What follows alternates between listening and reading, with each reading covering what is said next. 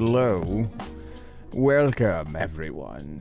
It is Monday, and that means that we're going to meander in nothing. Hi, my name's Alckemy. Welcome to the channel, everybody. We're going to be doing some sound design, probably mostly just sound design today. I've found a couple of patches, hey Chris, that are really interesting. I've got some videos coming out on it that should give you some insight into how those have been culminated, if you will. But something that I've been doing as of late, hey JC, what's up, is this guy right here. Hold on one second. What did I call it? I don't remember. Sky Robot Maker? It was something maker. Hold on, let me see what this was.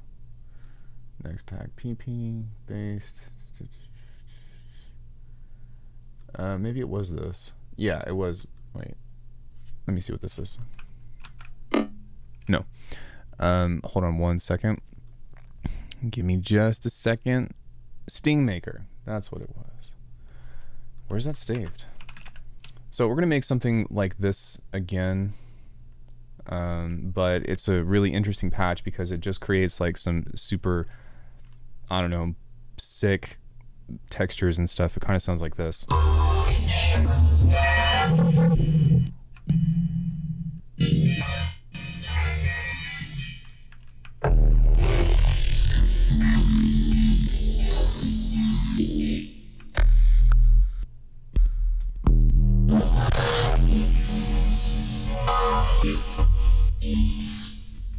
Sound good? Cool. So this actually came about on accident. What I was wanting to do was create something that was going to be giving me a lot of different impulses for different kinds of, how do you say, different kinds of timbres and different kinds of instruments, which I still got a bunch of different instruments. It just became something different.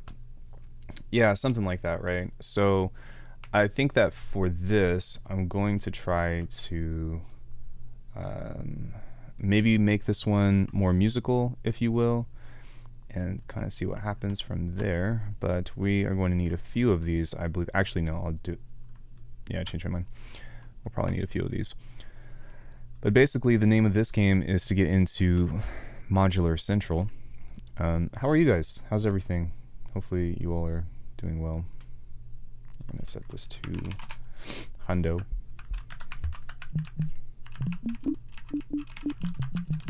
Yeah, if you are an Arcanum member, I've already posted that patch in the Discord.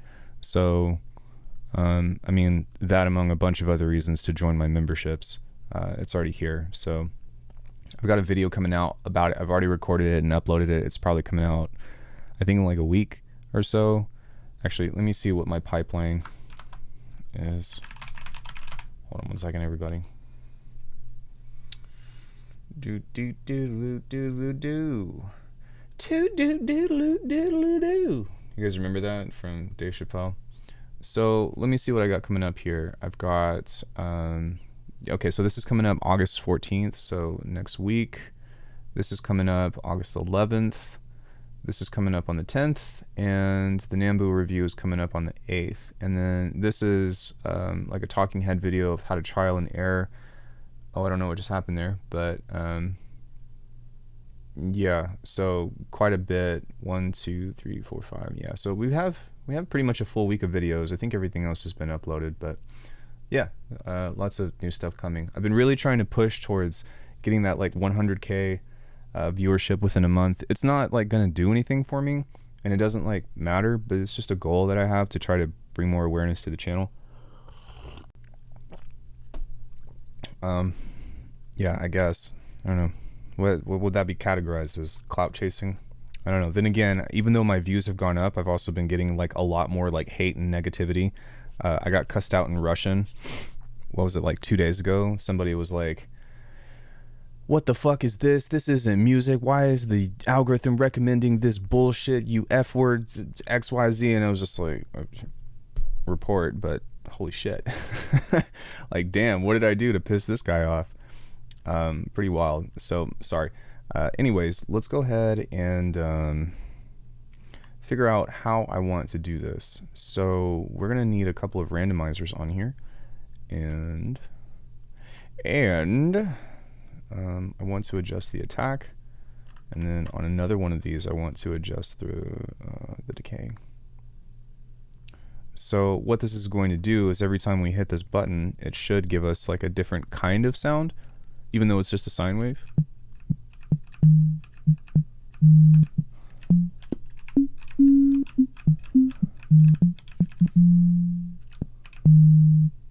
want that to be a little more dramatic.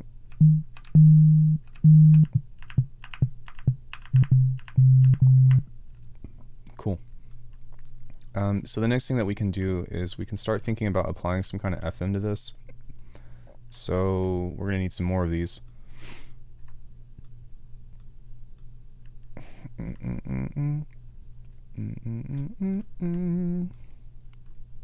Now, the first thing that I did that might have been my first mistake was that, not my first mistake, but the main jump off point that made the sound that I just played for you all different was that I was playing around with the harmonic.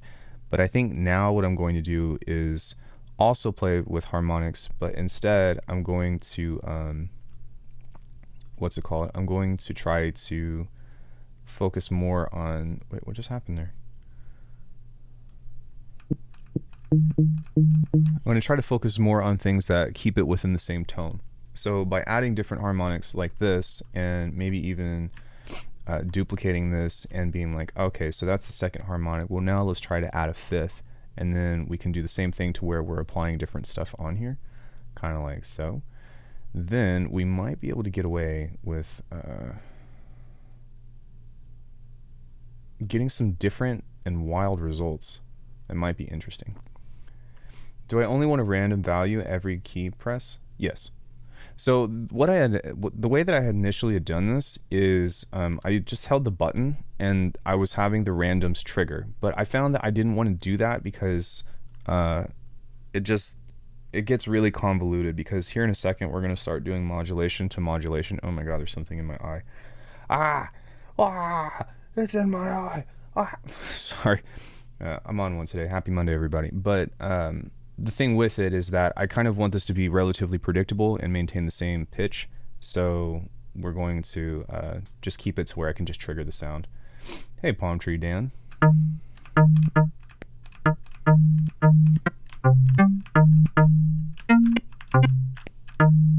So with that, let's go ahead and set some of this other stuff up that could be interesting.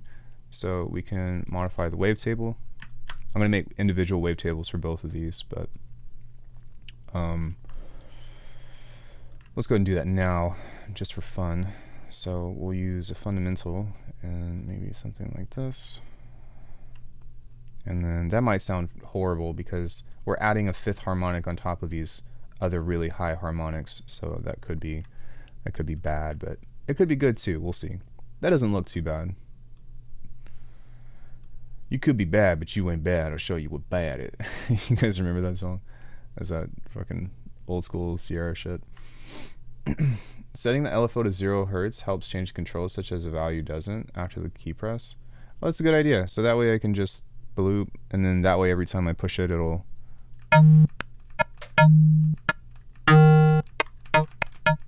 Abin, dude, you teach me shit all the time. Thank you.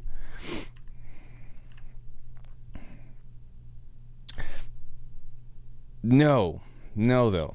Shit. Okay, so we're not going to do that. And the reason why is because, and I forgot that I had said this just now, but as cool as that is, when I start changing effects, I'm going to want the effects to change over time without just me pressing it. So that's part of it. That's a really good idea. But yeah, I think that I'm going to want this to, like, it's going to start moving over time, and I'm going to want it to do that as opposed to just something different, to where it's different but stagnant. So I need stuff to move around.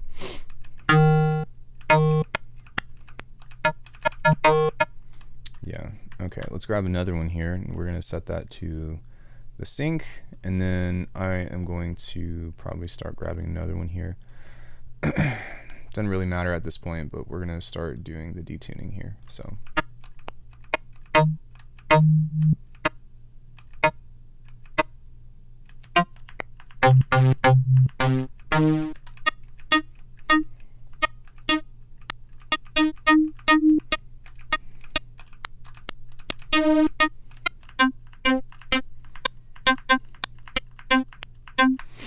Okay, so some things that I want to mess with on this as well is maybe changing the unison, and then I think that I also want to, maybe not. I really don't need to complicate this more than I want to. In that case, leave it as it is. No, but yeah, thank you for the suggestion. I actually think that's a great idea, and I'll keep that in mind in the future. However, for this, we need some other things that are going to do some damage. Now that's a lot of... I'm just kidding. Alright, so now that we have this, I don't want to use the first two because the first two are dictating the envelope of the pitch, but with these guys we can kind of just get away with changing the spread of these just in different places and whatnot, but and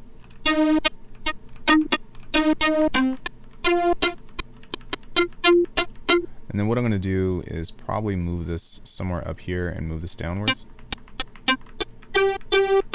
Oh, I guess I need to finish this one too. So let's do that. So let's go, nope, I don't want that DC offset. Let's go here. That's probably going to sound hideous. That'll probably be a little bit more usable.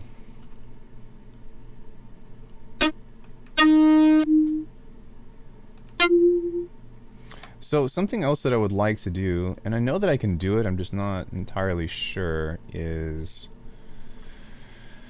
Let me look this up real quick.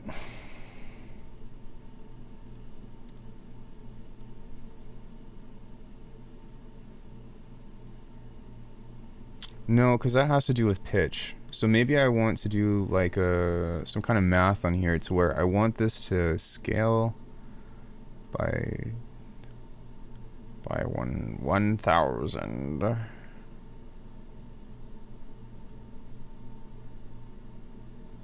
I don't know what this is going to do, but we're going to try it.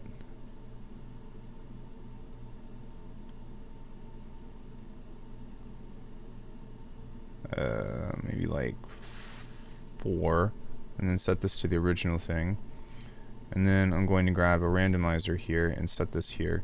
So the idea that I would like to accomplish is for this to jump up in different pitches and stuff, but I want it to be the same. I want it to be jumping by increments of a full harmonic as opposed to just random. So I'm pretty sure that it's a scale or minimum or maximum value of that. I just don't remember. I don't remember what it is I need to set up. I'm sure somebody out there does.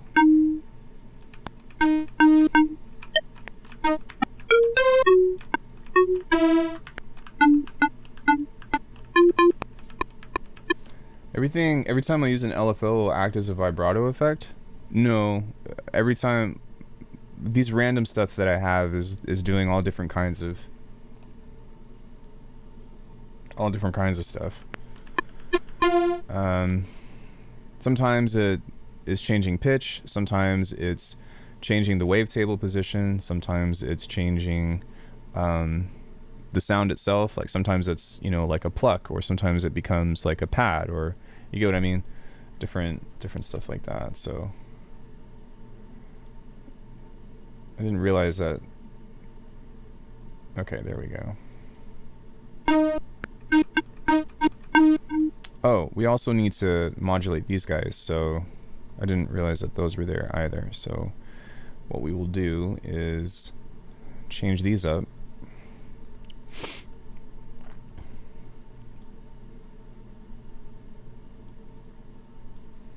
How are you guys? How's everybody? You guys doing okay?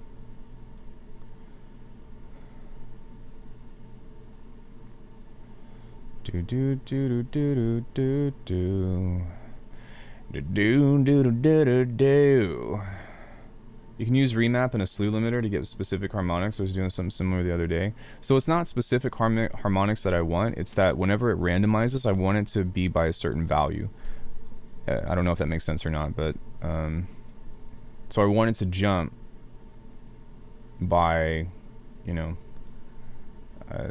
yeah, I want it to jump by a whole harmonic each time it randomizes.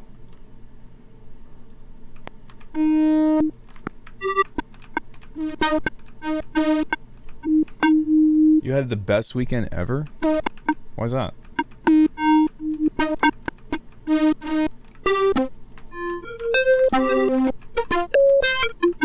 Yeah, so that's pretty much what we're looking for here.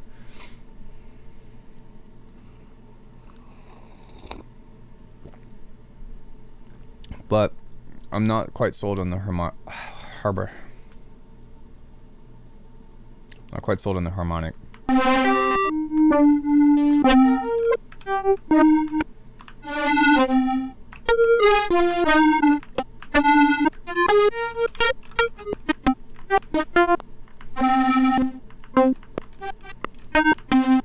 Cool.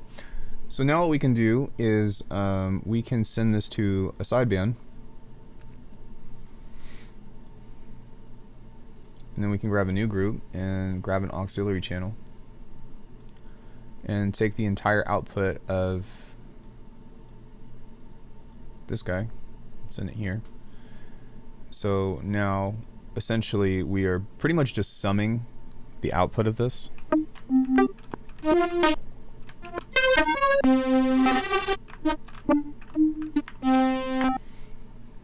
Hung out with my girlfriend and her family, started your first YouTube video, and girlfriend got you on Minecraft weekend. Was very eventful. That's dope. Dude, I cannot tell you guys like how much I love when Corey plays games with me, or like when she plays Kirby and I get to watch her. I don't mean that as in a bragging sense, but just as like an appreciation post. Shout out to Corey. But I love to like sit down on my iPad and make sounds while she is like, you know what I mean, playing games and stuff, and I get to comment on her gameplay. And not like in a shitty way. I'm not that kind of person. More of like, oh, you almost got him, or you know what I mean, or like, oh, hey, you missed something, and then she's like, oh, where, you know. But like stuff like that is, it's fucking wholesome. I'll tell you that much. It is fucking wholesome. So, that's great, man. Marry her. No, we don't believe in marriage. That's fine. Not against marriage, but we're yeah. We both looked at each other and we're like, marriage.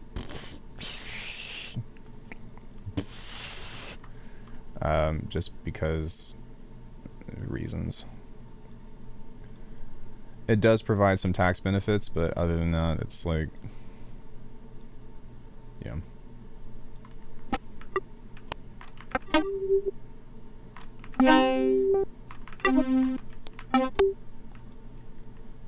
So we can add some slight amount of distortion now.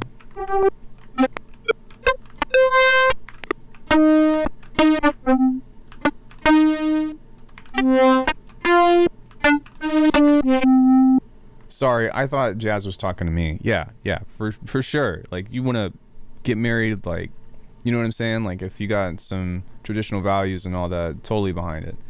But for me personally, no. No.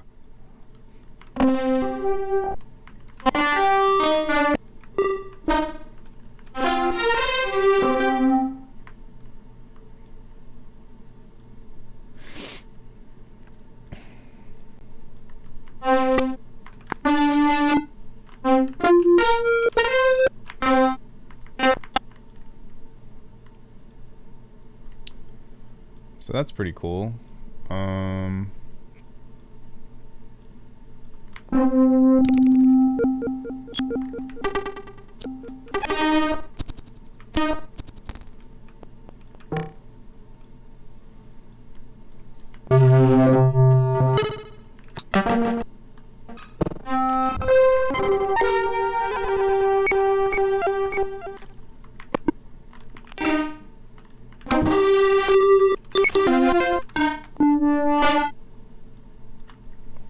Sick.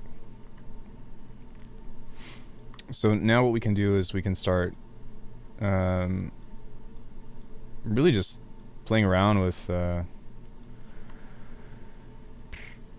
that's fine.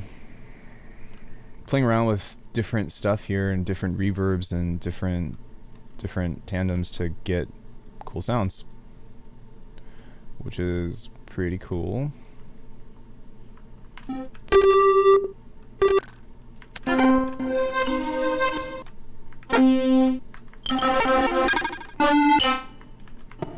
So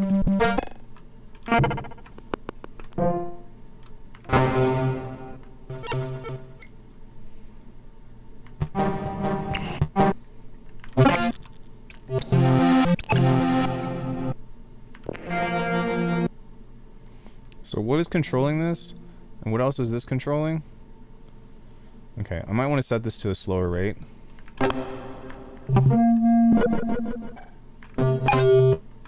And then I'm going to change the trigger on this to never re-trigger from node on and see what that does.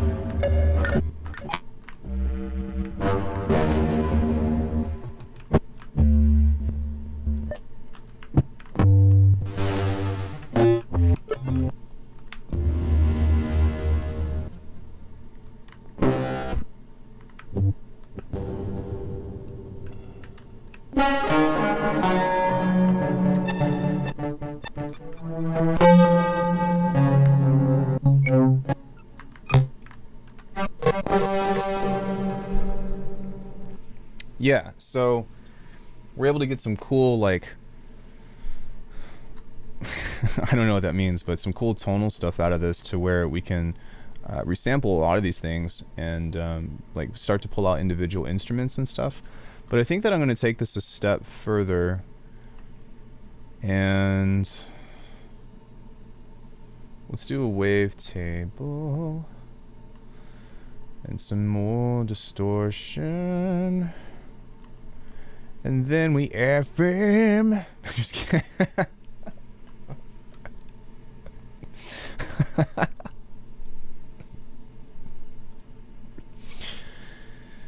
This is why you guys come to my channel, right? Right? Right?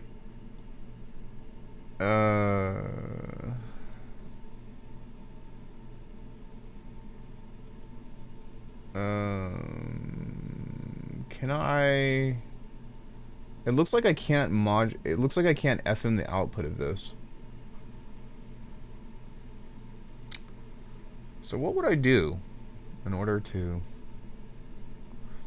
Well, I guess it wouldn't matter because it's still kind of the same thing.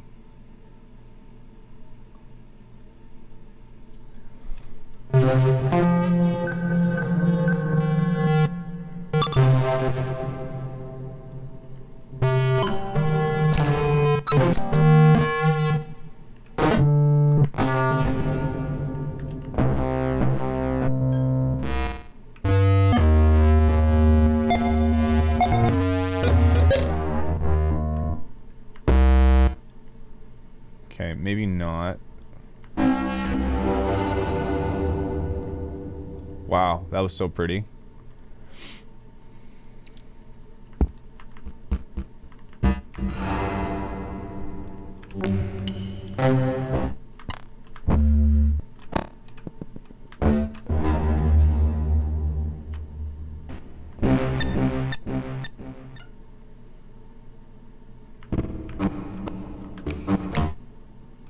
What happens if I send this into a mix? What's the difference between these?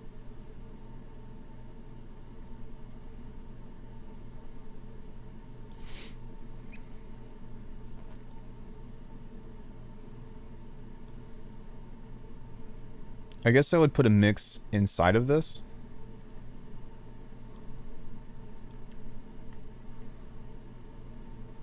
And I would take the output of this and send that into... But if I were to do an analog thing, could I FM this? No, I can't. I need to look this up in the manual about what I would use mix for.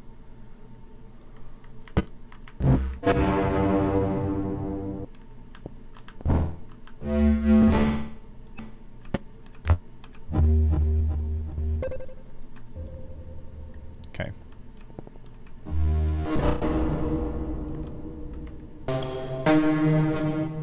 We're gonna, like, destroy this here in a second, but what am I wondering? What the mix function is used for? But basically what I wanted to do was I wanted to take the output of this and FM the signal, but I don't think that I can do that. I might be able to do some kind of ring modulation or something to it, but excuse me, I didn't want to fuck the pitch up.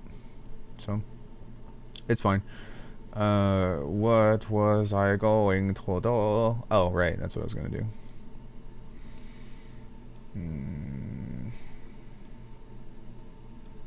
So, I'm gonna set a... This will likely metalize this. Haunting Doom.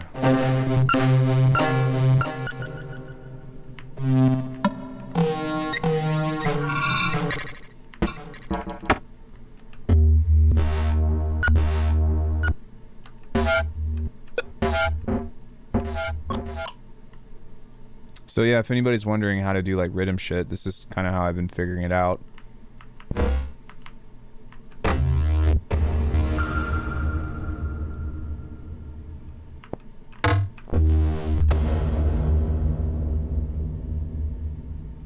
Oh, it's only the gain of the signal?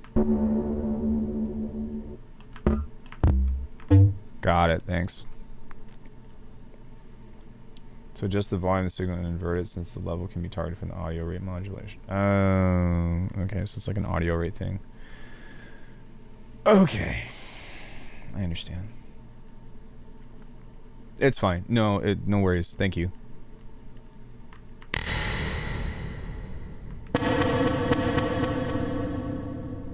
In a world full of tacos, one man has a desire to rule all of the people.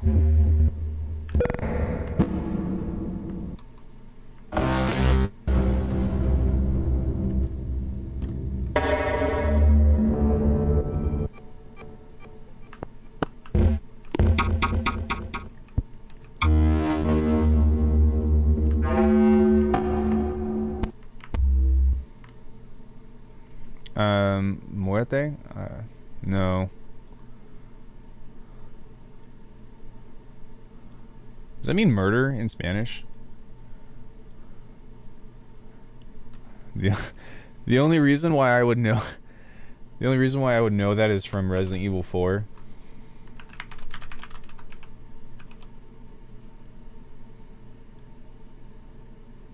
No, it means death. Okay. I think muerte means murder. If it's a D, it changes the connotation. I've always have Centivive creative Centivive. Sorry, what? Also, hi, Cornin. Chance it into my neighbor's Ring doorbell. Yeah, just doot. Muerde. Oh my god, that'd be terrible. I'm not that kind of person, you guys.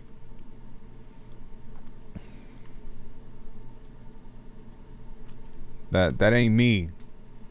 I live a more honest life.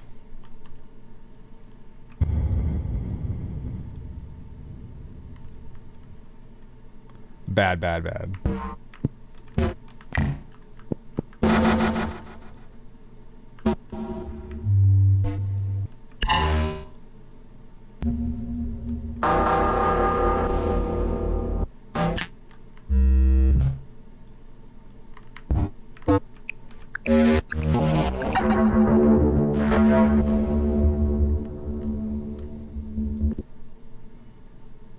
Yeah, I guess some people were asking me like how to make like Doom shit, and this would be probably a step in the right direction. Not saying that's what it is, but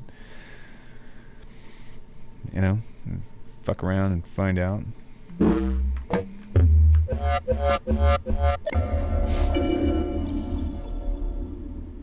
Honest lives can be good, can't they?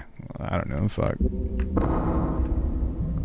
I've realized that as I grow up, no matter what, there's no possible way, if you are a part of society, not to contribute to anything bad.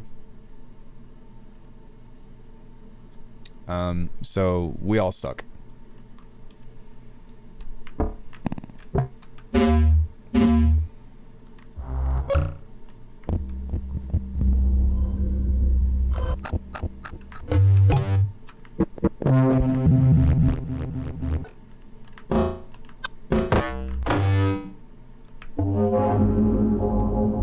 The felon in me speaks.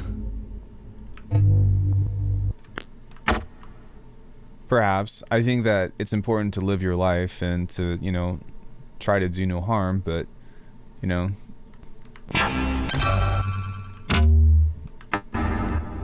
I'm just like stating a fact. I'm like, if you wear Nikes, like you're contributing to something bad.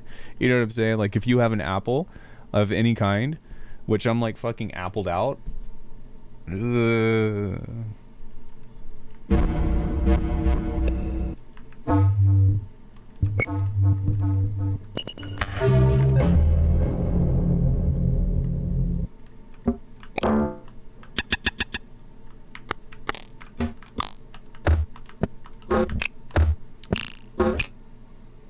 Yeah, hopefully that makes sense, but, and it sucks, but that's just kind of, like, that's kind of the world we live in. The world we live in. I just hopped on the Apple train. Let's go. I mean, look, here's the thing. For music production, it's got a lot going for it. I'll say that much. Red Delicious Gang. I mean, yeah, fuck, internet, right? Internet's sometimes not a positive thing. Yo, somebody just followed, thank you. Yeah, like if you aren't like super good about recycling, then you're creating waste. If you exist, you're creating waste. You know what I'm saying? It's like just being alive, you're contributing to something negative.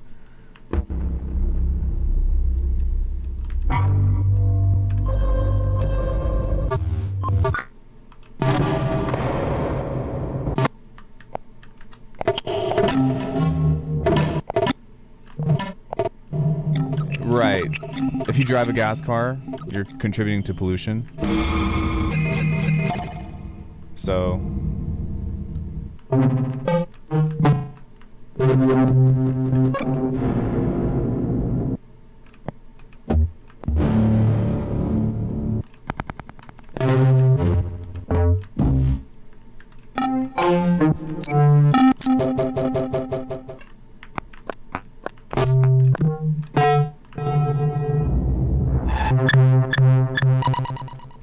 There used to be this gaming magazine that I would subscribe to, and I can't remember what it was called. Was it Game Informer? Before... No, I think there was another one. There was Game Informer, but there was another one. That was super cool. Hey, Baked. Song title, If You Exist, You're Creating Waste. What is a man? Nothing but a miserable pile of secrets. But enough talk. I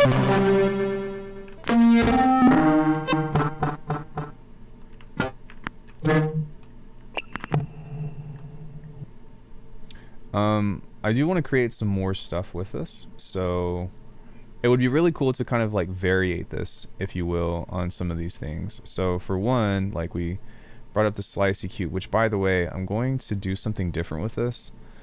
I think on this one, I'm actually going to smooth this one out and see what happens.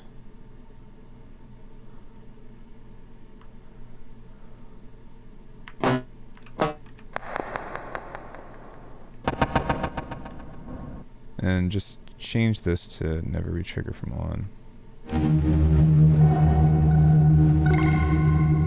Wow. Thrasher?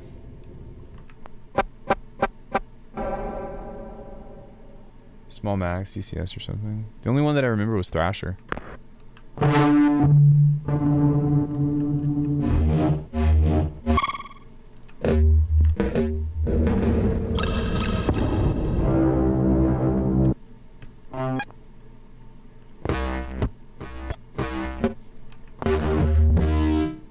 Man, we're getting some cool shit on this.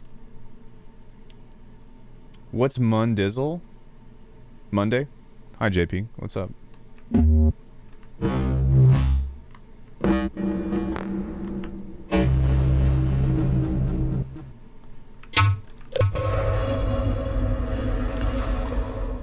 Yeah, like Nintendo Power and stuff.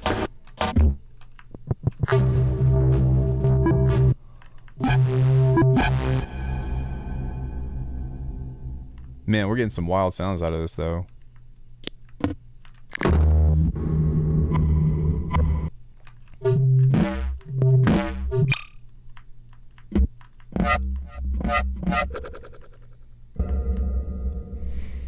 Okay, so I'm going to throw a rack in here now, and I remember those times. I remember when I was a kid, we used to read magazines and buy nightlights so we could read before we went to bed. Define Nintendo Power and cool sounds. Define it? It's when the sound of an Ultra Hand punches the shit out of a transformer and you hear the pain of the exchange. I remember when Lego was affordable. Rip Lego. Yeah, now, like, I mean, like, there's a bunch of other stuff that's, like, kind of like Lego now. That's kind of cheap. But Lego itself is ridiculous. It's, like, over $100 for something that's, like, this big. And it's like, what the fuck? A piece of plastic?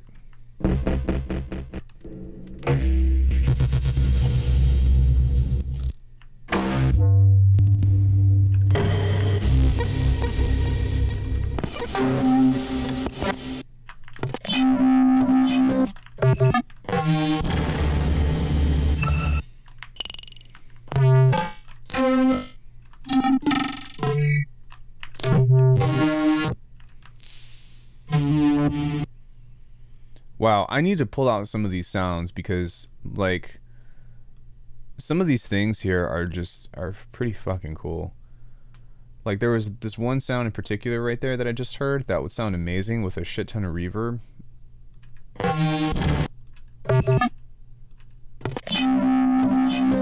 No. No. Maybe it's at the beginning. No. No. No.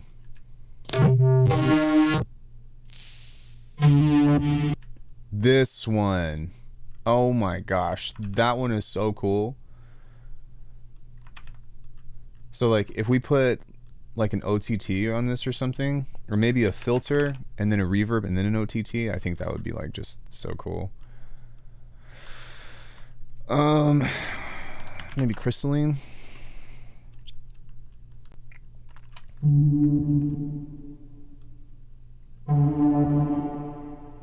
What is going on? No, this is all one patch.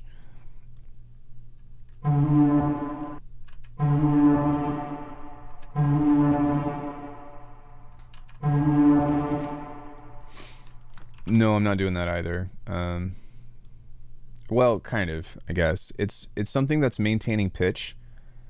Am I playing with samples? I thought it was a faceplant noise. Yeah, it's a faceplant patch, but I just pulled this out because I thought that it sounded good.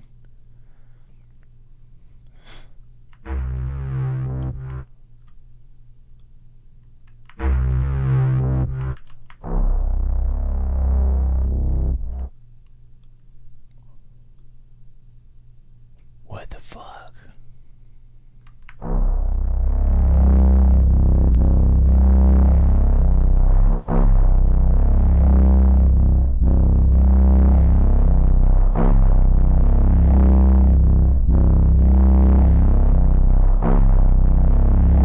This summer, the dopest bass Alckemy's ever made.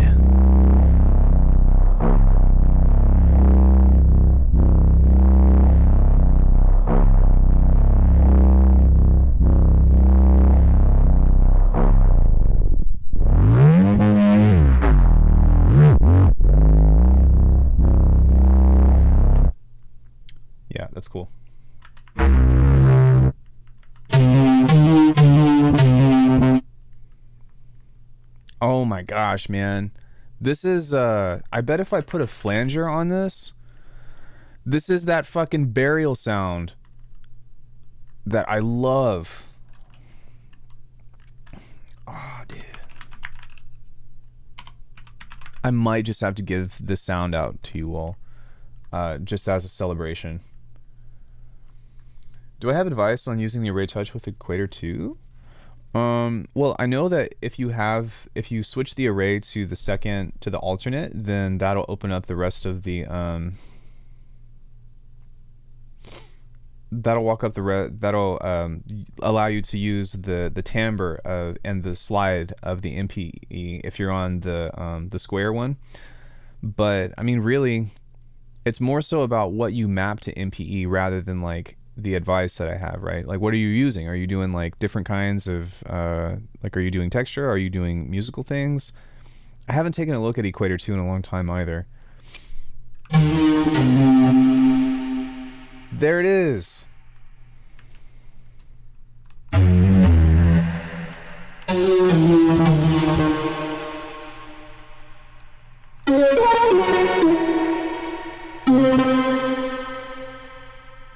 There it is.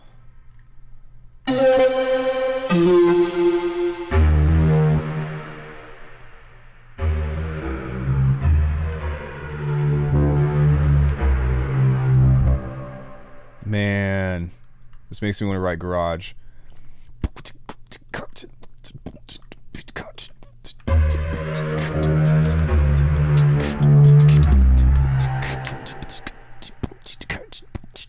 Right? No? No? Anybody? Although cabinet inside a castle setting.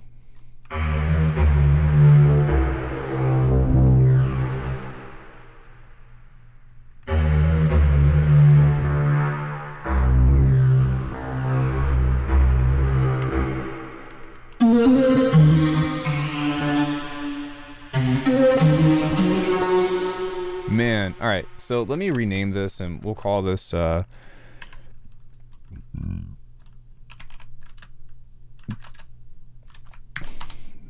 me. Bury me. I fucking hate that song. I didn't know I could sing, huh? I'm not gonna lie, that surprised me too. I've never hit a note like that in my life. Hey, yo, what the fuck? Okay, hold on. The reverb is up to 11. Needs more. You guys, I love you all. So I am going to drop this as a free sample in the Discord. Free stuff. And then for the Arcana members, I will actually drop the patch. Because I love you.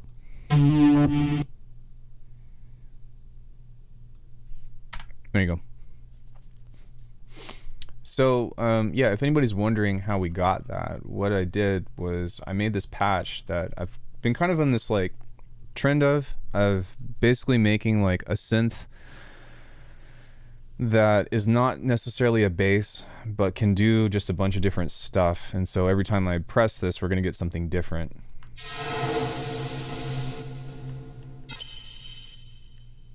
PlayStation 5.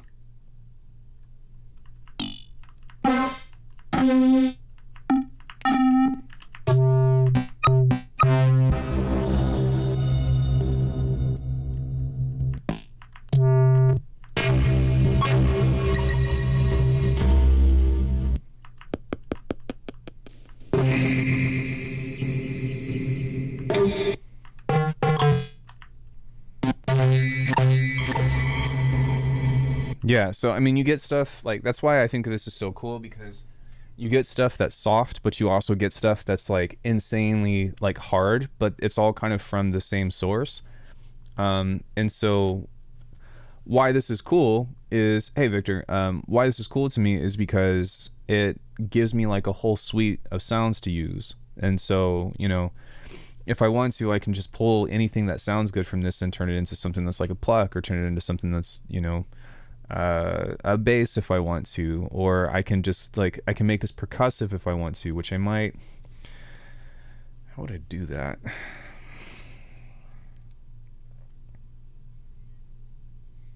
I think what I would do,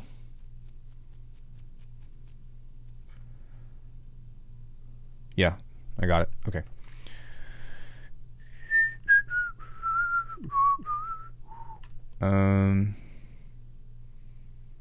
We'll go multipass, and I'm gonna try to set up something like how I did on Saturn II, and see if I can do something interesting with that. So the first thing I'm gonna do is I'm gonna clip this. No. Right. The second thing that I'm gonna do is I'm actually going to grab a distortion here, and we're gonna use an envelope to push the distortion hella fast. So we're basically just going to set this at like 0 and then drive it super hard for just a second.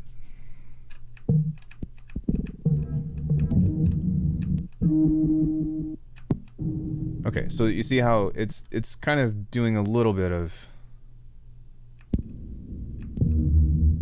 except I don't. No, we're gonna drive this, and then what I'm going to do is use a gain instead, and that's what is going to help create the transient. That's what we need to do.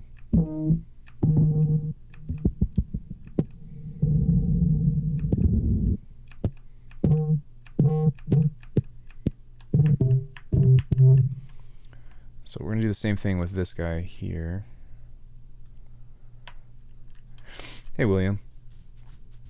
Whistling 101 of Alucard? Tee-hee? What? It's like browsing through a sample pack, but it's random and endless. And that's why I think that having a tool set like, oh my god, what the fuck? Rolling sampler. I think that's why that's so important, because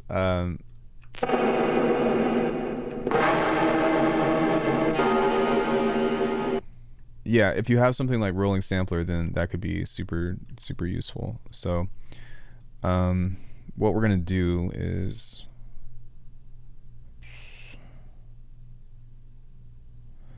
okay, the problem with this is that this is only going to turn this into a kick. Or okay, that's fine. That's fine. It'll work. It'll work. Maybe.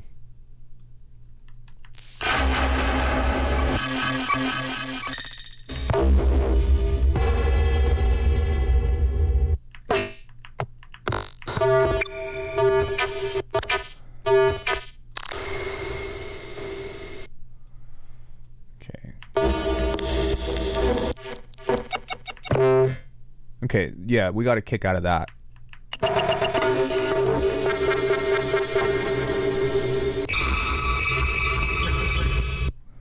So I'm also going to limit this. Hopefully that'll control that. Now what we can do on the other thing is we can grab an envelope here and try to create something that's somewhat like a snare on this.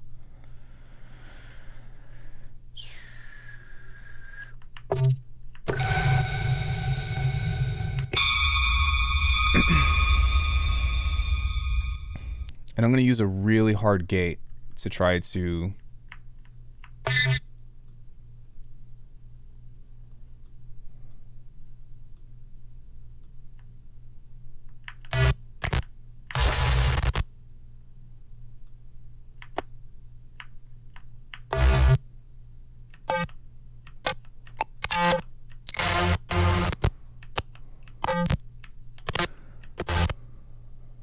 Oh, we also want to do this. Sorry.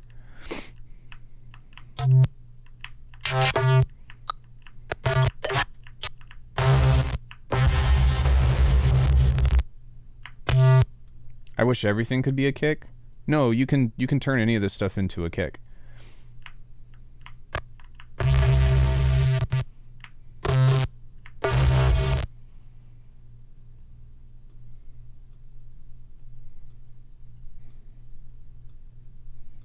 turn any of this stuff into a drum.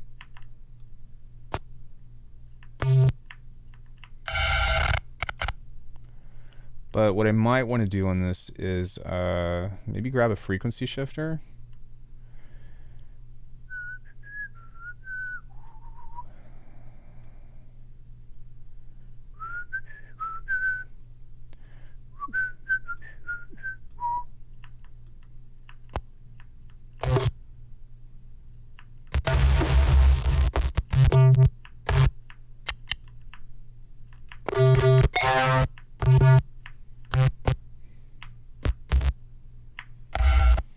And then on this, I'm going to use an audio follower instead, because as you can see, it's not okay,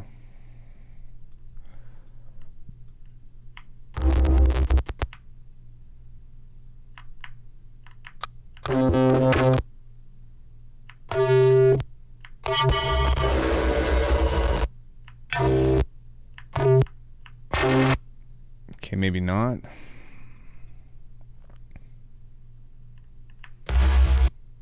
Okay, I know how to solve this problem. So instead of the gate, what I'm going to do is I'm going to use a filter here.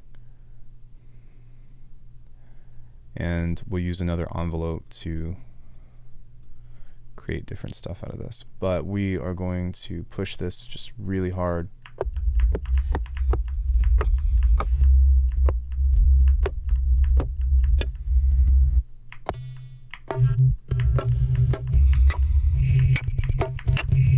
Okay, now we'll distort this.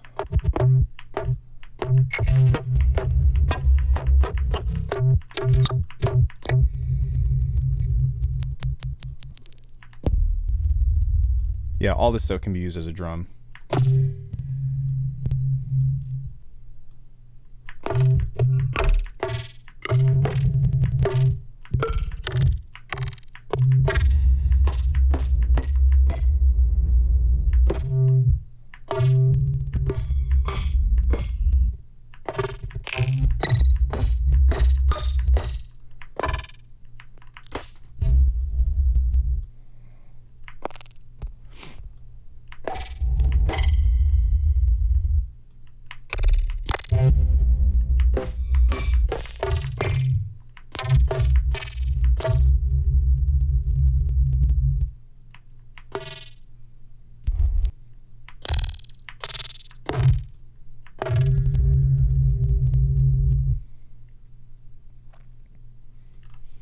And basically what we're doing now is just combining some patches here to maybe not that much, maybe like that much, or maybe even just put this at a positive value, set that to be the maximum, and then pull this down. Okay, we're gonna use Avin's trick right here.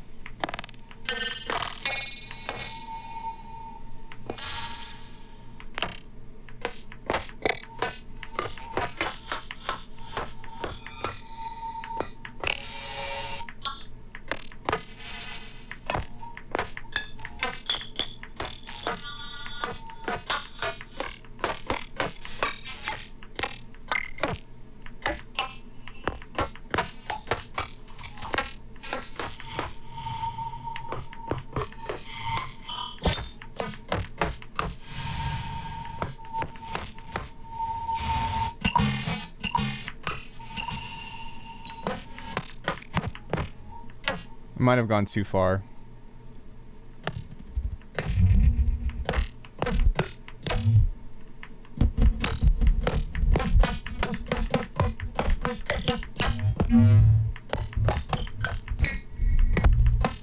Sick.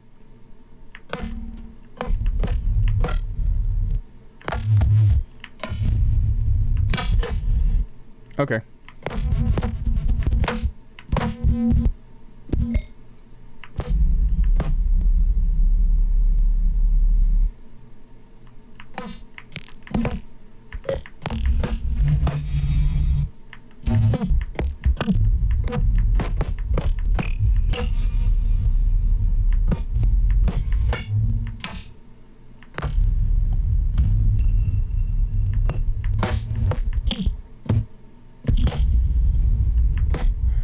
So if we were to, in theory,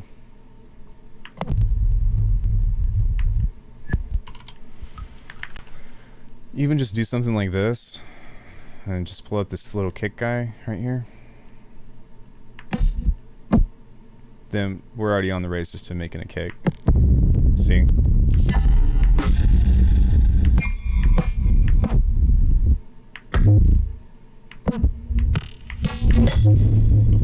So what we can do with this is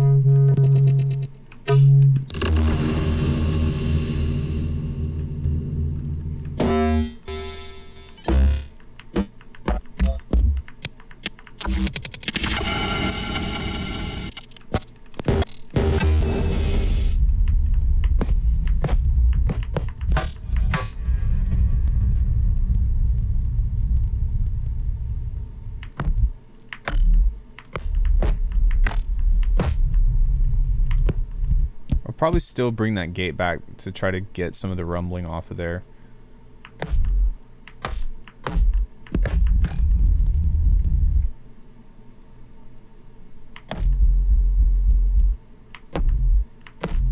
So that way there still can be some bass if we need it to be, but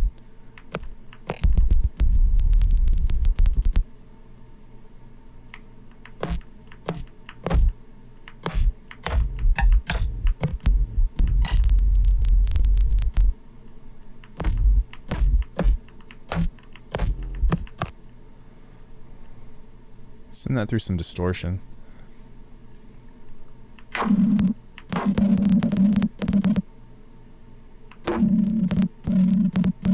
I've been using Z rhythm for zooming and gridding as well. I've been using the grid.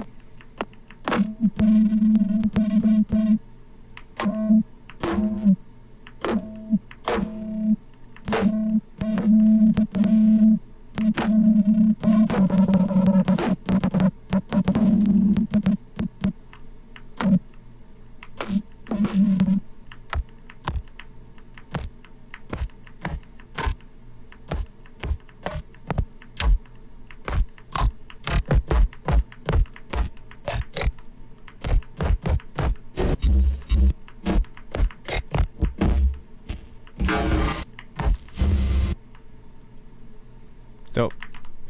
So if I were to start mangling this now, say like with just a bunch of different shit.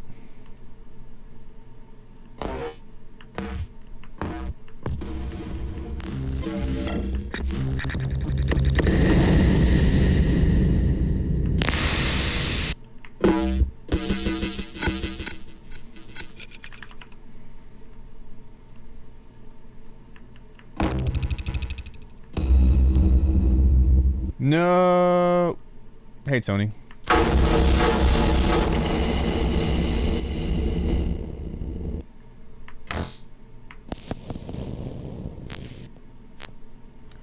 What do I think if you're fine with the grid, except there's one thing PP has I wish that having the grid adds eventually viable. Hey, what? FM and sampler?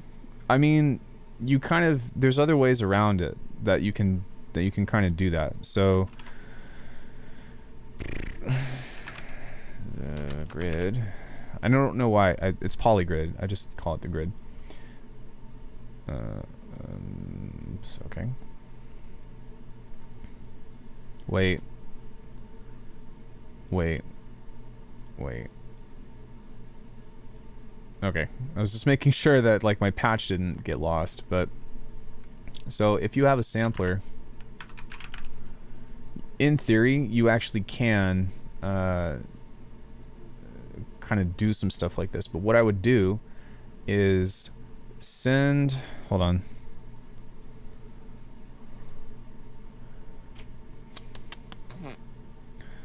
You're going to send this into a filter.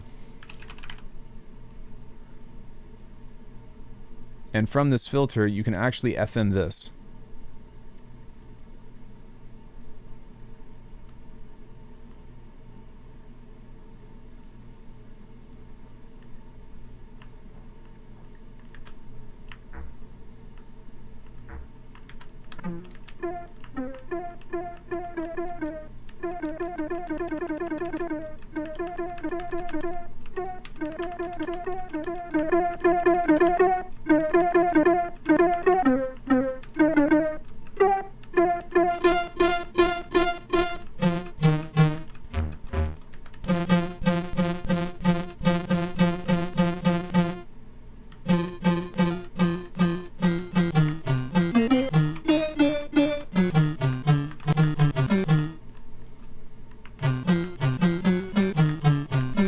So, I mean, that's one thing that you could do. But, and then you can also like send, you can also do this with a ring mod as well. So,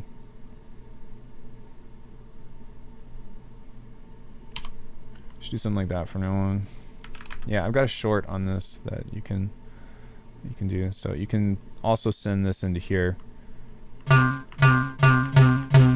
which is not FM, but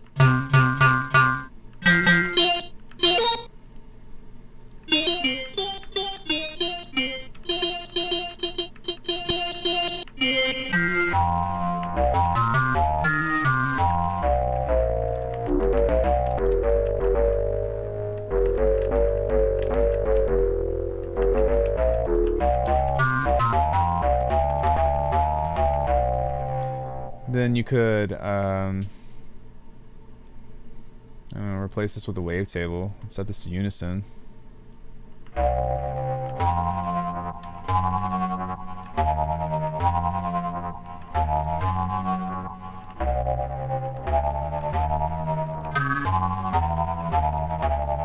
Cubase 8? That's like, it's like 2015. What? Yo, oh shit. Hi everybody, what's up? What's good? So, yeah, you can do that. It politically, when it's filtered add-on, sounds a bit funny. I mean, it's just a concept, right? But it's how you can get around to doing FM with a sampler or to a sampler from an external source. My brother.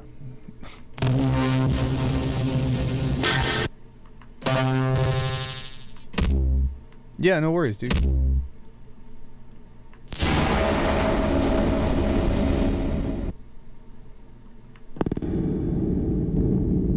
Am I McGordon yet?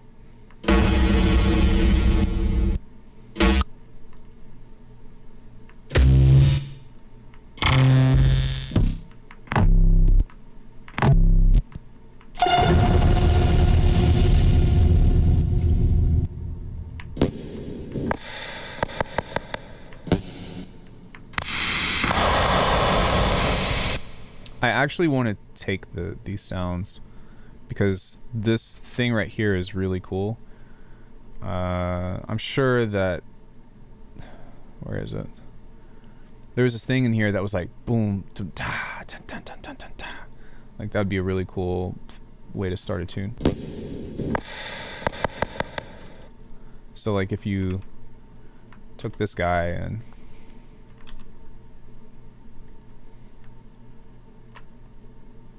oh wow.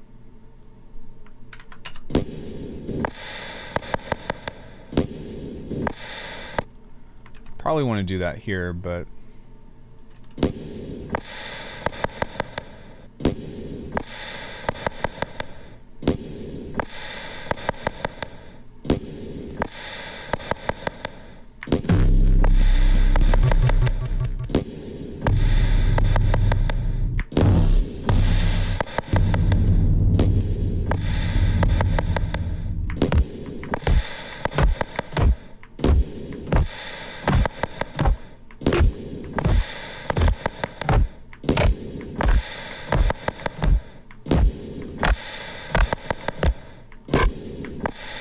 You know what I'm saying? Like, there's a bunch of shit that you could get into to start a tune like that. And that's why I like doing these kinds of sounds.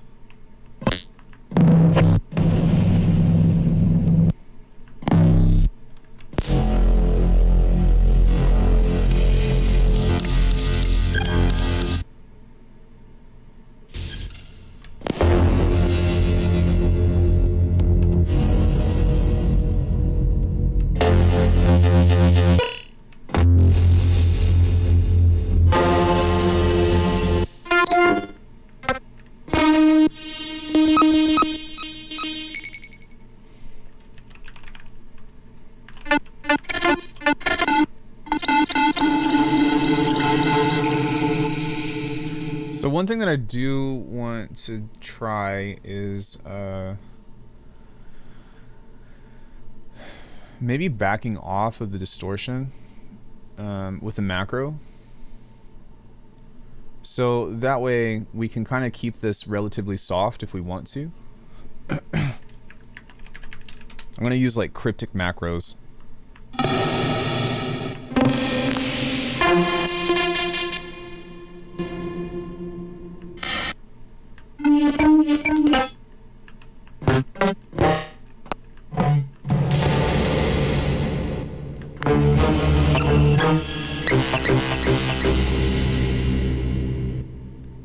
And then also we probably want to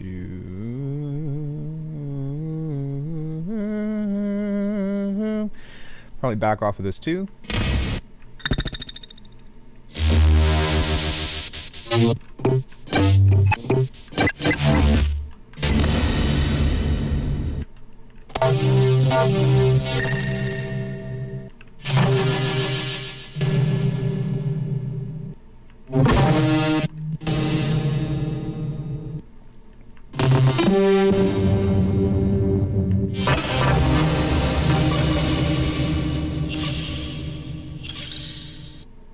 It is a little sharp though.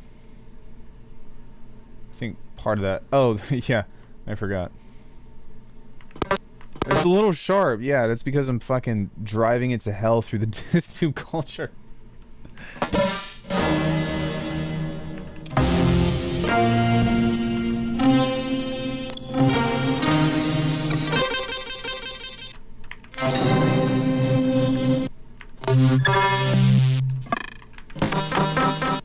Wow.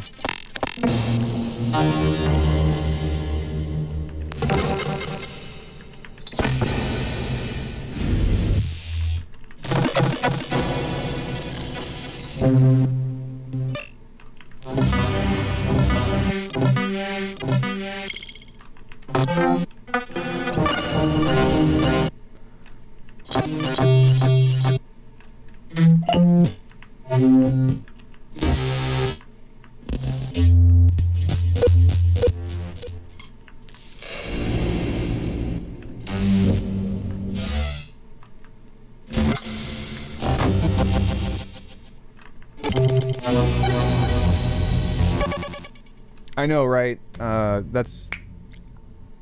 Fuck. Holy shit. Damn. Oh. Yeah, and that's kind of... Ow. That's kind of why I've been enjoying, like, building these patches, is because... as you can see, there's just a lot of really cool stuff within it to kind of unfold. So something else that could be cool is maybe having like a global filter.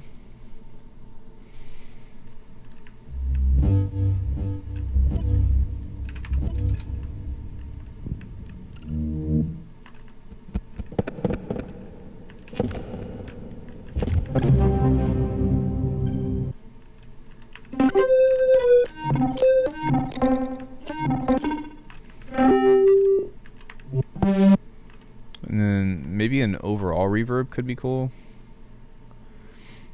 More or less my sound design sesh.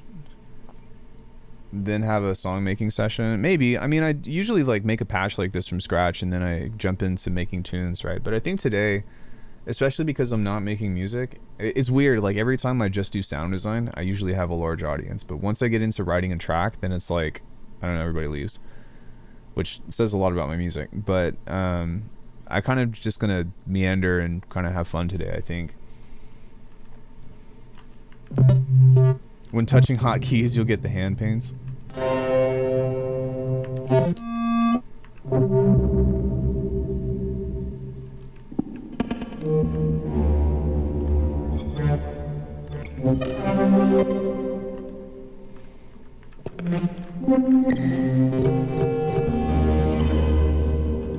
That's so pretty.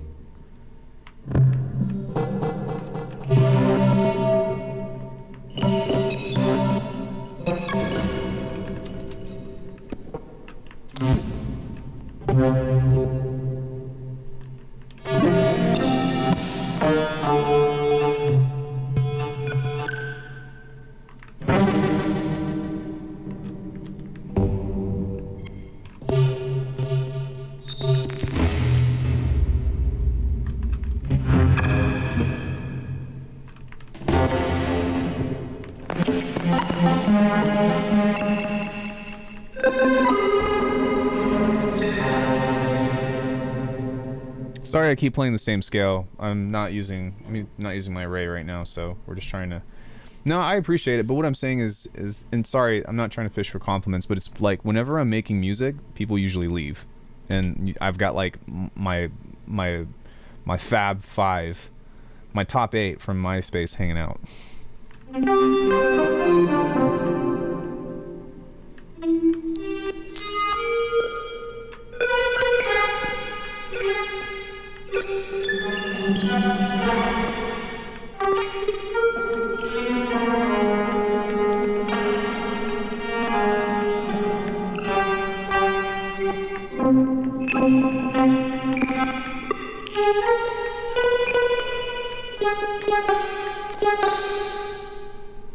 Man, like I am compelled to low-key like write some music, but just like making a melody out of this in that style and like finding little bits and whatever that can kind of be like somewhat sick.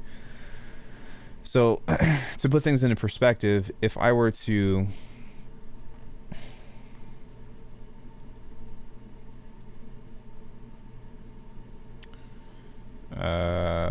keep this on, hold on one second. If I were to just make something very simple, hey Angel, a phase plant.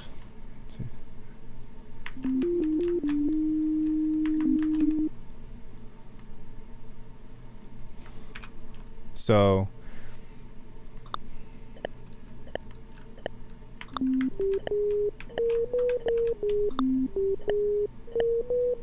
right, even just something like that to where like, okay, and then we leave that on consistent.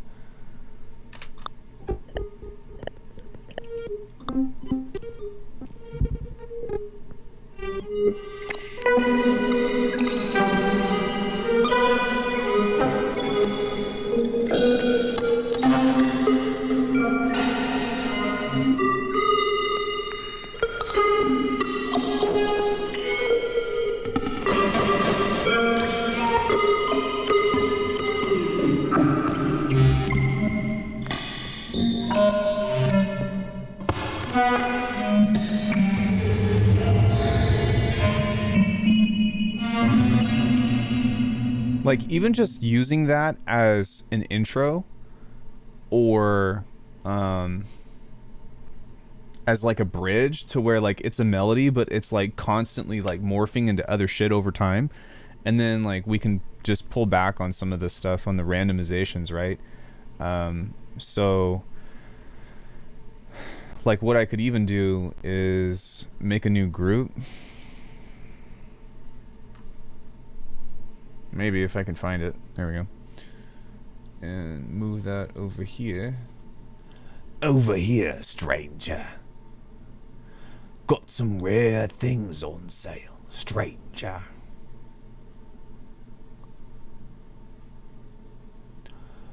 What are you buying? What are you buying? What are you buying? Resident Evil 4, anybody? The old one. What are you selling? Ah. So, yeah, so if I were to turn this off.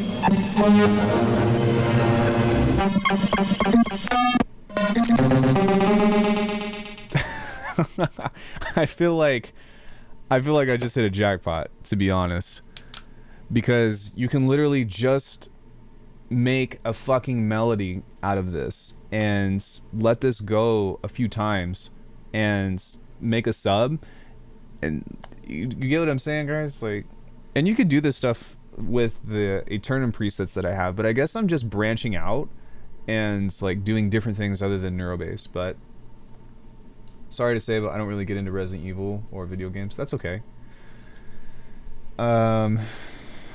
Here, just for context.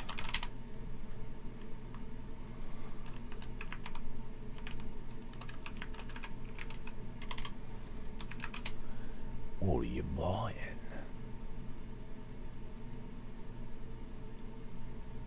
What are you buying? What are you buying?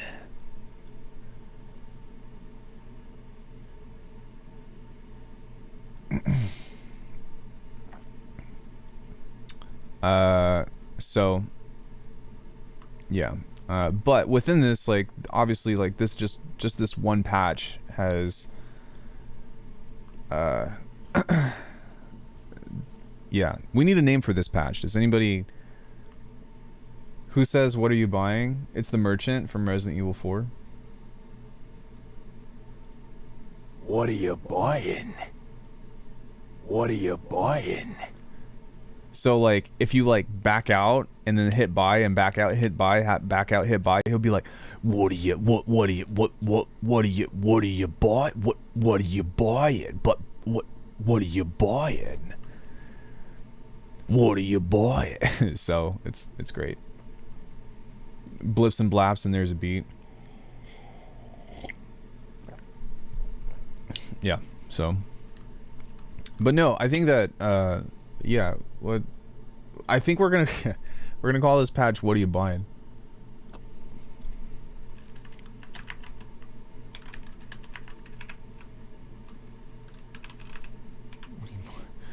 What are you buying?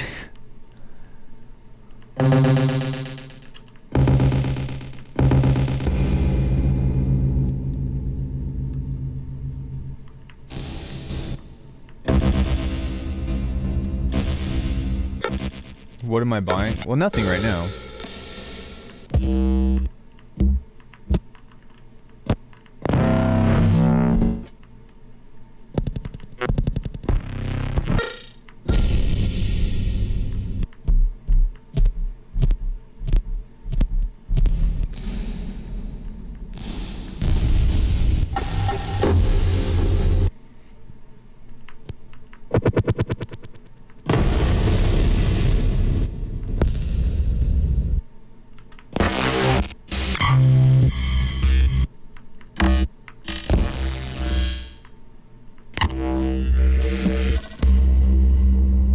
Sick sounds in this, man.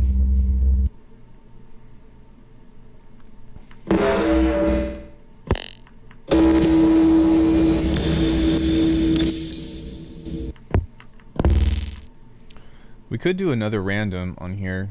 Can I rename this? I can't, unfortunately. But we could just slightly change the pitch of this and change this to, like, maybe even something like this, and set it to be really slow. And maybe I'll create another group and we'll just call this, sorry, Dystopia.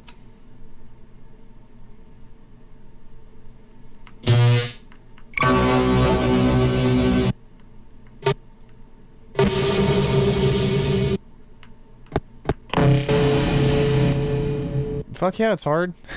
What? It's so hard.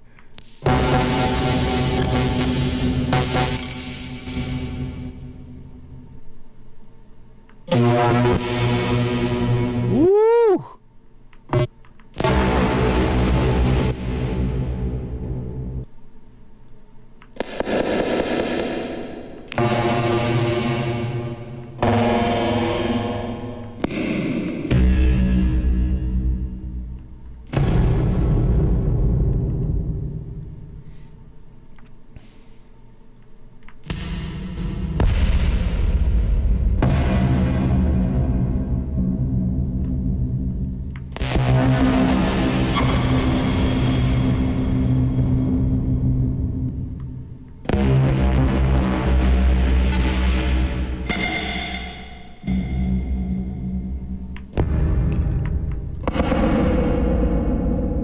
Can you guys believe that this is like, I guess it is a lot of effects, but jeez, that's fucking crazy. It's wild. Absolutely wild. It's like having so many synth buddies. Reach out to people online. You may have it. I mean, okay, so the thing is like arrangement is hard, but it depends on what kind of arrangement you're doing. Like if you're just making beats, then it's only as complicated as you make it. But if you're trying to do some like Cohen sound, I don't know, Mick Gordon shit, then yeah, it can be really hard. And that's why it's important to study song structure, because then you're just you're building blocks. But at a certain point, you are just moving clips around. But the goal is to get to that point where all you have to do is move clips around. Some of that LeBron.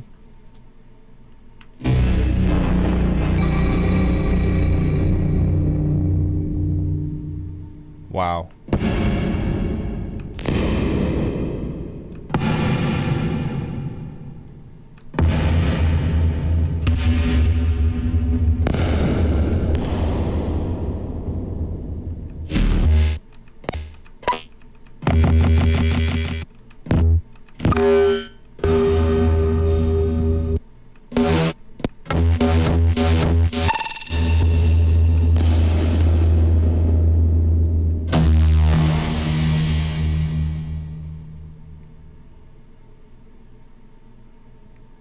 This is one of my favorite patches I've ever made.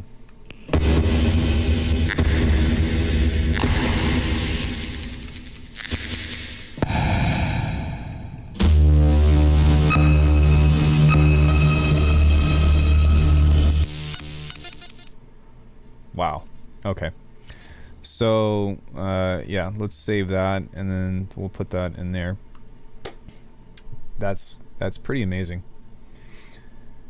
I'm speaking the musical facts to people watching you. Nice little motivational talking you get. Well, thanks. Yeah, I mean, that's why I like to stream, is to talk to people about music and stuff, right? I mean, there is a matter of like, yeah, unfortunately I have to read chat, and you know, it's not like a dynamic conversation, but even still, you know, it's I don't know, Avin was teaching me something, or taught me something new earlier in the stream.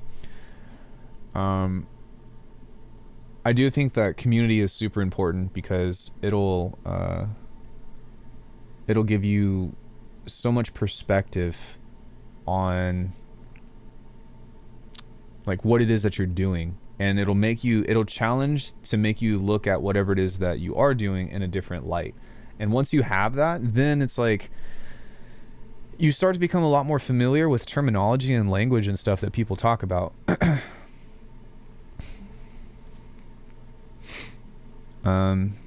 And it's very nice. It's very cool to be able to do that with people, both at like a higher skill level than where I'm at, and people that are like more new.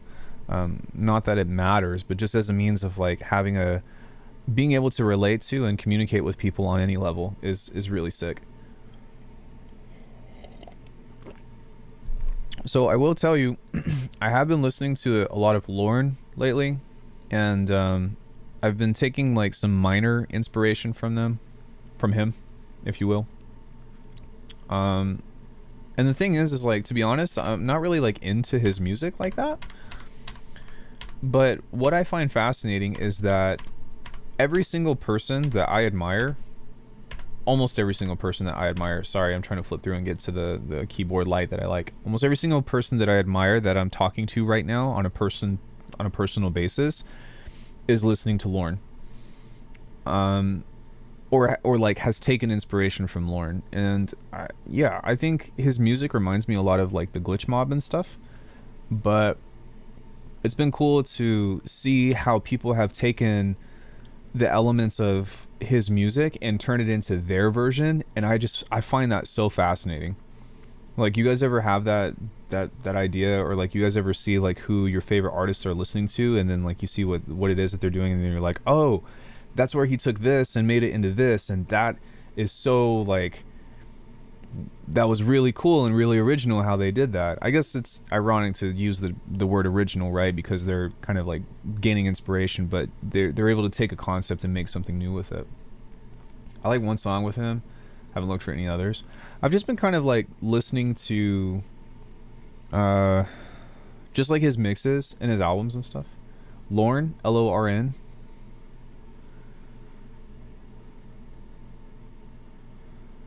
But yeah, like his old stuff really reminds me of like Glitch Mob era type stuff.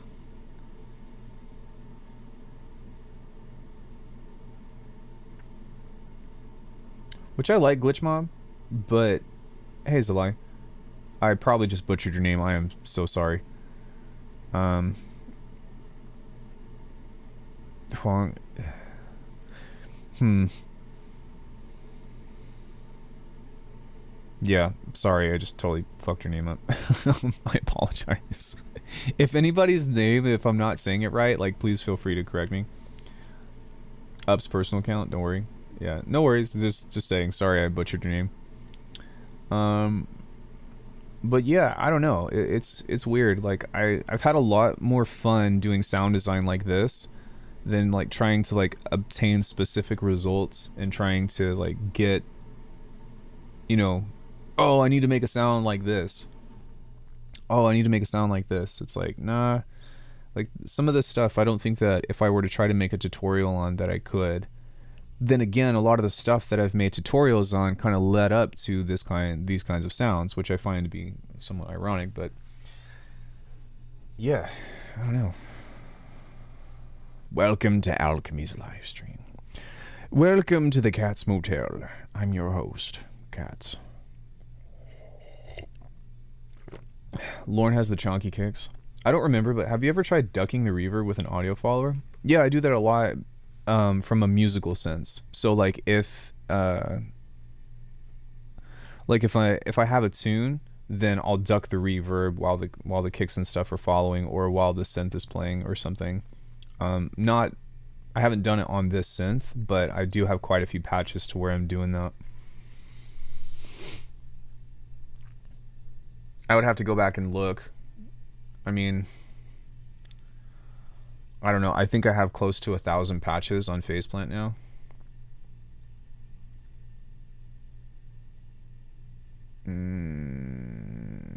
Might be on something like Dino Turkey or something. Pitch random, MPE. Random. Oh yeah. Well, we do have some audio followers, but that's trying to do something different. I don't even remember what this sound is.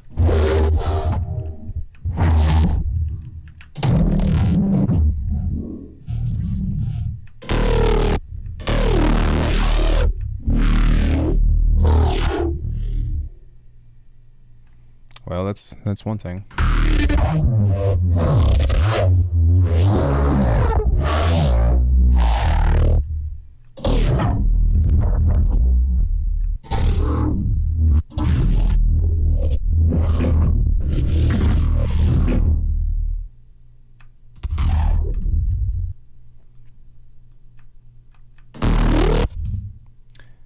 Yeah. So there's that. I think this is early bass, bro. Thanks. I think this was. Oh, yeah. Okay. Just taking whatever it was that I was doing here and adding that through. I don't know. There's like a bunch of different ways that I've been doing bass lately. I think what I've been doing a lot more of is the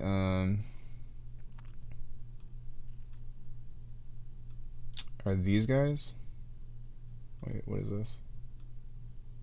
Oh, okay. So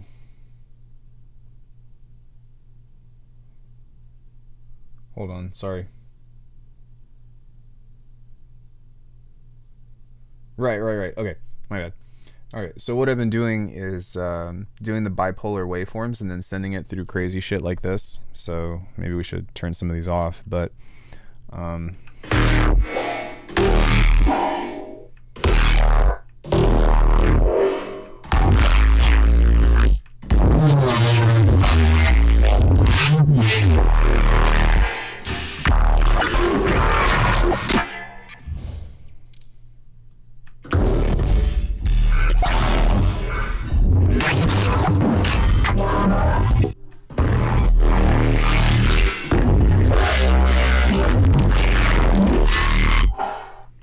yeah.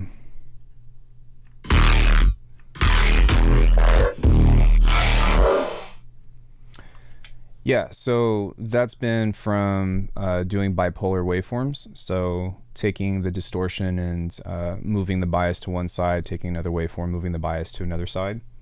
That's been pretty fun. And then some other stuff that I did, I recently uploaded the comprehensive guide to Neurobase 5, and that explores this concept. But the second piece to it is looking at doing the same thing, but with granular synthesis now, or basically taking a signal that we just put out with that, and now resampling it back into Faceplant via a granular synth. So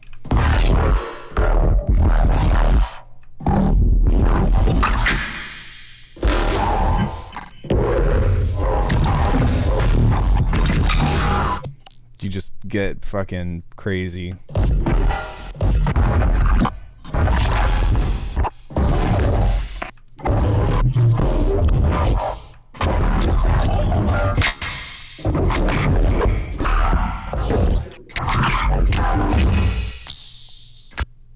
Crazy stuff. And then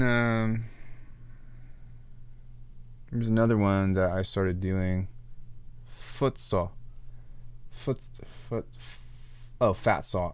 yeah. I was like, what? Kerplonka clonk. So I've been doing a lot of percussive generators like this.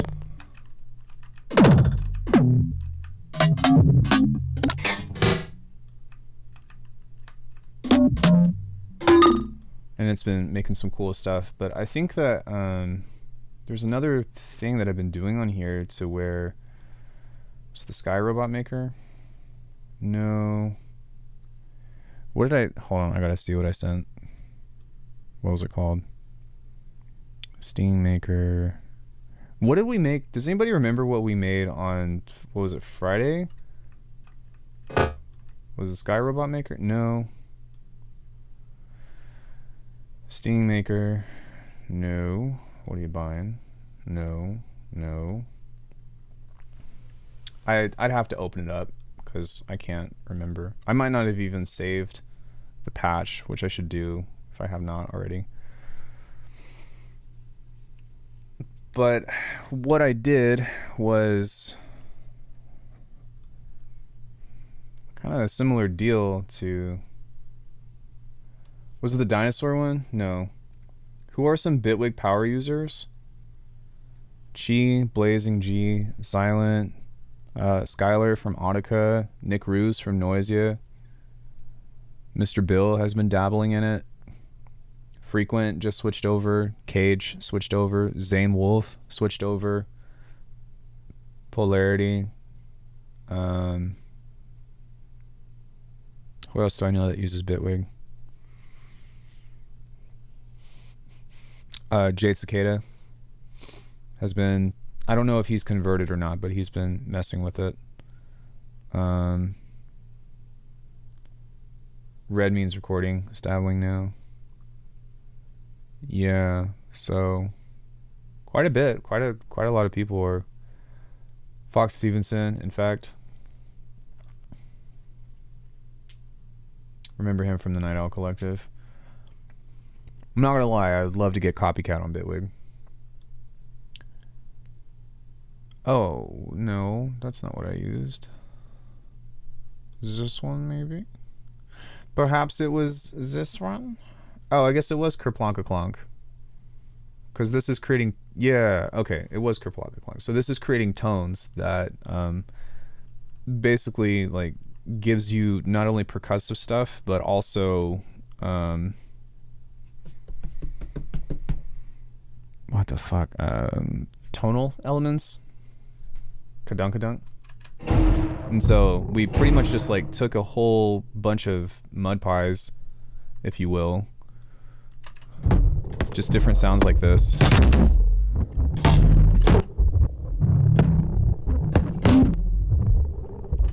And I've been having a lot of fun of making like kicks and snares out of these things, and so like this is just like a cool little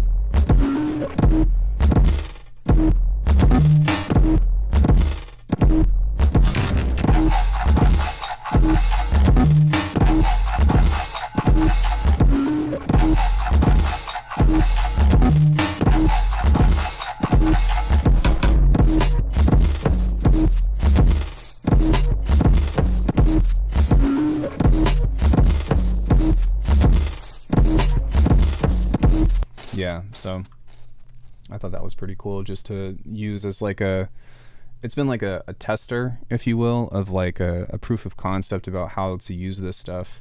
And like, I mean, 9 times out of 10, at least for me, I'm going to be resampling something anyways. So if I can put some imagination into what goes into this, then sometimes what I get out of it will give me some new places to explore, which I've been having a lot of fun with. Yeah, I suppose we can do another one, because I'm just kind of chilling today, if you guys are cool with that. But maybe what I'll do is I'll start from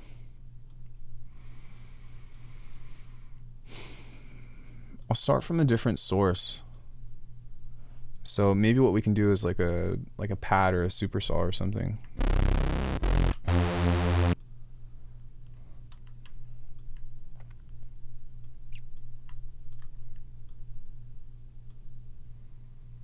Different as in a different synth? I mean, I could, but I don't know. I feel like, I don't know. I try not to use different synths anymore. Especially because I don't like having to keep up with Oh, who am I kidding? I do everything from fucking scratch. Never mind. Forget I said anything.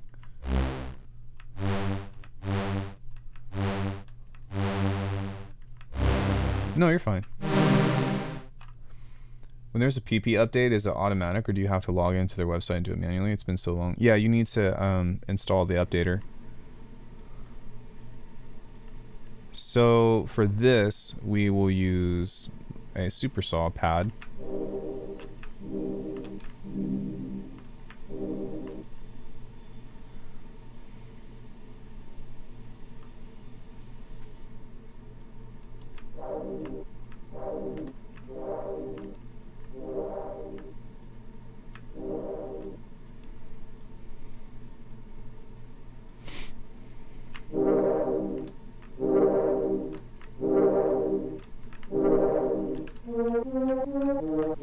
So now that we have that, we can kind of get into doing the same thing again, where we'll start to destroy everything to hell.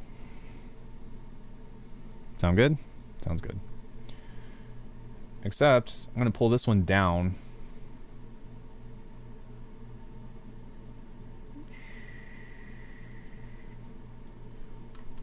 Let's do another one. We can pull the decay up.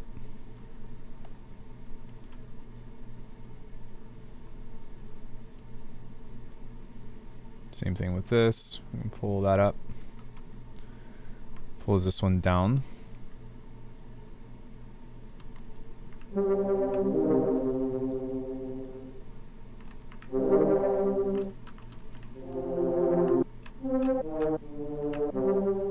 Like dreaming when I'm going to sleep during a nightmare? Wait, what?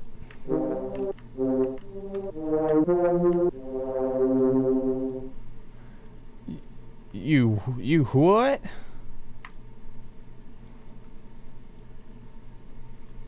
And spread that out.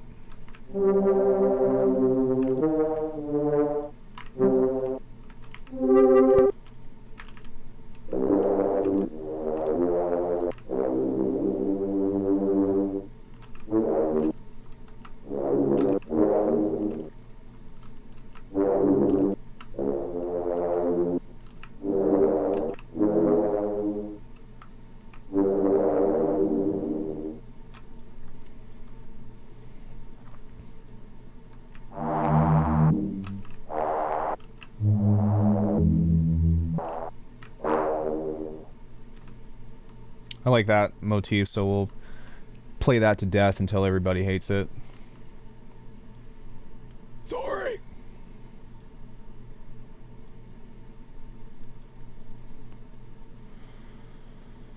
I do want to keep this relatively tonal, so we're going to apply this to the attack and do another one. I love this. I can just have as many as I want. So many randoms.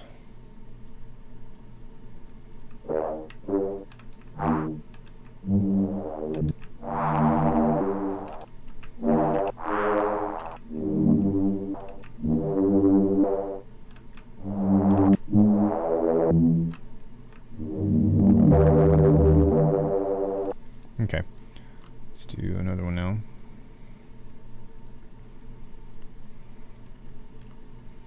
Make a dang old table, oh. What do you know about wave tables? Let me tell you something about the table of waves.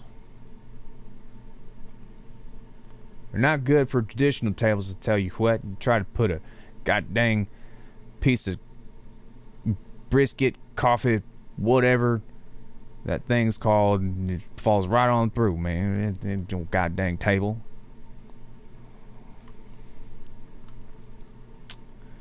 Ignore me.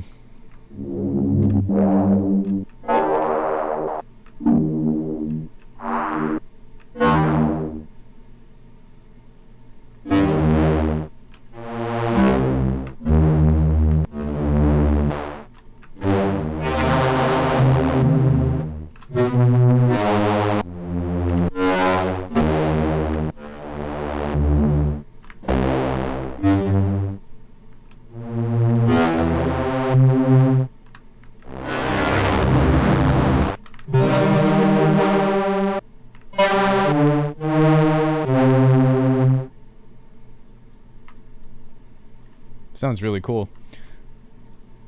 So far, so good.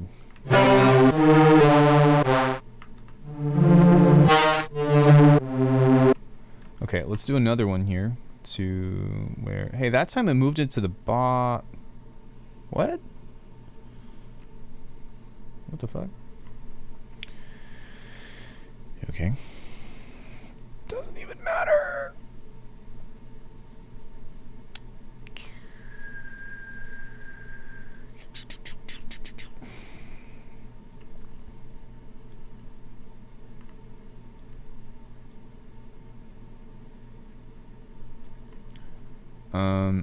Is there? There is. So let's do another one here to where we are doing the same thing, but we're gonna change this to one of these guys now and start getting into our cross modulation.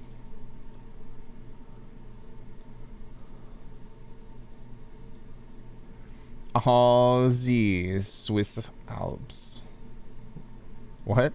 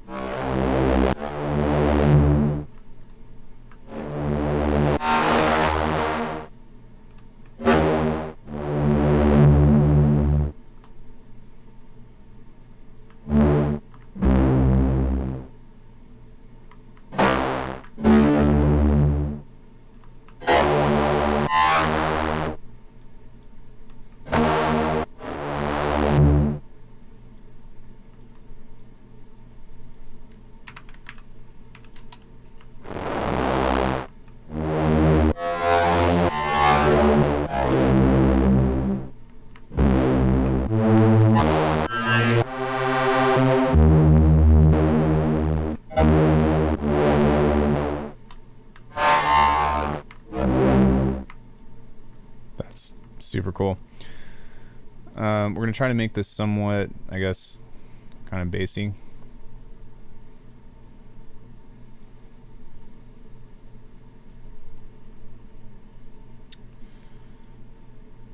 Yeah, it's fine. Whatever.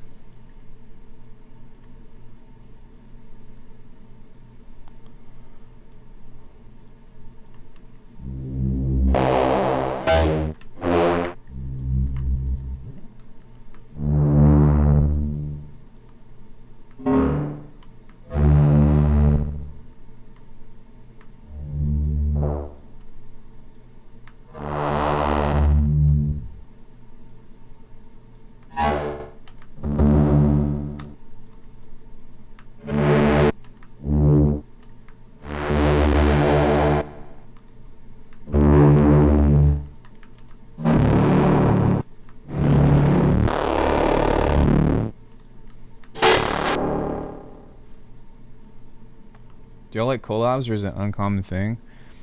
I mean, I've got a few, but when I say a few, it's like, it's very little. And it's not that I'm against collabing, it's just that, like, for one, it's really hard sometimes, especially when you don't have somebody to come and sit down next to you. And I'm not saying that it can't be done, but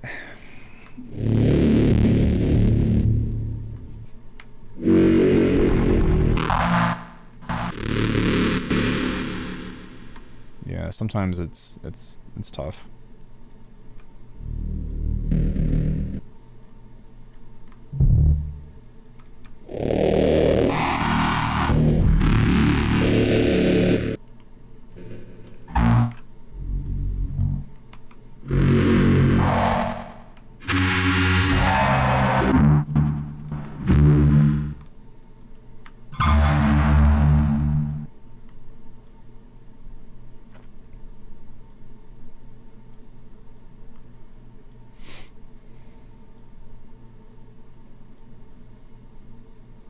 Trying to just distribute these to where they're like not one knob is doing the entire same thing.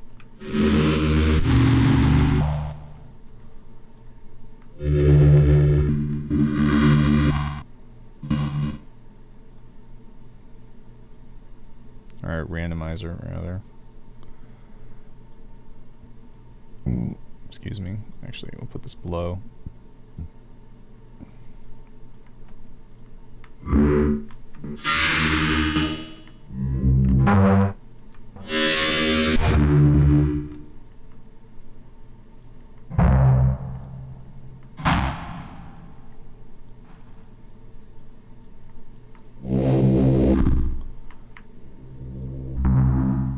Like, usually if I were to send stuff out to people, I'm like, hey, I think that you would, I think that this fits along your style and would love to send this to you. But personally, like, I don't know, some people have sent some stuff to me and I've been like, hey, I don't really, like, I'm not necessarily not feeling it, but I don't have any ideas for it that I could potentially add to the, to add to this. But here is some ideas that I have creatively that you might be able to implement. And that's why I do tune feedback a lot, because that's kind of like a collab, right? Assuming that people take my advice. But it's just creative feedback or creative input, so that way people don't have to, like, you know what I mean, do the guesswork themselves. So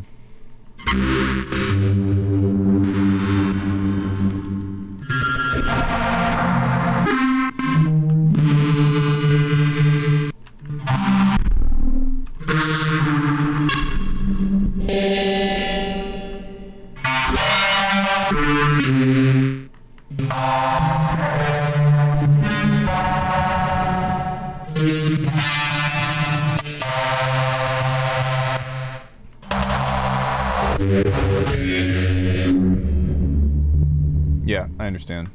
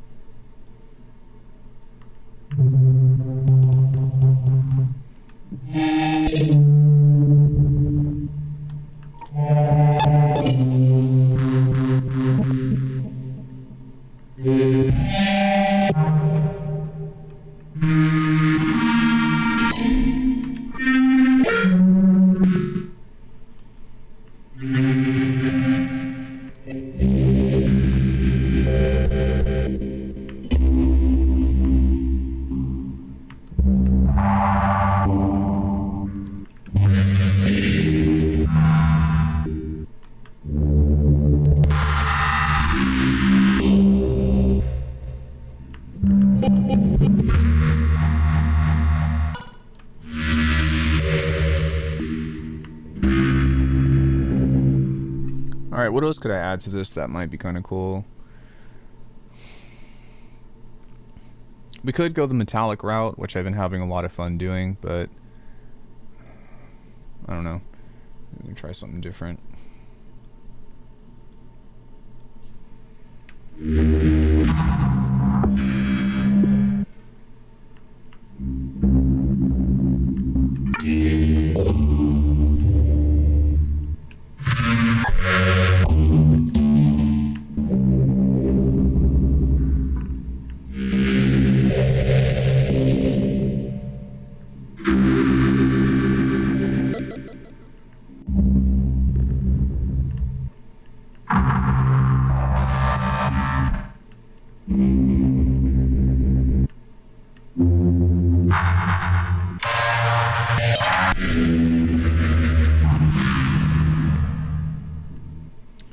So I would... Maybe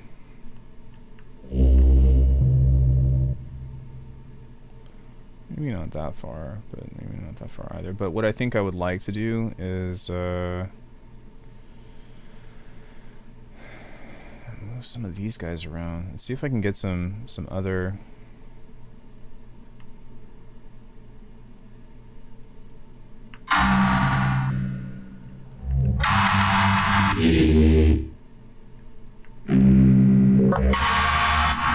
Well, that's what I've already done.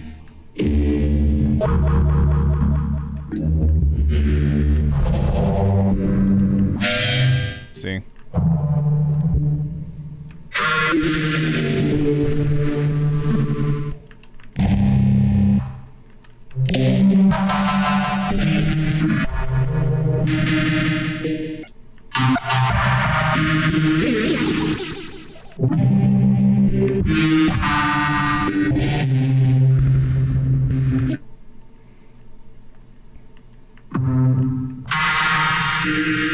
Sorry.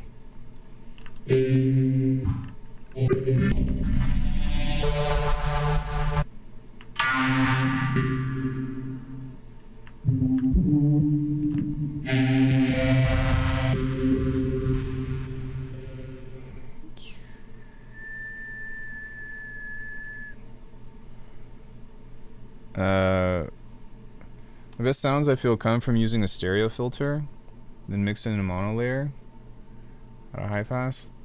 You could, I don't know. I try not to be too meticulous with what I'm doing.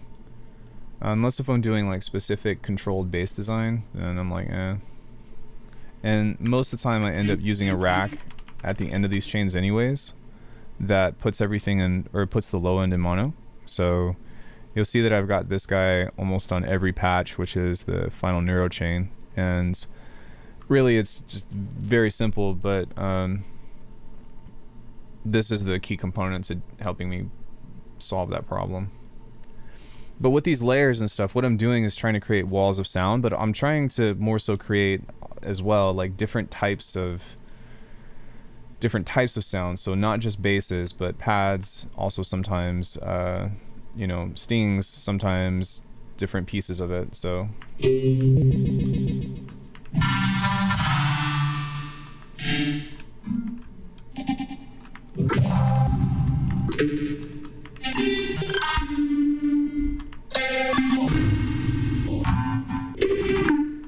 and I think that just actually moving this over to the left solved a lot of those problems.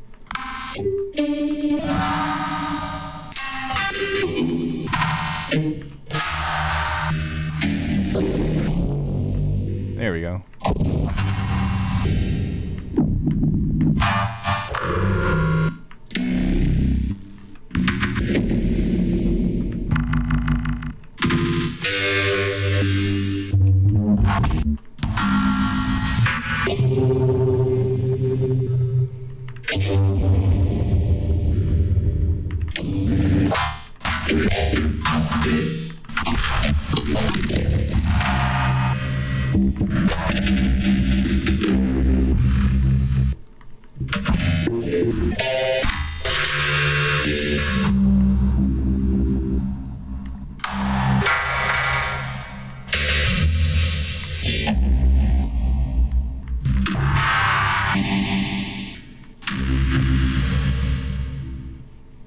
Pretty sick. So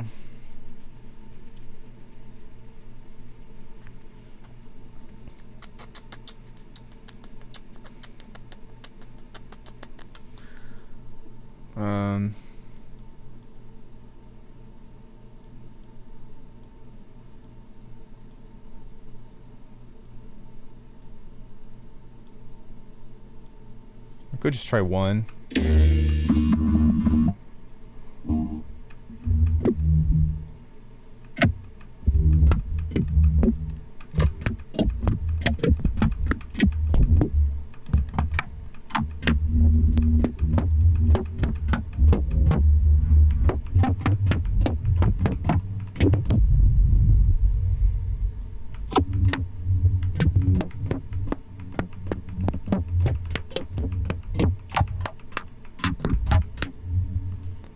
Could do a frequency shifter on here.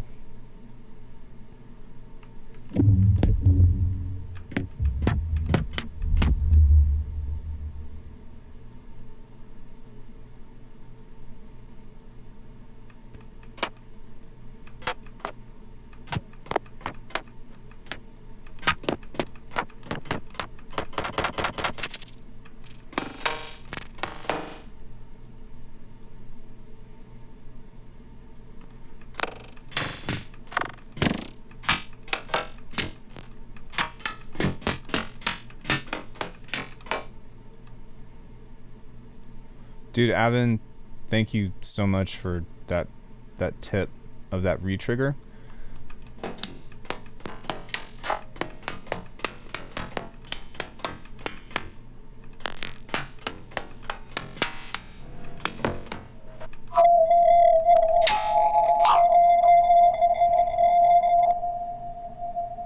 Don't know how that happened, but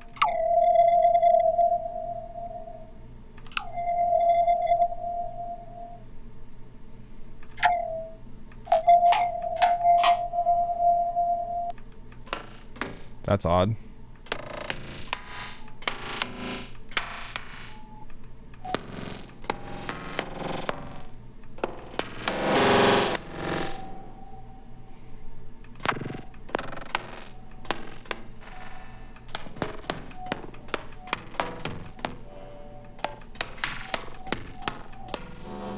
Kind of curious as to why I'm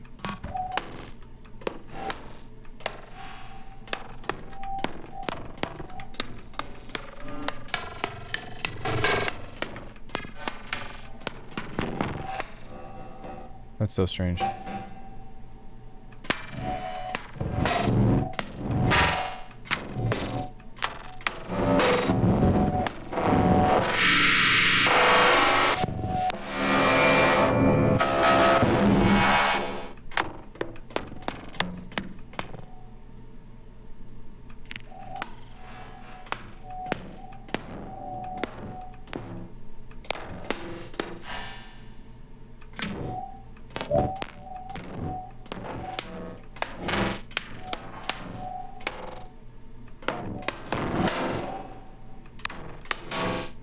Wait, these aren't moving.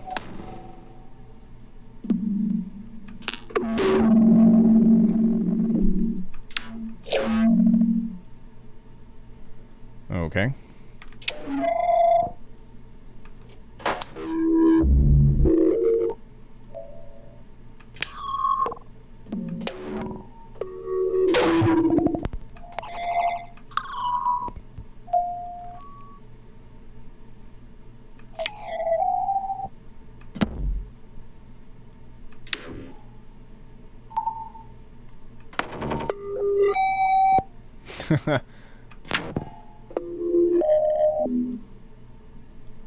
Crazy.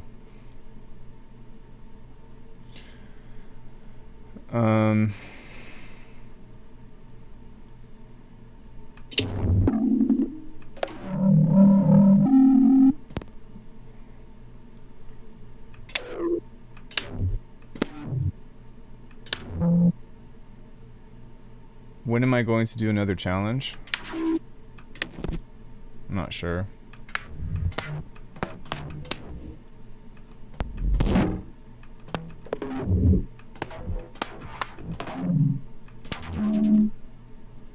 like to try to get some more.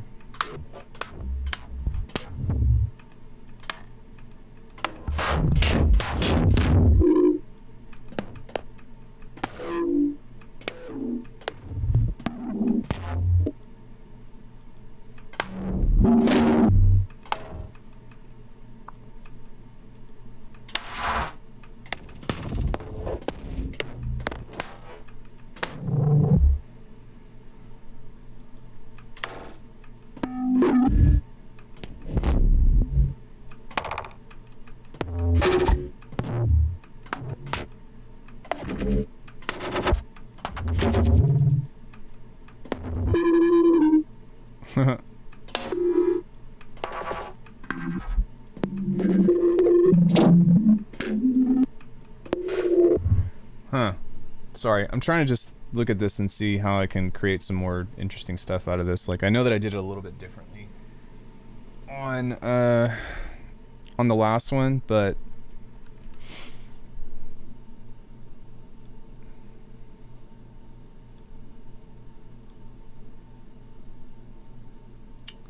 yeah. No, I don't know. Doing challenges is hard. People always want me to like do them, but then when I'm like, hey, we're gonna do it, I get like 2 people that participate, and I really appreciate when those 2 people participate, but at the same time, it's like, you know what I'm saying? I don't think that I'm that kind of stream, if that makes sense. Like, I don't think that that's.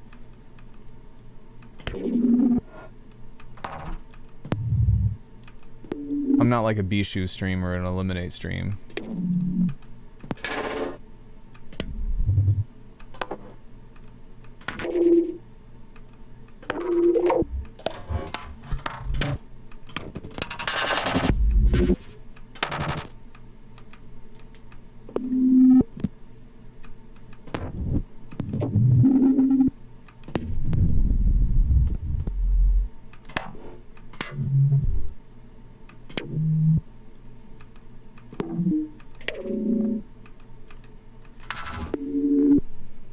I'm sure out of this stuff I could probably create something.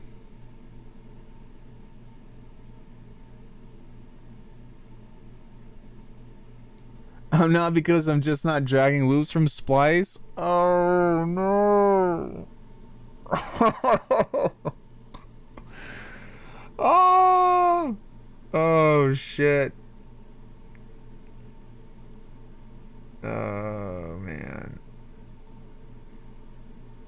Here's the thing. I don't know much about Bishu as like I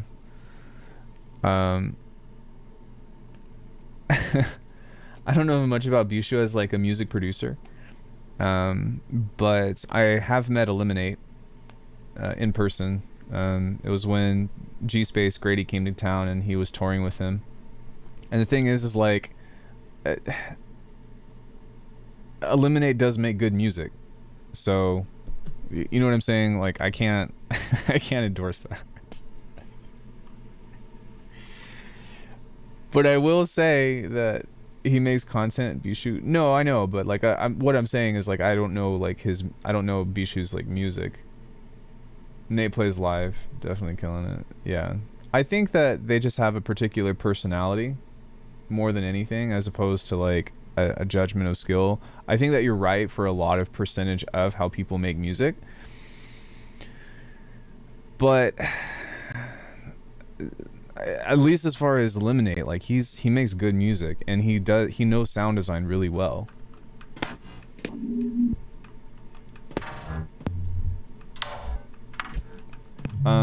No, I haven't done anything interesting. I haven't made any piece of music or whatever. I'm not really making music today. I'm just playing around with different sounds, if you will, just to try to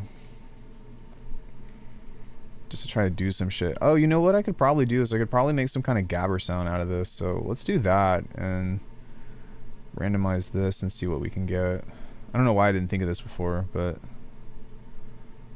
let's just take something kind of like this and just like it to the max and see what happens before we push that through the distortion, and then we can grab another random here. Again, I'm just doing this for the sake of trying to get some percussion.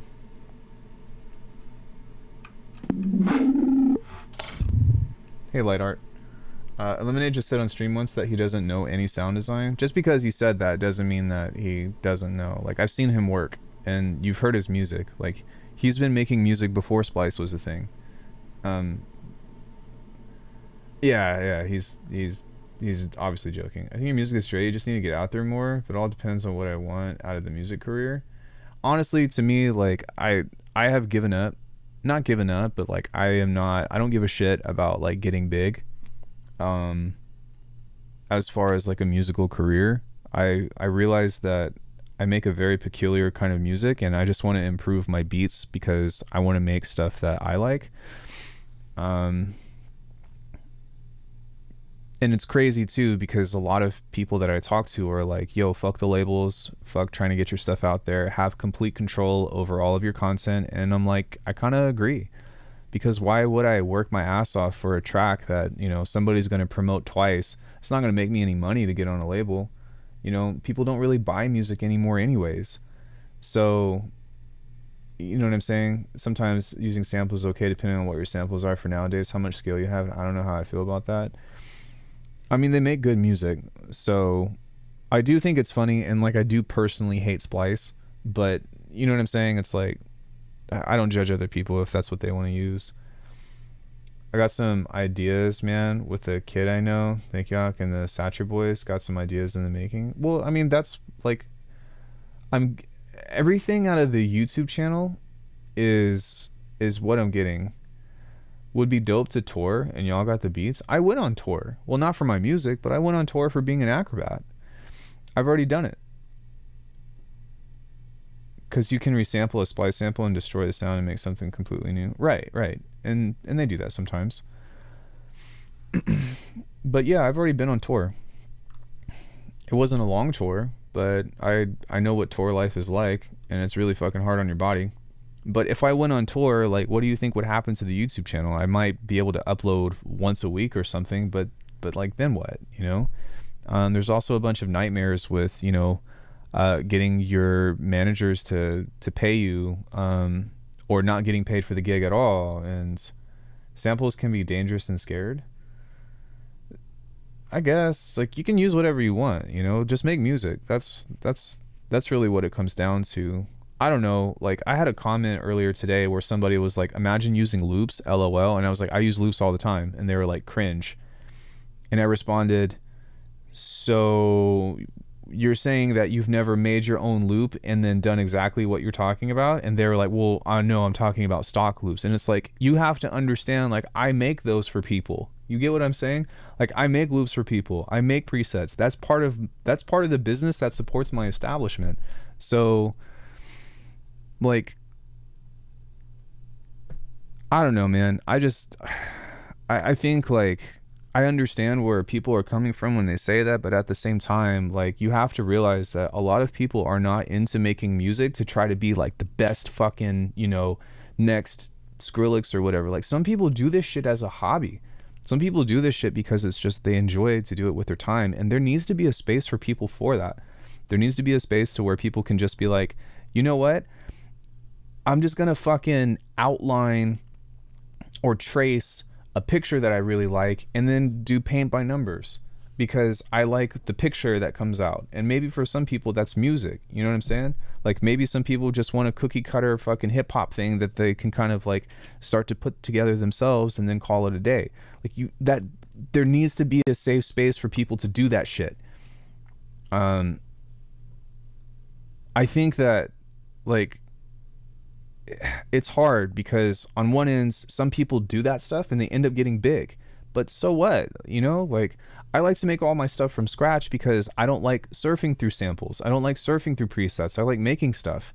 That's just what I do. That's part of the channel. But when it comes into something that's like, you know, somebody else, like, you don't need to do what the fuck I'm doing in order to make good music. Hey, Ophelia, I'm on a rant, so I apologize, but yeah, you don't need to do what the fuck I'm doing to make good music. Like, you could just shit, I mean, if you wanted this, you could just go to my website and buy the presets, for one, but two, you could literally just use Splice and like have a good time and just do whatever, you know? like there's, I don't know, man.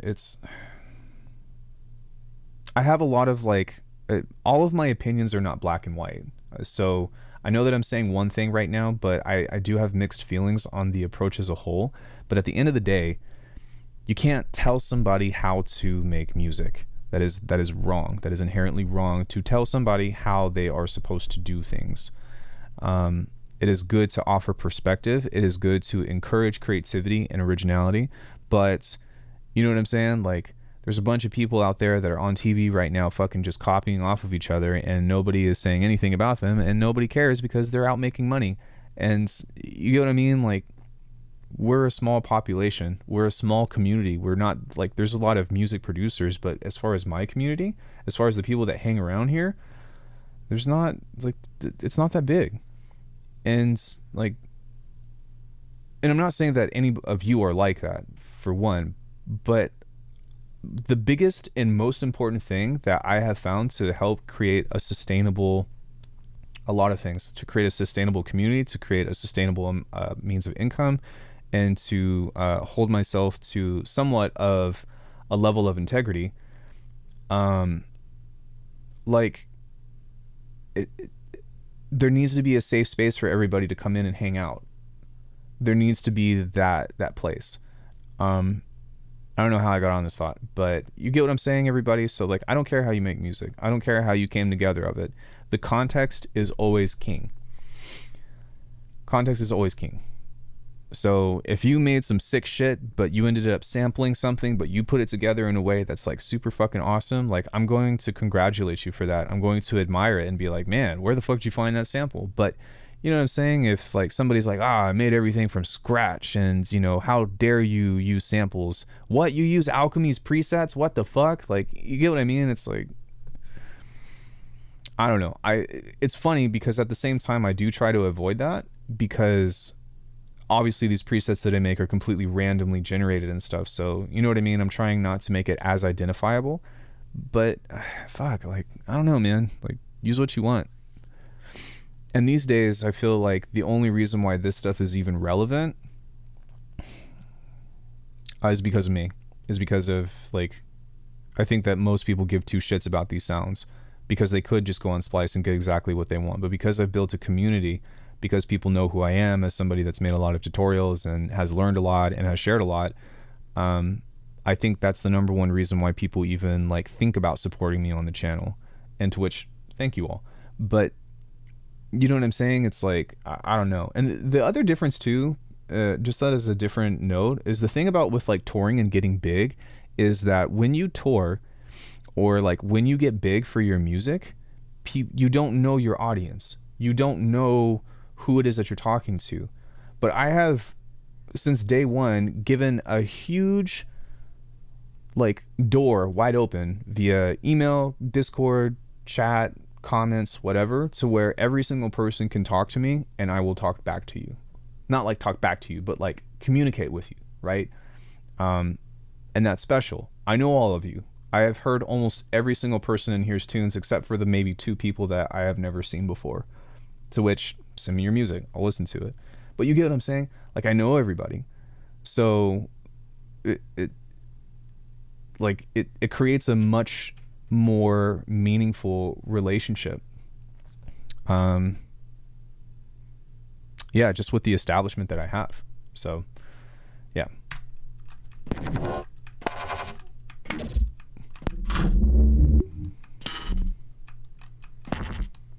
I'm lurking but preach. Love my opinion on the topic.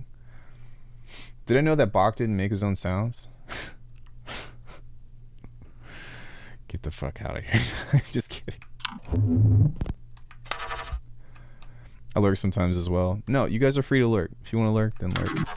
But anyways, I guess the whole point of that was like, I'm not Bishu and I'm not Eliminate. I think that like, if you ask me something that I know a lot about, then I'll be able to provide a lot of energy, if you will, to the conversation. But a lot of times whenever I am like teaching something or whatever, like it's almost purely as like an academic or educational means, and I don't know how to stream while putting on a show. Does that make sense? I wish I did. Like, I wish that I could just like cook up beats super fast and just be like, all right, guys, wait, hold on. What's the persona? Is like, yo, what's good, everybody? It's Alckemy, and we're gonna be making the beats and you know, get a me. Shit, sorry, but you get what I'm saying. It's like I can't do that all the time. Or if I am going to do that, like, I need chat. I desperately need chat to get me animated. And here's the thing, guys. Like, I've done theater for years. Like, I was in Circus Soleil, as some of you all know. I was Iron Fist in Marvel Universe Live and all that other shit. So, like, it's not that I can't be entertaining, but I don't want to be, yeah, thank you. I don't want to be fake. I don't want to be disingenuine. And I want this to be something that, how do I say this? Like, I'm here to fuck around and have a good time, but I'm also here to get better. Yeah, I was Iron Fist. What the fuck? Yeah, if anybody's not part of the Discord, like, I post my tricks. I still do tricks quite a bit, and I had a really big injury, but like, I just posted a video here from something from last Tuesday. I'm going to the gym tomorrow, but this is me. So I still flip and still do stuff. I've just been working on my fitness and whatnot, but yeah, I was Iron Fist. I've been doing martial arts almost my entire life and tricking and stuff, so yay, backflips. You know what I'm saying? Yeah. So I like learning. I do like learning, and I'm also here to like make music and make beats and stuff, but I don't know. It's weird because like I do want to expand my audience, and I do want people to come in and be like, yo, it's fucking Alckemy. What's going on? How are you? But at the same time, I'm like, I don't know. If I can get chat to like help carry the conversation, that would be amazing. But that's not on you. It's really up to me to create an environment that spawns a positive chat, because I don't just want a bunch of heathens in here being like, you know, but I don't know. It's a problem. I agree. I always try to catch a stream. I really appreciate it. For everybody that checks in, even if you just come in and say hi and leave, like, I hope you know that, like, I really, really appreciate it. I've already spawned one hell of a community just with my hands of bringing up fire. Have you guys seen Scorpion? You know, just it'd be pretty cool. But not just in music, but people need to stop gatekeeping each other. Limiting ourselves is a difficult enough obstacle to approach self-actualization. We don't need others to add to the difficulty. That's what I'm saying, and that's my problem. I guess that I started the conversation with was that there needs to be a safe space for people to communicate and express themselves. But like, to what degree are people able to do that, right? But I do me, so I have some great new moderators that add so much to the chat. Yeah, thank you, new mods. We did that because I had to, unfortunately, kick somebody out. I'm from Europe, so I can't always catch live streams, but I love your videos. Thank you, dude. I appreciate that. And like I said, like, nobody, please do not feel obligated to be here. I want everybody to be here because they want to be here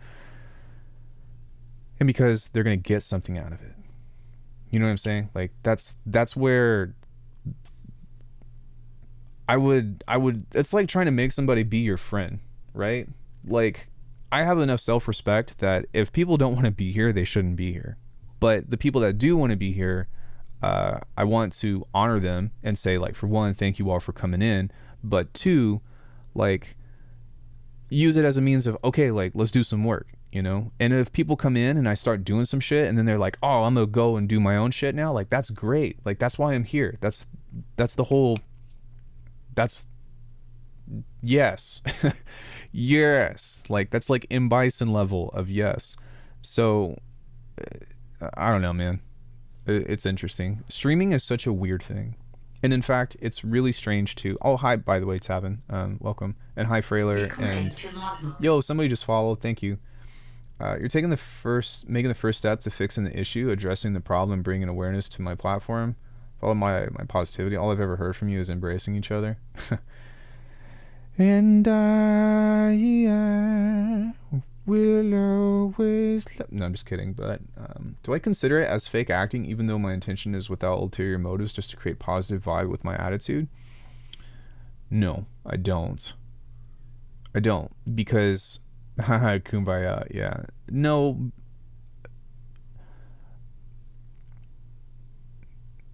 this is gonna sound really fucking cliche, but be the change you wish to see in the world.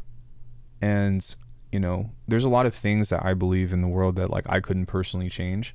But if I build a community from the inside out, and, people are making positive connections with each other, they're making good friends, they are, learning off of each other, they feel comfortable with sharing their music that they normally wouldn't want to play out anywhere else. You know what I mean? Like, these are all positive things. These are things that, regardless of what the intention is, the community benefits from it. You get what I mean? So, in saying that, there is that line that I play with, okay, well, how do I do that and how do I make money off of it? But I don't make that much money. You know what I mean? Like, I'm not balling. I'm not, I'm not driving a Tesla. I'm not, you know what I'm saying? Like, I do have some fancy gear, but everything that I've made off the channel has gone back into the channel, right? So I'm not like, yo, check out my new synth and I buy this every week. It's like, no, here, I just bought this and I'm going to make some content off of it. Now I'm going to, use that to fuel the channel. So it becomes a different, like, it's a different mindset, right? And I'm not positive all the time. Like, I've said some negative shit, and I say when I'm negative. I'm a human being. Like, I'm definitely negative, but I don't want those kind of people, or I don't want that kind of vibe, because that sets people into, like, here's the thing. A lot of people with that struggle with mental health, that struggle with a lot of, like, associating with other people, a lot of diversity comes through here.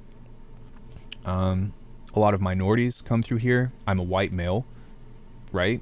So,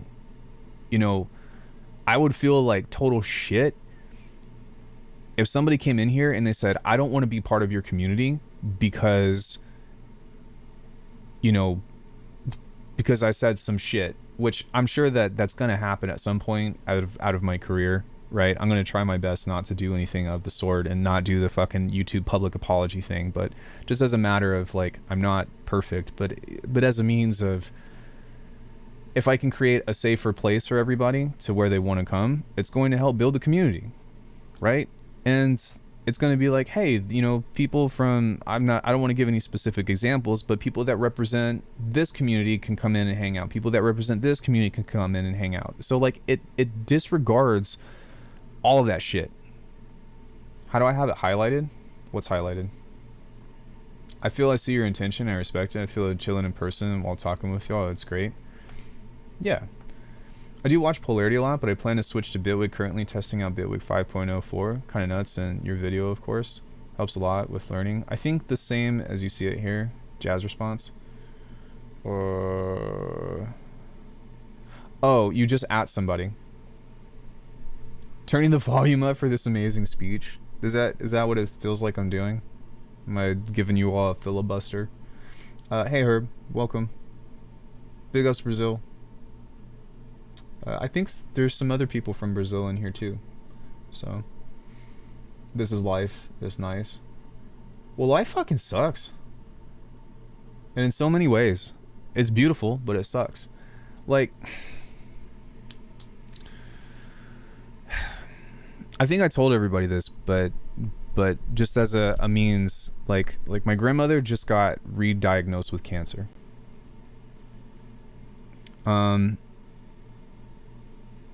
And I love my grandmother almost more than anybody on this planet.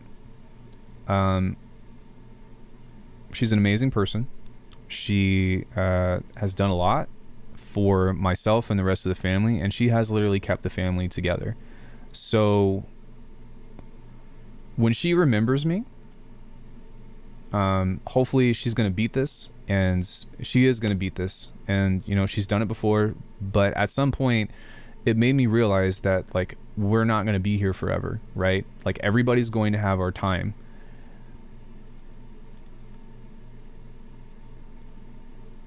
I don't want to be a shitty person. I think that's what it comes down to. I don't want to be a shitty person. I'm not perfect, but, and I have been shitty in the past for sure. But I think that's just what it comes down to, you know? Like, I want my grandma to remember me as somebody that, you know, did some good in the world.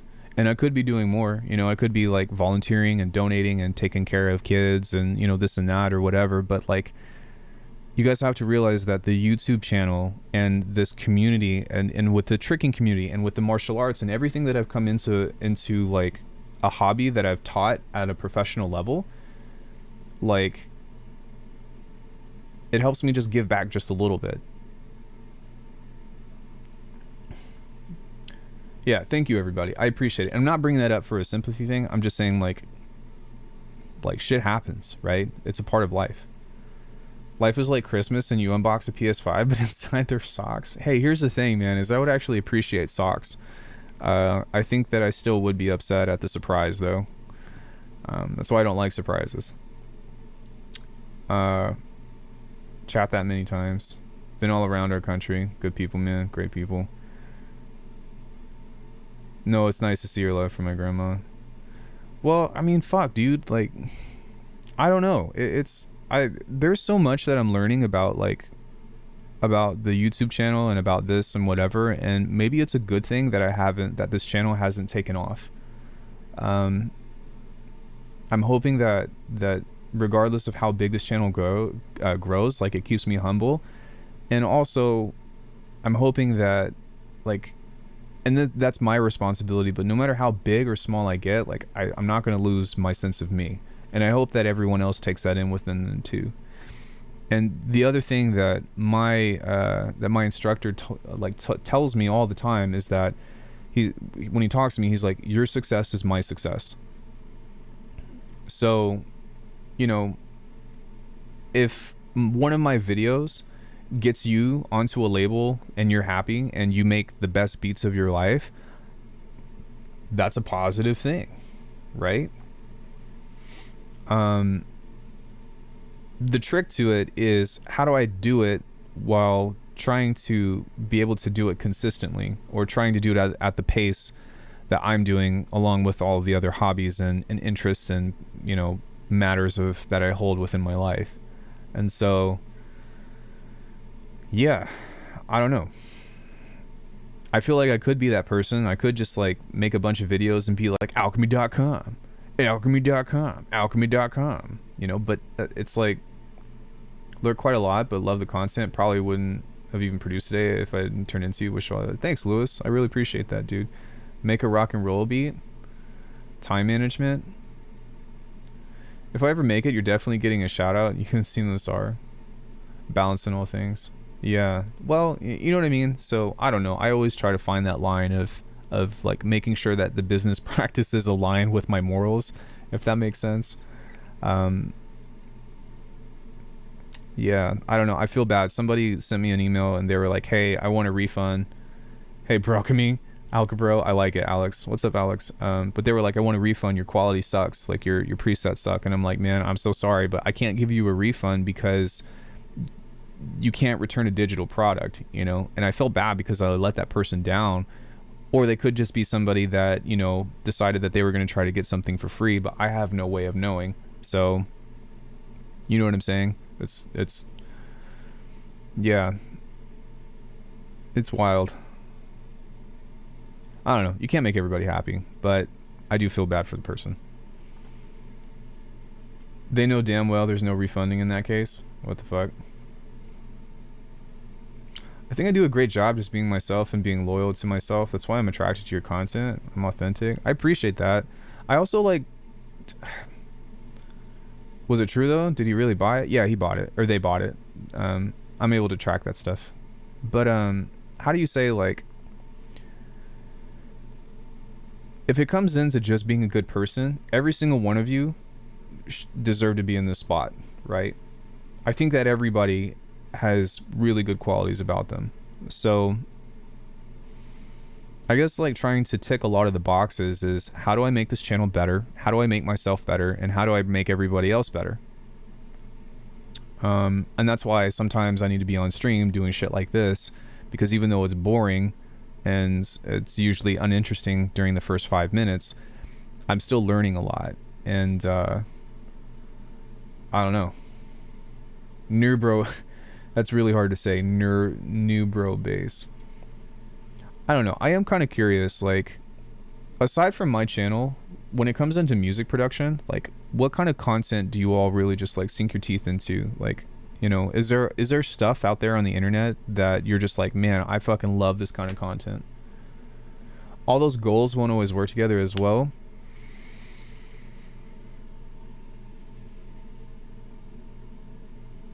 You're right. But it is worth trying. Still want to get lessons, but I feel like every stream video is a free one. Yeah, you're right. And if honestly on that note, like, okay, yeah, whatever, I'll offer lessons and stuff, but when I'm live, this is the best way to learn, because you can literally step in here for 5 minutes and say, Alckemy, how do I do this? And 2 things are going to happen. 3 things are going to happen. I'm going to say, this is how it's done. I'm going to say, I don't know, but let's find out. Or I'm going to say, I'm not really sure. Or there might be an instance of like, hey, I'll write your note down, but I'm working on music. But this literally is the best way for you to have access to somebody and ask questions. And what do I say at the end of every single stream? Can anybody tell me? While I'm waiting for that, I'm going to read the rest of chat. I love to learn, but have been watching less videos with the time. You've also been doing a lot of content, Alex. And if you guys don't follow Alex's channel, go follow Alex's channel. How much better? Don't beat yourself up, my G. Honestly, seeing you fiddle knobs and making random sounds, seeing you learn live is actually inspiring. I love Dylan Tallchiefs in the style of videos. That's hard to do, but I understand. This is why I support as much as I can, which thank you, Philippe. I really appreciate that. I may be wrong, probably best just to worry about your music adventure and not worry. Well, the thing with that though is that like there's this business dichotomy, right? So there's my personal pursuit in music, and then how do I maintain this as a business? So you know what I'm saying? Adam Neely has always been the music YouTube GOAT. Granted, more theory composition driven production is secondary. That's good to know. Hope this isn't gibberish. No, you're fine. Before I used Ableton mainly, but now on Bitwig Learning. The streams I enjoy and can watch for hours are people making progress on tunes. I get distracted even when people get too detail oriented, even though I like those streams as well. Videos about crazy concepts. Those are my favorite kind of videos too. I get that. Back to the drawing board. Yeah, so that's interesting. My plan is to get back into sound design, but I mostly watch when I have specific problems in my production. Honestly, because you're one of the few talented enough producers to learn so openly in the moment, keep constantly pumping super educational content. Niche as some of it is, it helps a lot. Thanks. 8-bit music theory too. I should probably redo a video like that. I've got one. Only one though. I've got a Castlevania video on my channel that's like, here's how to make, and there's not really a lot of theory in it. I think that it covers more of like, I don't even remember what's in that video, but that was like 2-3 years ago. I do have one though. There is that. I have a question. How to use long segment automation in a project section? For clips? Wait, sorry, I don't understand the question. What? How to use long segment automation? What does that mean? I haven't seen a ton of their stuff. What I have seen is really good. Oh, Jens, you're talking about 8-bit theory. Yeah, 8-bit theory is fucking awesome. I love their like Castlevania and Donkey Kong stuff. Like the one with Dave Wise is really good. Yeah, I'm sorry, Fraley. What is long segment automation? I don't even know what that is. Could only imagine dealing with multiple people at once. Doing damn good, dog. Well, it kind of evens itself out, right? And here's the thing is like I run out of ideas all the time. In fact, I think that I went through a relatively dry spell of content creation to where I was just doing streams after streams. One, because I was writing an album, but two, I was like, I don't know what to cover. I've done everything. I've taught everything I know, and that's still true up to this point. So every video that comes out from this point, like, is something new that I've learned. Like changing plugins with segment. Does that audio follower recorder I use cost a lot on CPU, or does it only work in VST3 format? No, you can actually set it to your computer. It takes almost zero CPU as far as I'm concerned. like changing plugins with segment, but for project. I'm not sure what you mean by that. I'm sorry, but I'll say, let's say like you've got some long automation thing that you want to do. You open up these 3 bars, just touch on the knob that you want to automate, and you can do your long segments like this. And then if you want to turn it off, like say here, then you just click on this one and say, all right, right here, we're going to turn this on. And then right there, we're going to turn that off. Is that what you mean? Something personal is subjective. I love tutorials where no one is speaking, but text to read appears. So you probably love Data Barras's channel then, while making a preset. This way the ears are committed to the sound while the eyes are used for. You know, that's a really good point. I didn't think about that. I just hate editing. I don't have the time either. Fucking hate editing. Yay, June. Subscribe to Alex. He's awesome.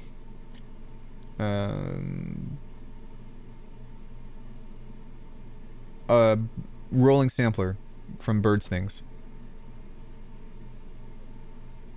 They also have a MIDI cap, so my secret weapon, which I've got a video on, I should have asked the dude if he's got an affiliate link, to be honest, but if you go to birdsthings.com, these 2 tools, especially for Bitwig, are indispensable to me. This is the one that I primarily use, but there's also a MIDI cap. He has this one, but he's also got a light version, because it's just one person, but I cannot swear enough by this. This is like the Bitwig companion. And actually with any DAW, really, like I could see this being extremely useful in FL Studio and I don't know, in fucking anything. I think that this is so money. I think that Ableton does have a Maxer Live version that's free, but I don't really know a whole lot about it. And then you can also get M Recorder, but I just love the way that this works. It's just so much easier. If I do anything cool, I'm just like, great, I didn't lose it, and just pull it out. It's wonderful. Yeah, and it's super affordable, for sure. So what I'm wondering about is in session view, I have clips, but want to use segment shape to change the track volumes, etc. Oh, okay. So you double click on this, and when you go into this as a whole, there's a few things that you can do. So if you're wanting to do automation, then you can clip on this little thing, and then you can find where your automation is. So then you can do stuff from here and create these little clips via this editor. Or if you want to go back to this, which is your stretching, your pitching, and your onsets and stuff, then you can just go into this little guy and, you know, change the pitch of these things, kind of like so. I guess I need to try more to use it before asking. Well, shit, I don't know. It's hard. Language is hard in music, for sure. I'm not sure what I'm asking about. Okay. Yeah, sorry. I'm not sure what you're asking about either, but I'm happy to help you when we can figure out what that is. Rolling sampler hits. The only thing that can really match up to is Edison. Oh, right. There's Edison. Duh. But even still, like, the thing that I like about rolling sampler is that it goes to your RAM. So it doesn't use any of your hard drive unless if you pull it out. And I don't know, my hair's in my face. I don't know if that does it without it. It is, but I don't know if it has that feature. Language in music is not hard. You just need to whoosh your whoops and then scrolling. Yeah, hey, can anybody tell me how to make that one bass that's like... Make a tutorial on it. Rolling sampler works all the time. Oh, Edison does that too. Okay, got it. Can really match up to... Just saw that you can automate formant in Bitwig. Yeah, so if you have an audio clip, you can automate the formant. And then it will also change depending on what warp mode you're using. I meant in modulation inserts, one called segment, using it to control the whole project. Oh! Okay. I understand now. So there's this little thing right here that says project. So you can pull up segments. And let's say you want to automate the tempo. Then you just do it like this.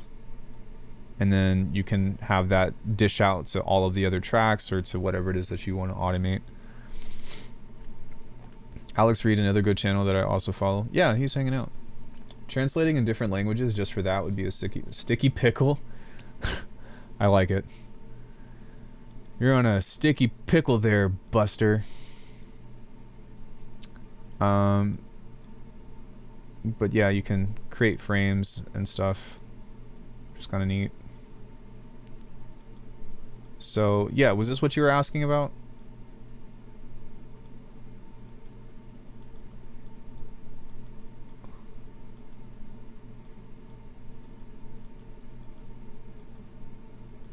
Yeah.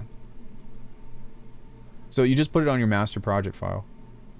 Using segments to automate tempo is something. So I actually have a randomizer on here that I have as my template. Clipped. I don't even remember what I said. Wait, what is this LFO tool? What is what LFO tool? What? Whoa, shit, dude.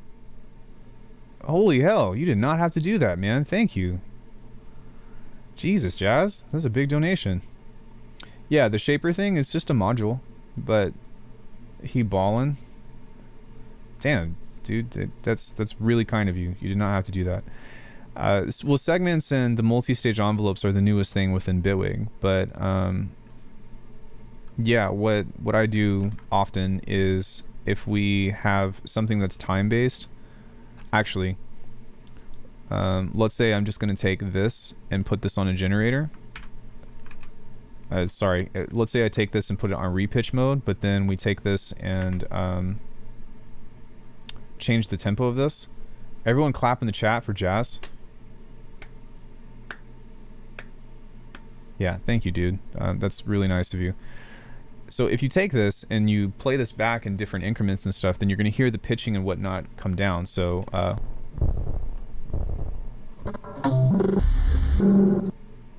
offbeat clap and the past 2 beat feedback. Dude, you're fine. You're fine. But thank you. I really appreciate that.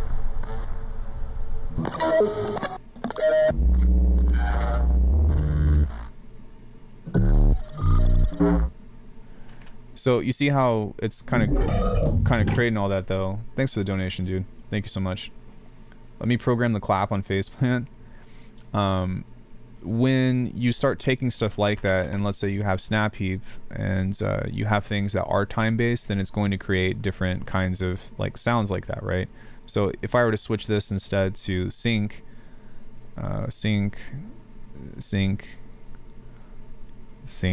then whenever this plays, like, you're going to get a lot of different stuff. And if you use that in combination with rolling sampler,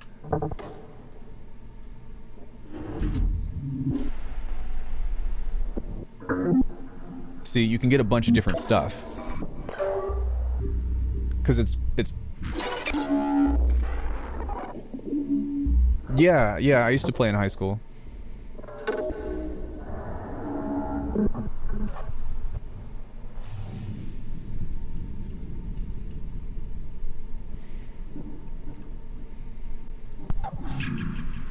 .707 clap wave. 6969 clap dot wave. Yeah, point guard. My brother was in the he was in the Who's Who book. I don't know if you all know what that is, but like, he was really good. And I think that when I came up, everyone expected me to be that good, and I wasn't. So lots of disappointments there. And the Troy Bolton that chose music but neurobase. This technique is gas.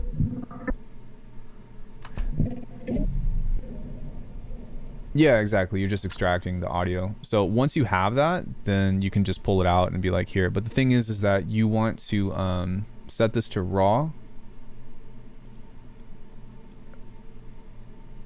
And then bounce it. Because that'll preserve all the pitching and stuff. And then once you have that, what you can also do is go and set this into repitch. And now we can turn this off, and whenever this plays at a slower tempo, it's going to do the same thing again. Hold on one second. Let me take out the silence so that way it's constantly doing something. But let's say I were to just stretch this out, kind of like so. Set it to RAR. I like it.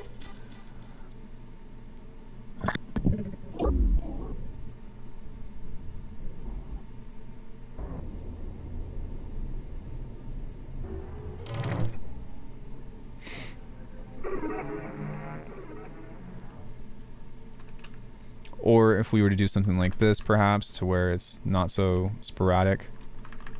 And that way, maybe it will give us some...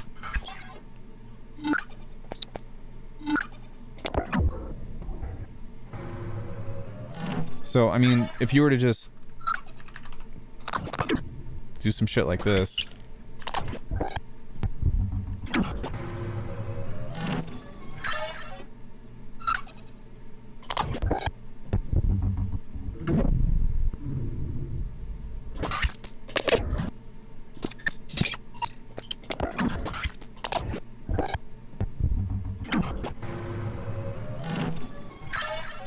Then maybe drag this back in.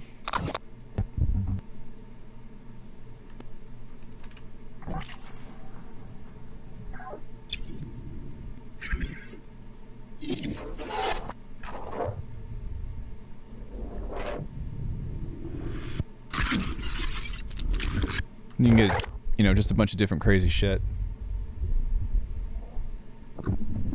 Blue face pick with orange glasses. Do what?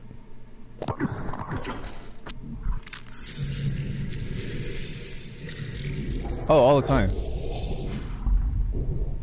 Let's produce a song like She with this. I wish I was She. I wish that I could make stuff like this, but I mean, I've been making tunes.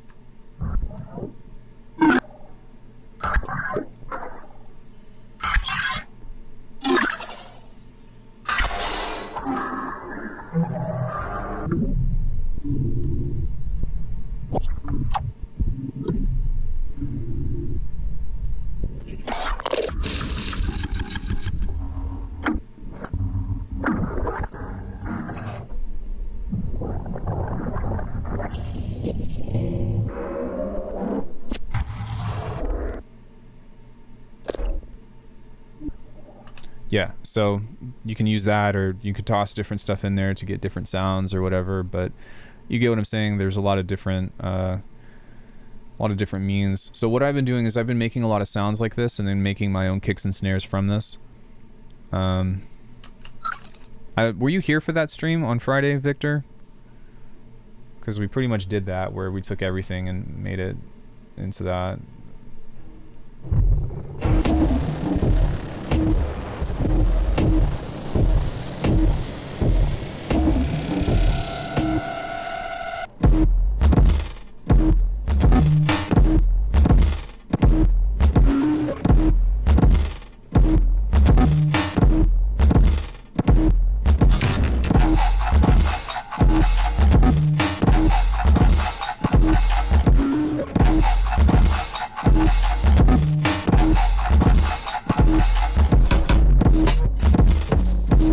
Yeah, so I mean that's pretty much the same process, but that's what Cage does, and then Chi prefers to make drums and stuff from scratch. But I mean, I've made a whole album that was biting off of Chi, if you will.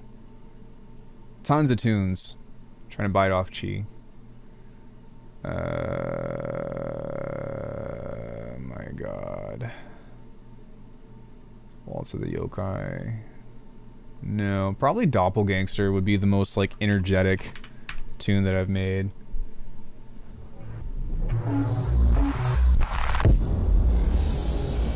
This is one of my favorite songs too that I've written.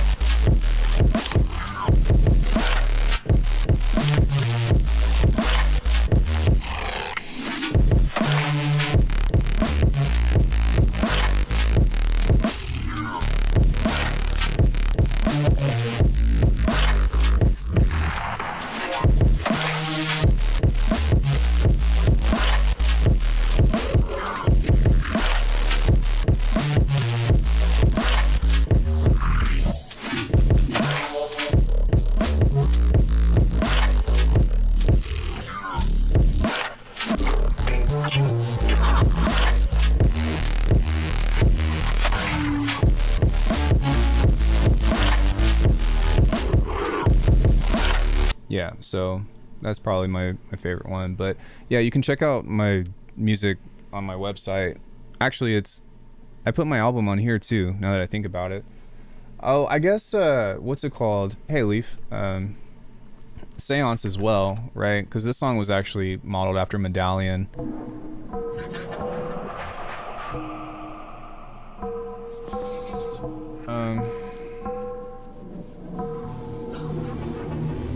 Yeah, I don't have a SoundCloud anymore, but it's on my channel.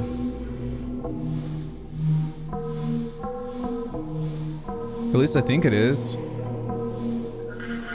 Did I put Eclipse on my channel? Surely.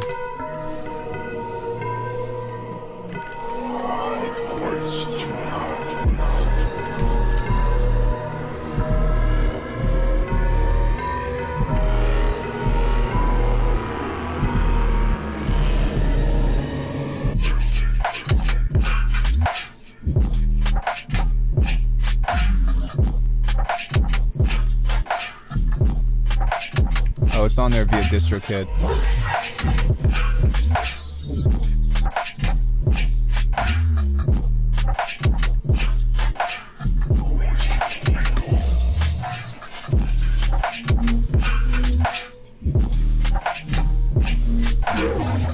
Thanks. No, I almost never use that.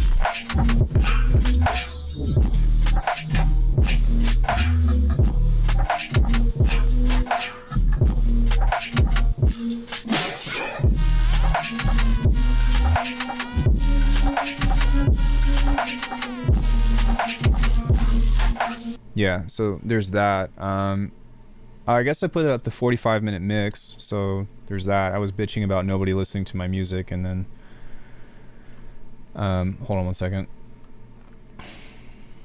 Yeah, I've got like 45 minutes of like unreleased tunes, if you will. That was kind of just like a response to some shit I was getting from somebody being like, oh, I'm just a YouTube producer. They're kind of right. But hold on, I'm sharing this with you all if anybody's interested.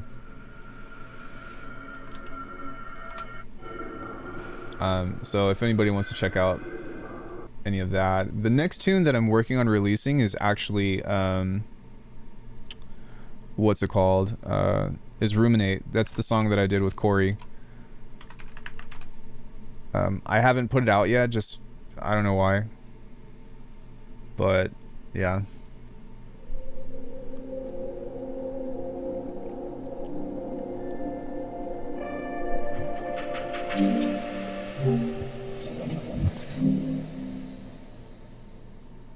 Oh, thanks for listening to that. I appreciate it.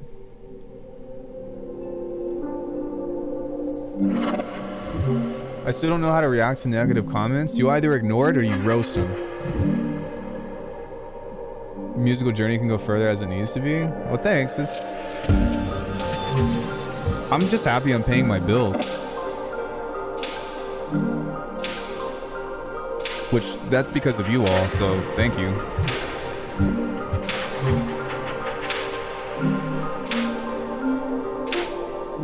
Yeah, that is the best way, but sometimes I like to, yeah.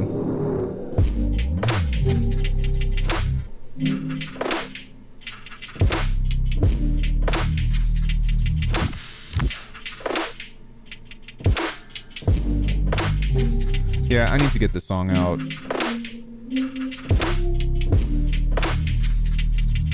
I also have a song with 18 hands that I need to get out too.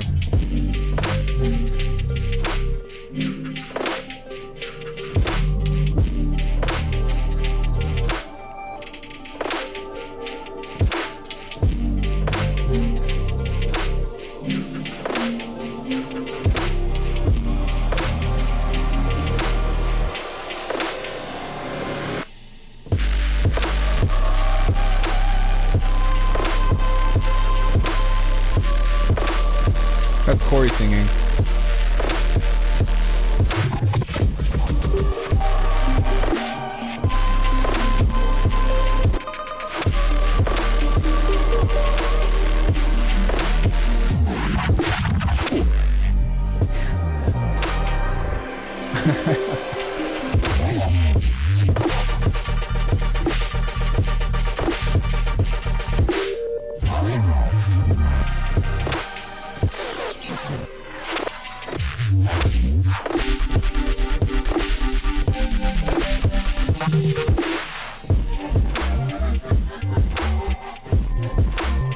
She's busy. No, I understand what you mean.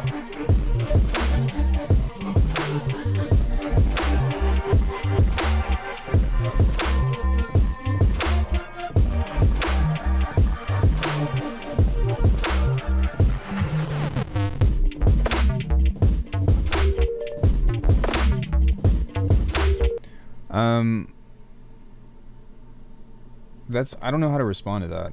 I don't know. I'm also like not really trying to get famous. I'm not trying to do anything. I'm just like on a YouTube channel, just like, what's up, everybody? Everyone has their own goals. Fuck yeah. So Ian, on a scale of 1 to 10, would I be willing to have my own label one day? I technically have my own label. It's Soul Steel Recordings via DistroKid. Well, thank you, Hunter. I appreciate that. But I mean, honestly, like, I'm just happy that I'm here, and I'm trying to continue to work hard to like make good music, make good tutorials, grow the channel, and do all that. But yeah, fame is not always fair. But honestly, like, what would I do with it, right? Like, even if I were famous, what would I do? Like, famous, just because you're famous, it doesn't mean that you're making more money. And even if I'm making more money, you know, I don't know. You know what I'm saying? Like, I would not enjoy it. I know I would hate touring. Do I have a Discord channel? Do I have a Discord channel? Yes, I do. Of course. I've got a lovely community. That's why I responded like that. Actually, most of the people that are here are in the Discord. Hopefully that works. Maybe. Oh, maybe if I don't misspell Discord, that might be helpful too. Let's try that. Did I spell it wrong again? Discord gang. No, my Discord is fucking lovely. You guys are so awesome. I love the shit out of my Discord family. Okay, so I'll tell you what you're gonna do if that doesn't work is click on my link tree in the description, and then you'll see the little Discord icon, and then that will give you an invitation. Sorry, I don't know. Where's the Trash Beats channel? You have to open up the community building, so it's very likely that this is closed, but you have to open this up and then open up Trash Beats.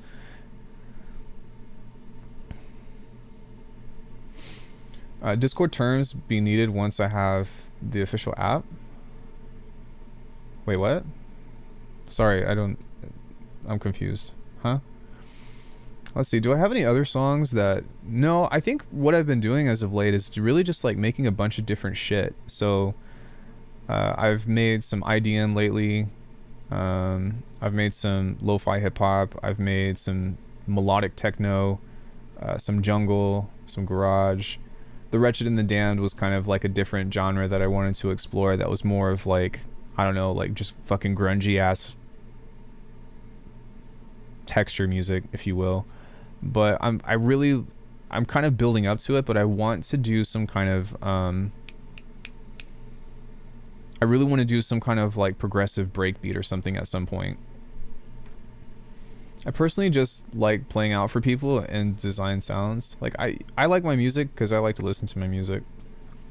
And I like to trick to it. That's honestly like the number one thing that I have with my tunes is I'm trying to make music to trick to do backflips and all that shit. Like that is why I got into music in the first place, was because I wanted to make something that I wanted to, you know, flip around to.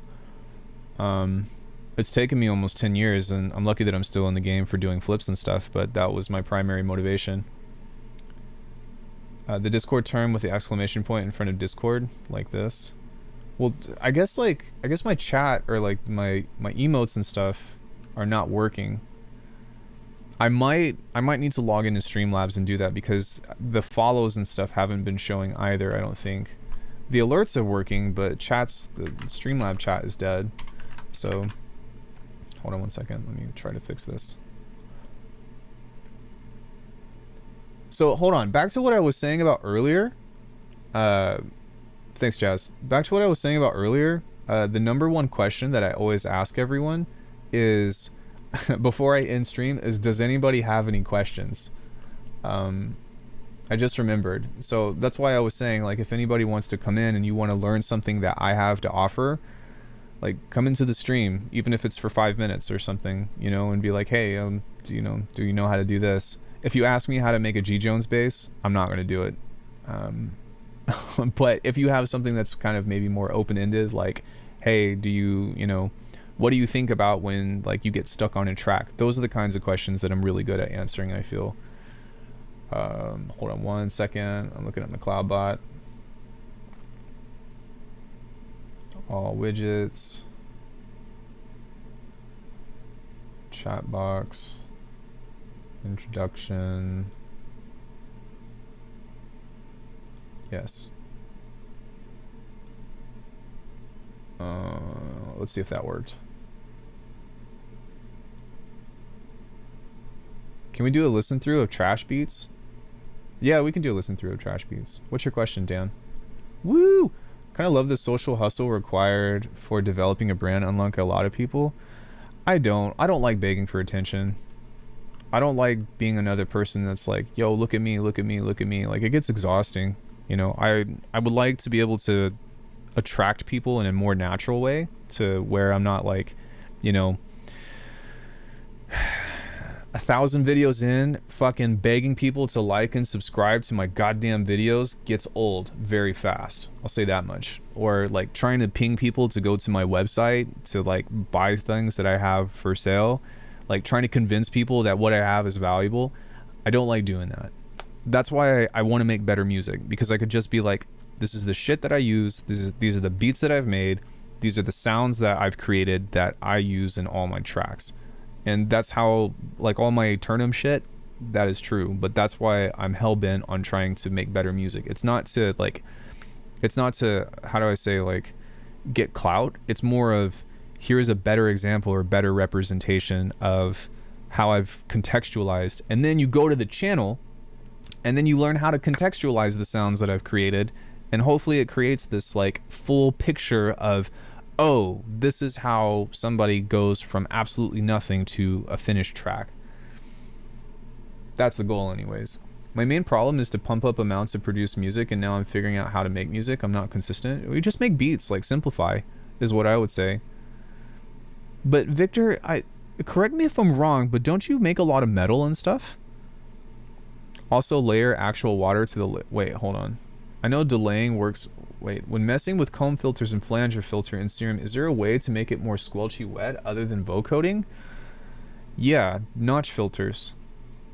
I mean, you're kind of already saying it, right? But if you look at what a phaser and a comb filter does, and you're wanting to make stuff like squelchy, it's a good question.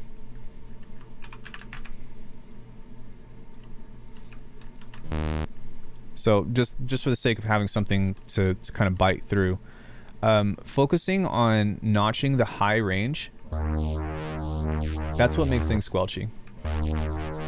You're a metal? No, I'm a dubhead. There's another Victor that came in and did a remix of one of my tunes a couple years back. You have a classical guitar background though. That's dope.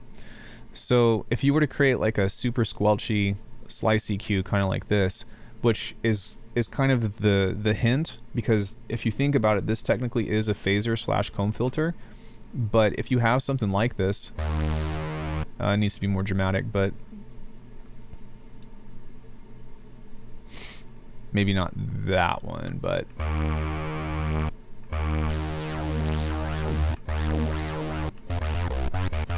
so if you were to like do some kind of envelope to this,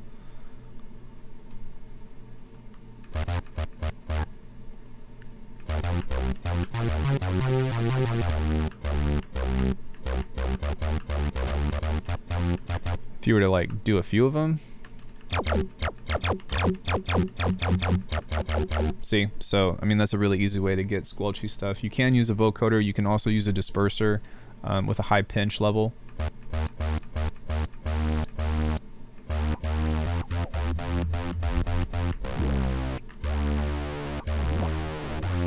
You can kind of hear it.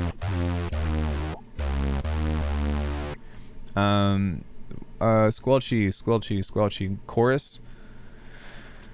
But really, I think that notch filtering is the key So put some distortion on it and get a bunch of notch filters and just kind of have your way with kind of sweeping stuff out with high resonance. So a disperser is an all-pass filter. It shifts the phase of a particular frequency range. So in actual use case, it works really well for making kicks. It also works really well for making lasery sounds.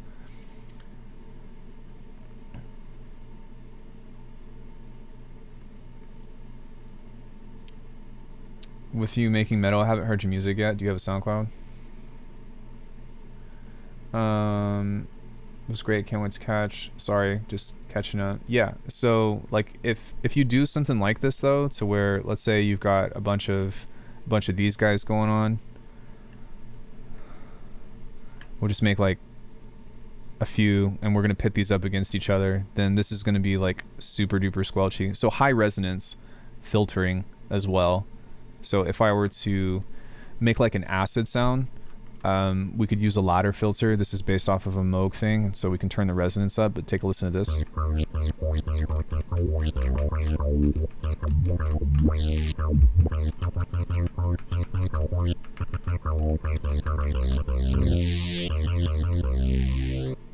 Exactly.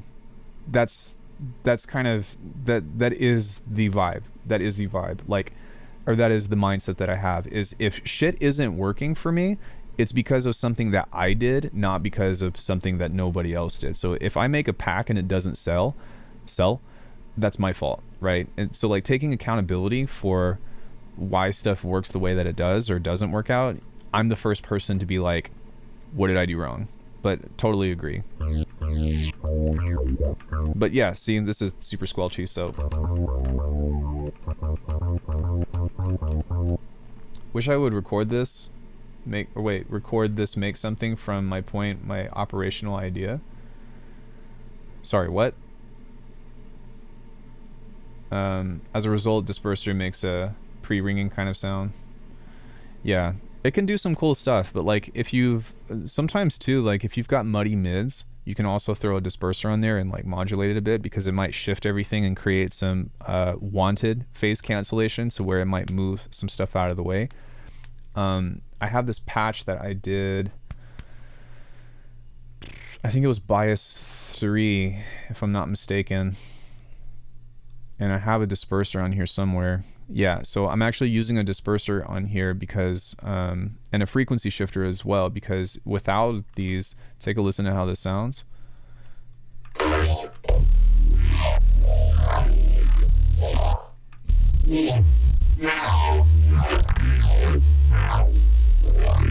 But when you add the frequency shifter and the disperser,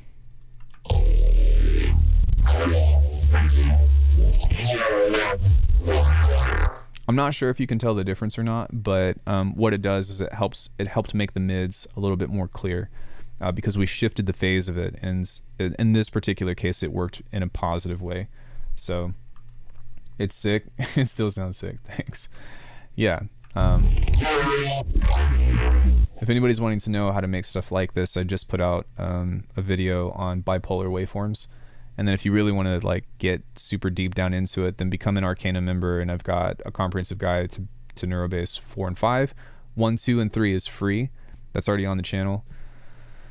The resources are there. You can hear it, got a monitor. Yeah, the resources are there, so lots of stuff. You can book a lesson with me too. Some people in here have done lessons with me. Hopefully I'm somewhat helpful. I don't think I've ever done a lesson with somebody and they've been like, you wasted my time. I'm just not that kind of person, but I don't know. I feel like if I were to do that, then I'd be like, I can't charge you for this because I didn't give you anything. I didn't give you any information. What was this one?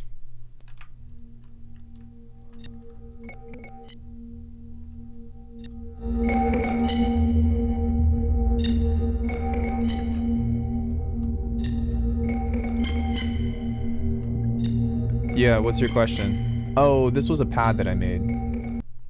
That's what that was. See, Palm Tree Dan is smart. Palm Tree Dan is trying to get in on all the questions. Thankfully, I don't really have an agenda of what I want to do today, so I don't really mind. If anybody else has questions, you're more than welcome to You're more than welcome to ask.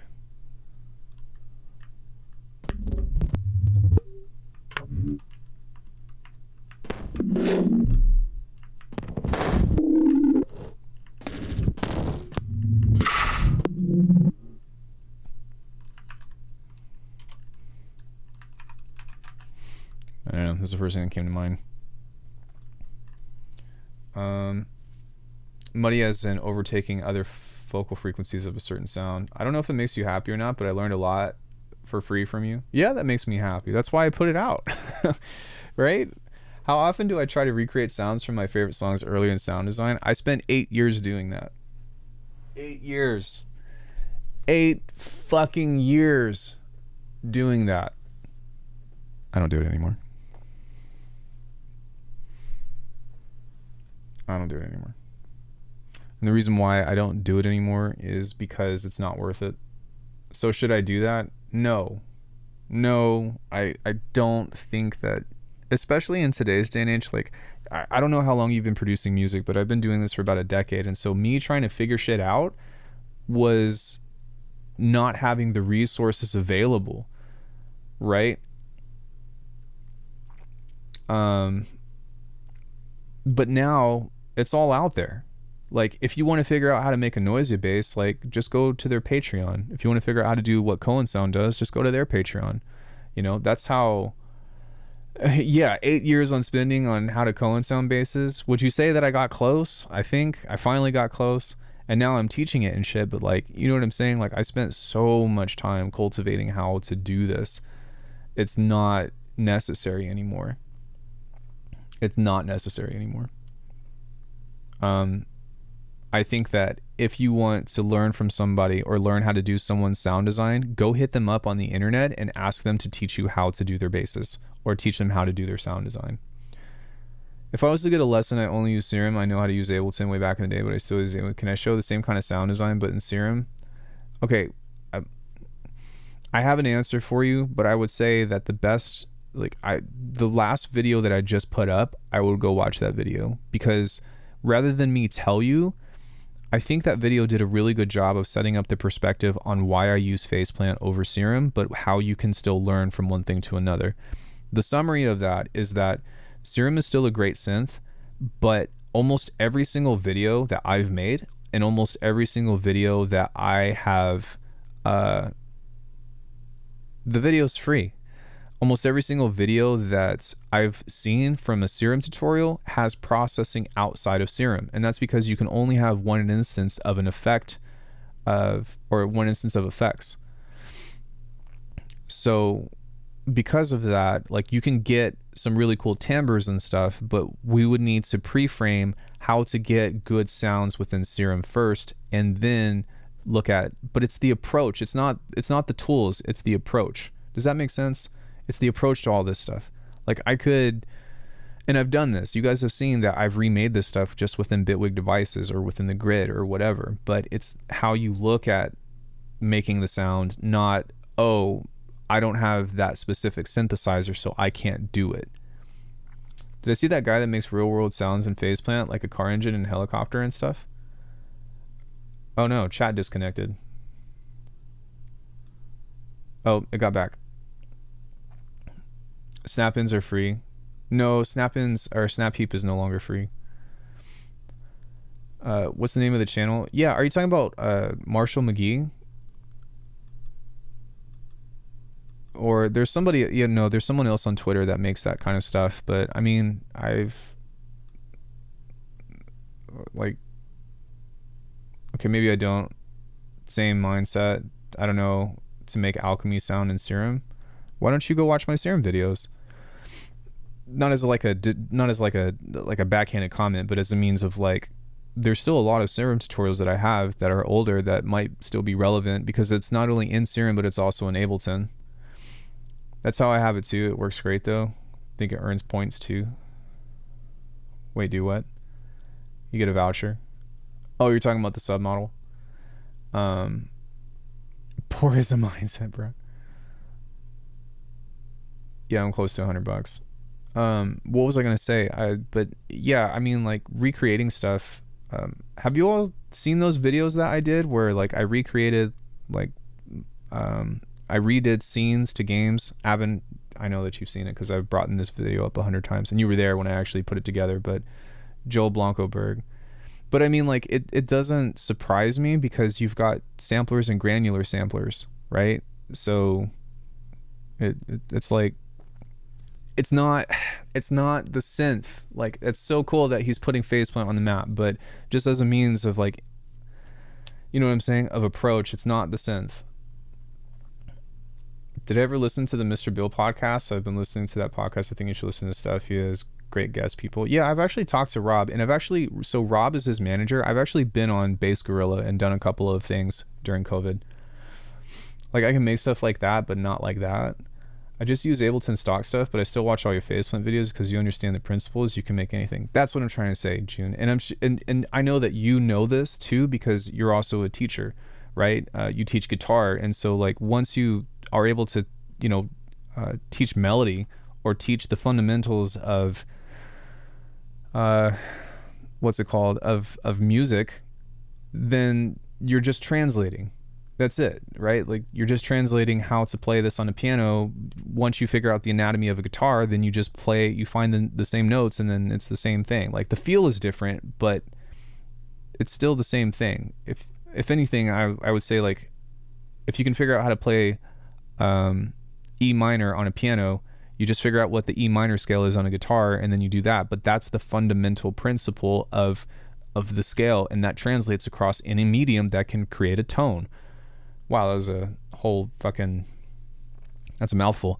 But you get what I'm saying? So once you understand that, you can take those concepts, and that's what I did in that last video. I'm like, if we're talking about respaces and stuff, it's a matter of detuned waveforms. It's a matter of, yeah, Dan, go watch that video. I think that'll be super helpful to you. It is a long video, but it is worth just watching at least through the first few minutes. Because, yeah, like I said, it's like, the only limiting thing about Serum is that, like, you can only, I would try to evoke a waveform that's really chunky out of it and then process it with external sounds. I think it's on Twitter, and I don't have a Twitter. Wait, I do have a Twitter, but I never go on Twitter. That's what I do. So yeah, I mean, after that though, like, it becomes irrelevant, right? Because Serum is just a means of getting a waveform. So like, here, I guess to drive a point home, like I made this thing very quickly. Okay, so oh, can I tell you guys something funny? So somebody, Kid Sonic, which he's a really cool person, and has given me a lot of really positive comments. So Kid Person made a comment on that video that was like, you can use the chaos as randomizers and you can even make it smooth. And I was like, they're not useful to me. And somebody responded, skill issue. And I had to sit there for a second and be like,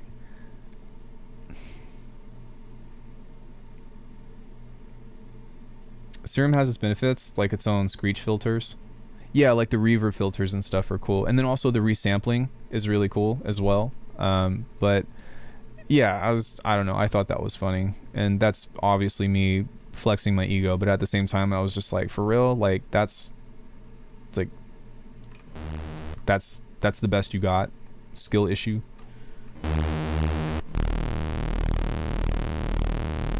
Skill issue? You fucking serious? Like,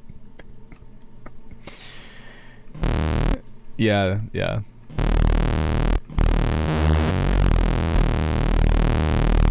So, yeah, distortion.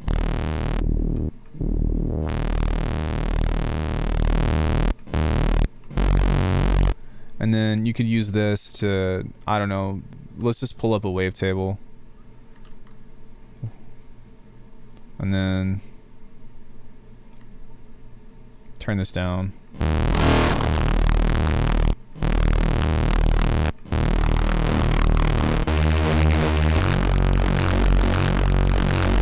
Like, that's a fat sound. This is a perfect starting place. So I think that one of the biggest traps that people get into is being like, I got to use every fucking effect in here to, like, I have to use every effect to get something cool. But it's like, no, you don't. Because if you were to just do something like this, and this was the point that I was trying to make with outside modulators and stuff and whatever, which to me, the minute that randomizers became normal in sound design is when Neurobase got easy. Would be happy to argue that with anybody. But when randomizers came out as modulators, and they already existed for a while, so you could use Ableton's randomizers and stuff, which I use, right? I use that stuff in the old things, like, but yeah, so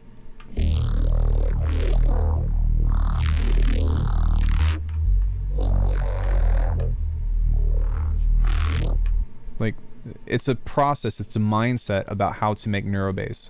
It's a concept rather than a specific tool. Does that make sense?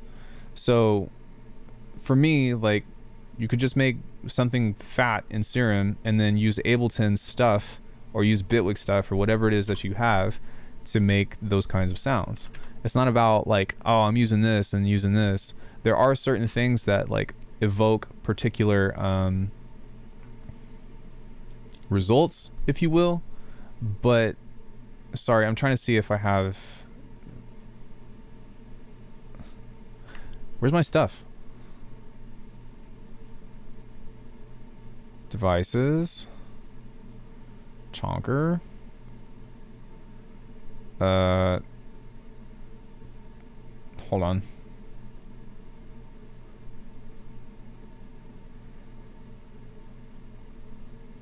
Really?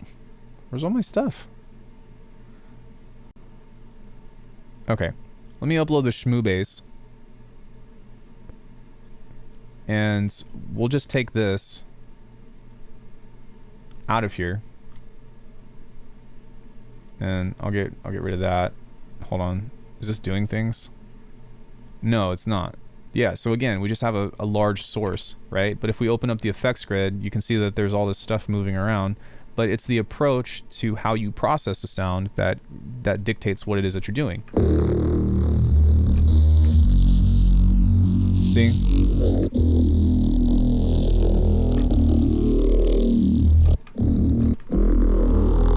So if I were to put like key tracking on here, and this is all with first party effects, so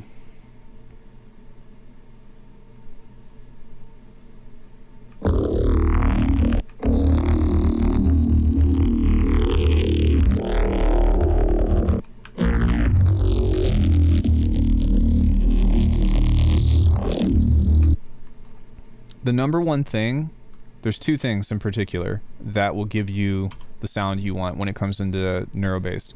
It's distortion and complex filtering. These are the perfect ingredients needed to make the perfect Neurobase. Everything else after that is just shaping timbre. But when it comes into complex filtering like this, it's literally just creating some kind of shape as such. And then where the real magic happens is paying attention to what frequencies you sweep. So,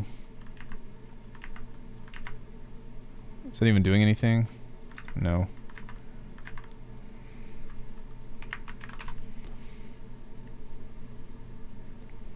So if you take this, you set it to smooth. Sorry, I don't know why my face is making such sibilant sounds at the moment, but yeah, take this, same thing. This one, same thing. This one needs to go further. This one can go down.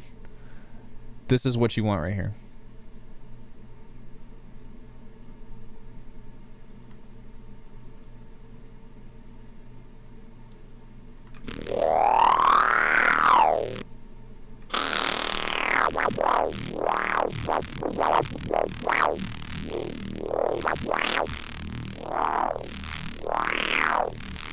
So the issue with this is that it's going up too high, so we need to keep it... There we go.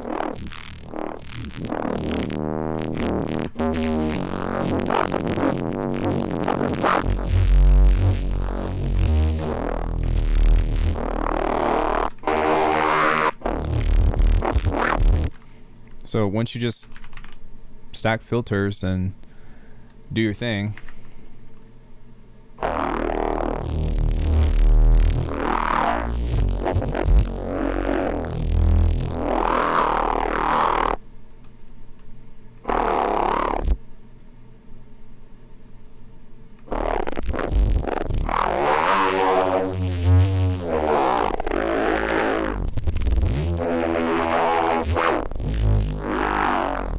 yeah, but what I'm saying is that's, or sorry, I think that's the point that most people miss, is it depend, like, it's not just, sorry, let me start over. It's what frequency ranges you pay attention to when you filter.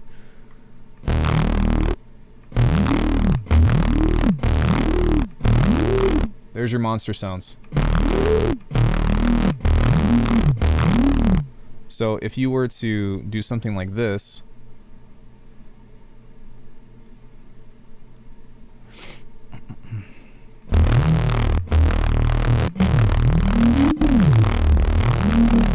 then you add in something like this,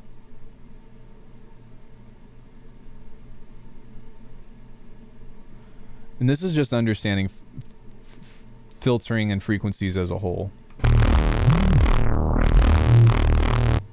Maybe I back off of that.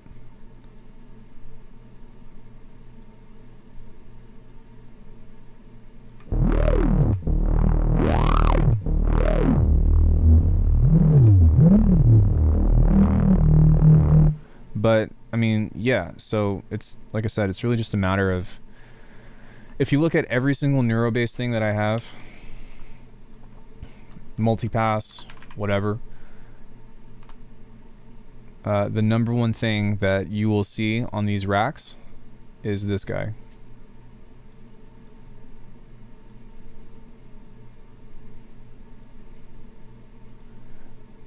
See? Pull up some stereo. These guys. This is all you need. If you're doing sound design, like, fuck latency. Don't worry about it. Like, don't sweat it, dude. Don't get too caught up in all that shit with latency and this and that. Like, you're making sounds. You're gonna print it to audio at some point anyways.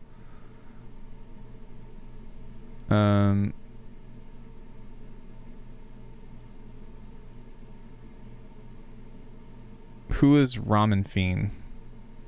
Somebody just sent me something. I don't, with zero context. Who the, like, how am I supposed to know who you are? Oh. Yeah, like, say hi, say hi or something, bro. Like, you know what I'm saying? Like,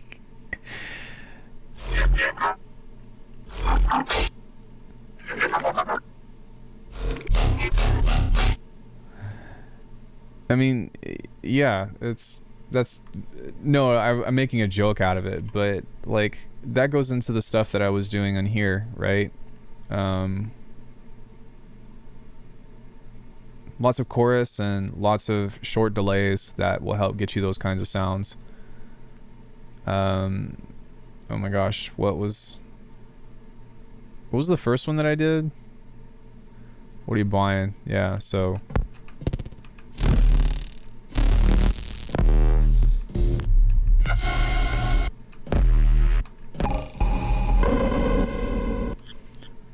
if you were to take a vocoder of different sounds like that and then add a delay, I think that's the other piece of advice that I would give to people as well, is like, don't obsess over specific sounds. Like, really focus on building a range inside of things. And it's kind of like a backhanded comment, because it's really hard to make specific genres if you can't get access to certain sounds, which I do think that there's a merit for, but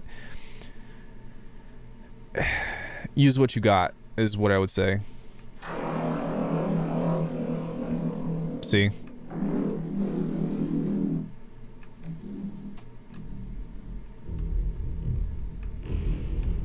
Having no warp on pitching down, then putting warp mode on pitching back up. That's all one sound. Yeah, that doesn't surprise me. I mean, from all the sounds or whatever that you can get from something like this, it's not...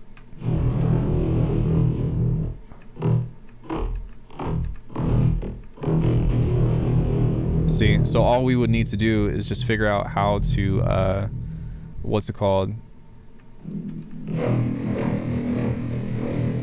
Is how to make this louder now. So if I, or not louder, but like make it more aggressive. So if I were to use something perhaps like Faturator.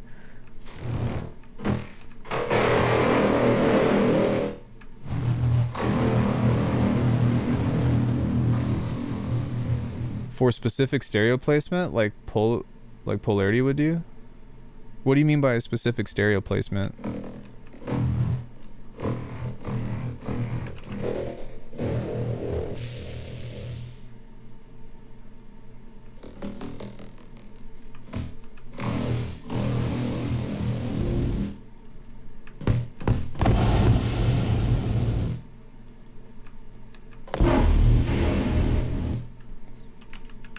Yeah, so, I mean, we're already pretty close. We don't need to...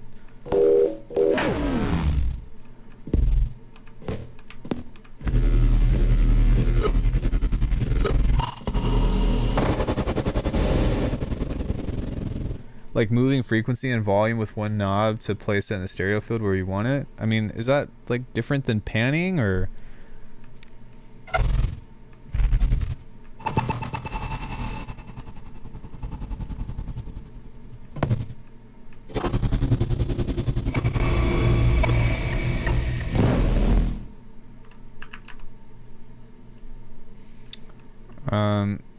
So yeah, I mean, once you have something like this though, right? Like we could easily do the same thing of adding another rack through this, and we'll make this something that's like gonna morph or whatever.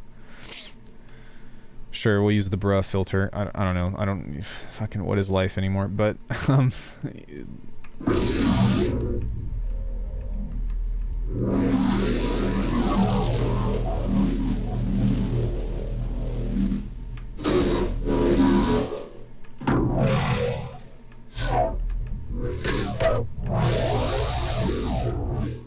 I mean,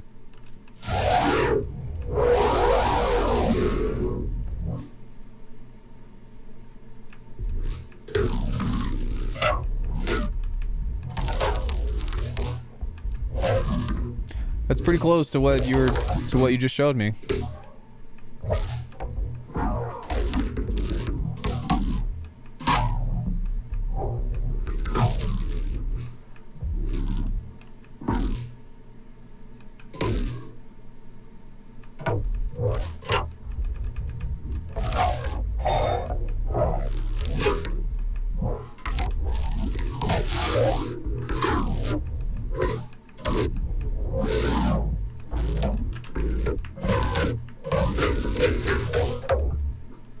But you get what I mean? So it's really just about, like, most of the time you're already there. Can she count as dubstep producer? Yeah, he's made dubstep. Look up Ohm from Chi. But a lot of times here's the thing is most people can get close on their own. The problem that people run into is how do you take it further? How do you take that specific sound that you're already kind of like dancing around and being like, oh, like how do I make it bigger? How do I make it fatter? And that's been a learning process for me as well. But the biggest thing is like when you think that you've done enough to it, you got to do more. Video game synths for fun. I've done some Metroid Prime patches. Yeah, absolutely.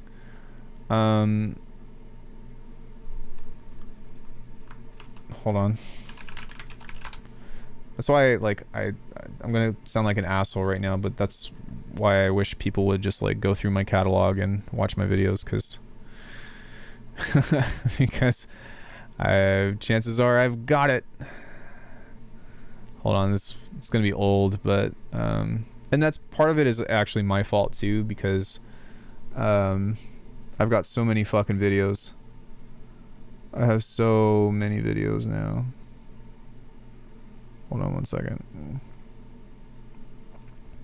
Okay, so here's how to make Castlevania inspired chiptune in Bitwig. And then there's another one that's further up somewhere here. Let me see where it is. It's a Sonic the Hedgehog bass.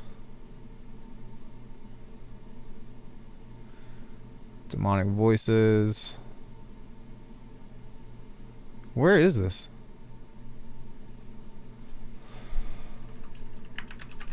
Alckemy Sonic bass.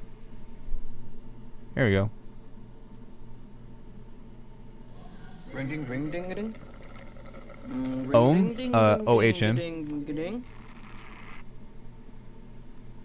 What's good, everybody? If you played Sonic the Hedgehog, Sonic 3D Blast, something like that, do you remember this tune? That's very quiet.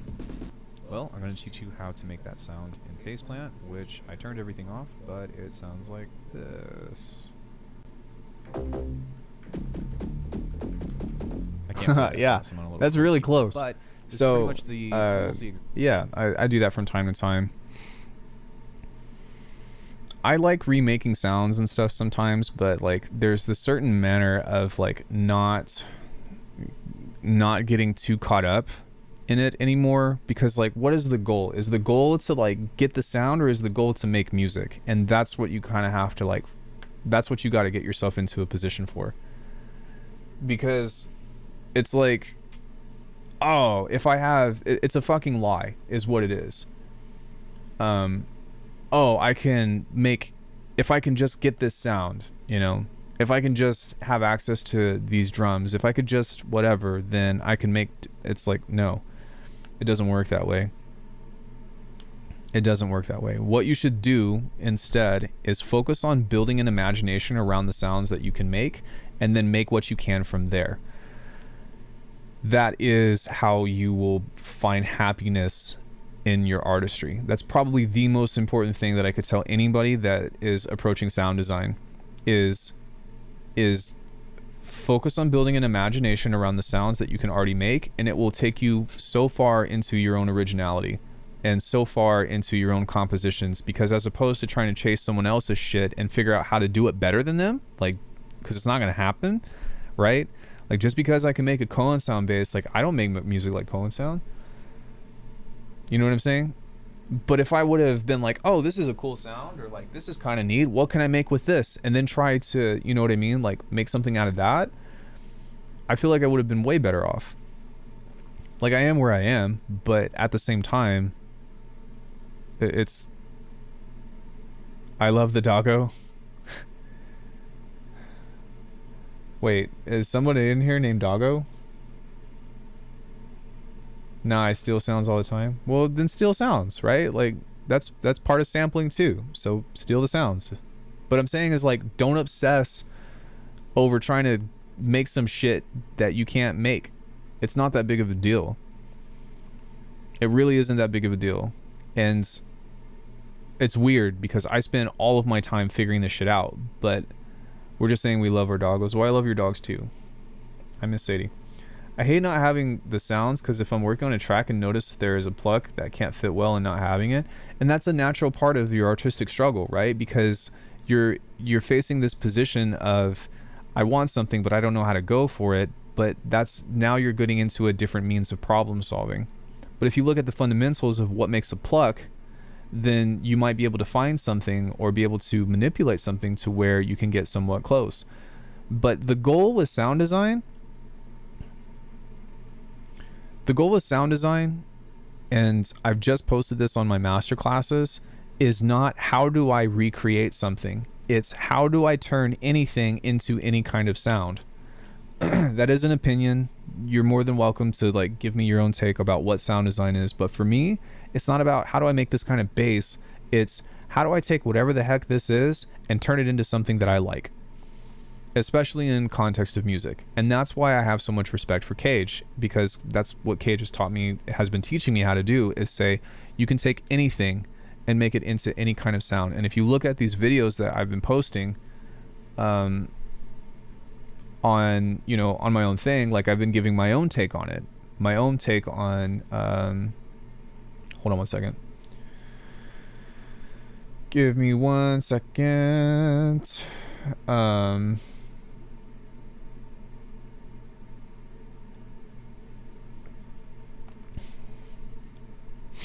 How to make how to make kicks out of virtually anything, how to make snares out of virtually anything, how to turn virtually anything into a bass. I've already done how to turn anything into percussion, how to turn anything into a pad. Those videos are available for free to everybody. But that to me is like the end game of sound design. And not as in like once you figure that out, you're done, but as a means of like, that is true mastery to me, of being able to say, okay, well, whatever this is right here, we're going to change that into a snare. I'm not going to do it right now, but we're going to turn that into a snare. Or, you know, we're going to turn it into a kick. We're going to turn it into a bass. We're going to turn it into a pad. We're going to turn it into whatever. Because that pulls you out of being so concerned with trying to do something so specific, that it allows you to become adaptable when you can't find what you need. I just want to make some bangers and I'll sample and recreate sounds to that end. Yeah, there's nothing wrong with that. Like, sampling is totally fine too. Like, just, you know, go sample some shit. I feel that I use game sound for background whoops. I've got some game sounds too, so by all means, like, you know what I mean? Like, there's no right or wrong to how it is that you do it. It's all about context. All about context. Why don't my basses sound like, you know, like Chi? Why don't my drums sound like Cage? Why don't my fucking atmospheres sound like Burial? Well, it's because I'm not them. That's why it doesn't sound like them. And if I want to know how to sound like them, I'll reach out to them for lessons. Well, I've never reached out to Burial, but I've reached out to Cage and Lee, and talked to Zane, and talked to the people that are making the music that I want to make, because what they're doing is, instead of teaching me how to make specific sounds, they're teaching me how to approach sound design. Does that make sense? Like, have you all noticed how much bigger my sounds have been lately? And I'm not saying that like, oh, I'm there or whatever, but like, they've improved substantially on that matter of like sounding like whole, because I'm still studying under them. I'm still learning about things that they're doing, and I'm sharing information with them. And so there's this huge exchange that's going on right now between us, that and with you all as well, right? Like, with everybody. That's what this community is doing.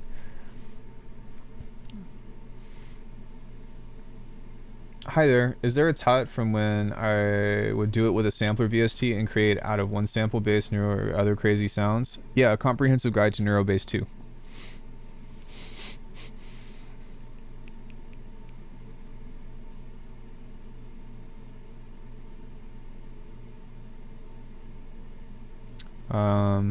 That was back in 2020, and then I also updated it for the masterclass stuff. But I mean, yeah, we've also done live streams where that was actually kind of a clown thing, but I had a high pass filter set on something, and I was like processing the shit out of this sound and it wasn't giving me any harmonics or any fundamentals, and I was like, what the hell is going on? And then I realized that I had a high pass filter on the whole channel. So that was a fun thing. I don't remember which video that is, but I mean, yeah.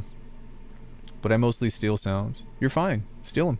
If you spend all your time thinking, how do I sound like X, then everyone who hears your music is just going to think they sound like X. Exactly. Like, I really want people to say, wow, that sounds like an Alucard tune or an Alckemy tune. Not, oh, you sound like Burial, or you sound like Lauren, or you sound like Chi.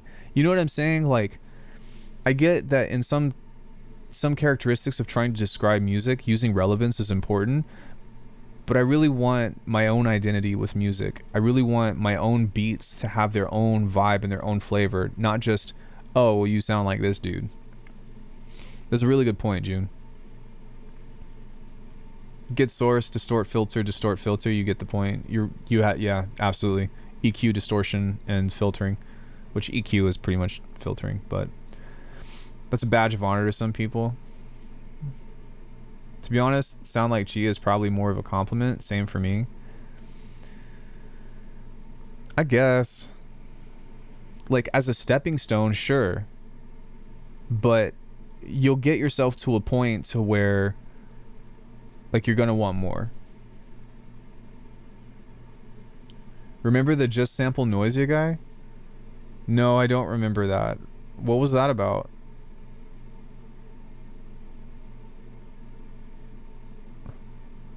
I don't know. Lots of I have so many conversations, so I apologize. Was it somebody that was trolling in the chat, or was it somebody that made a video? Sounds like a meme.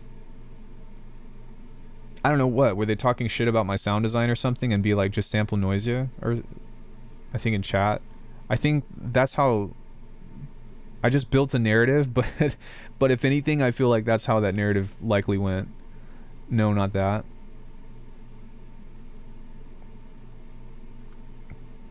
Spent too much time learning who I am to then turn around and try to be someone else. He was just trolling. Yeah, I agree, June. He showed up in chat saying there was no point in making Neurobase because Noisia did it. Oh, yeah, I remember now. For me, identity is way more in composition through its true iconic songs that are also recognizable by sound. Well, if you're in a genre, most of the time those genres are dominated by, you know, or sorry, I don't want to say dominated because there's space for everybody, but they're most likely attached to specific people, right? And Daft Punk use samples. There's nothing wrong with that. It was a person with an argument. If they want that sound, why not just sample it? Why the effort? Oh, yeah. I remember. I mean, they have a point. That's what Burial did. But he made it. It depends on what your goal is. Like, what are you trying to do? What are you trying to do, kid? You guys remember that? Metal Gear Solid 2? Grab a snippet from the song and throw it in Serum. In Serum? Oh, I guess you can import to Wavetable. What does it all mean? Yeah. I think... Good Snake, thanks. Thanks. I've been doing that voice for longer than I'd like to admit. I mean, Burial does a lot of post-processing. Right. And that's why I say, like, what is your intention? What is it that you're trying to do? When you point the gun at Sleeping Pliskin, yeah. I wouldn't do that if I were you. Longtime faith, Metal Gear. I love Metal Gear. Burial made it his own. Some people sample Cohen Sounds basses back in the day. It sounds obvious, like the difference in production style. Yeah, so, I mean, fuck. Like, that's what you're essentially doing with my patches, right? That's what the Eternum series has been is built around. It's to say, hey, here's some random shit.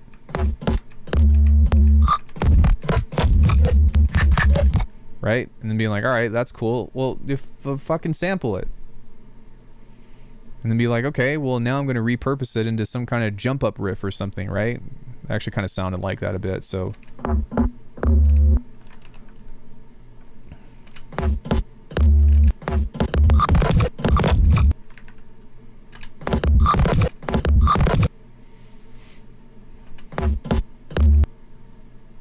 Right?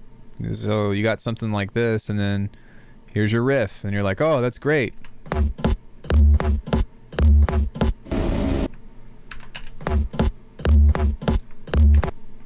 Actually, it's not bad.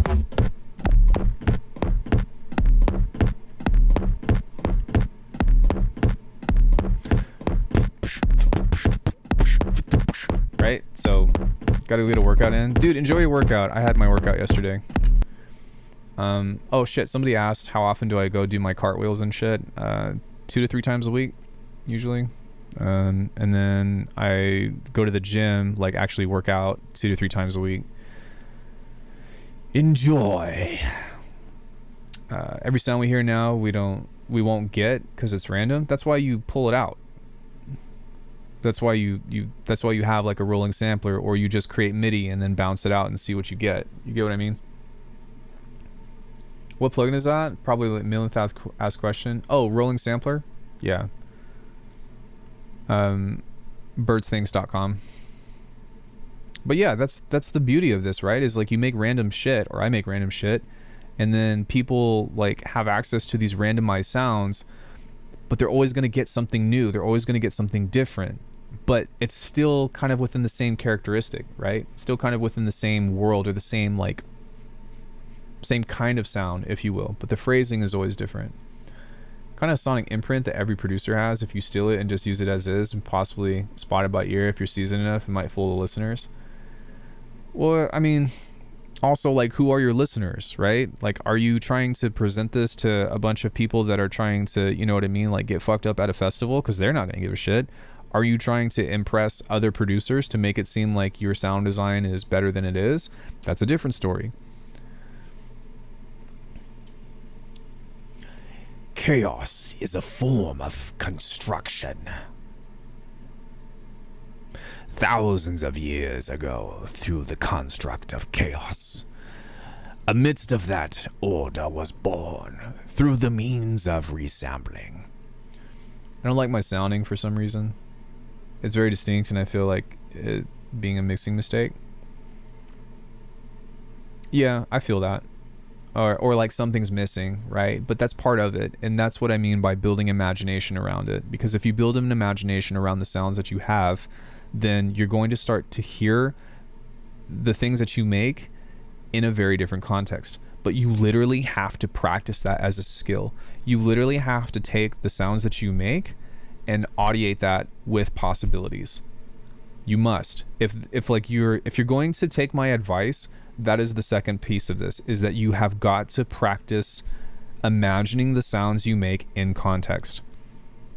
That is the number one skill I can probably say to you that is probably more important than being a sound designer at all. All my tracks that are put together have some weird timbre.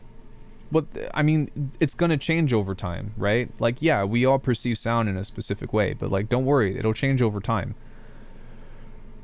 That goes into the design process, that goes into the imagination process, that goes into, you know, the choices that you make, because in some cases mixing is sound design, right? For example, like the way that I got this sound, like this guy so fucking fat, like that's really big. That's much louder than any other tune that I've made. The reason why I got it to be so loud is because I changed something with mixing, right? That would be the best skill to have, close to insanity. No, there's actually an academic term for it. It's called audiation. It's mainly used in classical composition, but it exists. But you have to cultivate that as a skill. You have to cultivate audiating the sounds that you have. A good one too is grabbing a song you like in your DAW and having the same structure. Yeah, be careful of that though, because a lot of times like you end up like comparing very closely and then being like, well, why doesn't it sound like this? And like you end up being disappointed. Only if I slap a Fletcher Munson curve on the master if I start to sound relatively on par. So that probably means that you've got some like second, third, fourth harmonics going on that are like affecting your sound. I think that you guys are going to like this video that I'm coming out with sometime next week, which is how to trial and error. But the synopsis of it is that in order for you to be able to trial and error or do it effectively, you have to... I fucked up, but I'll keep going. You start with a structure with known possibilities and you reach out with those possibilities, right? You start to say like, all right, I'm going to start with a square wave. Now, what can I do to the square wave? And then you've got this web of choices, right? That's how you begin the journey of trial and error. But in order for you to solve problems effectively, you have to be aware of what the problem is. And sometimes it's very difficult to figure out on your own, right? Sometimes it's really hard to be like, man, I don't know what the fuck is wrong with this and whatever. It's because we're not aware of whatever we did to make it like we went too far, basically.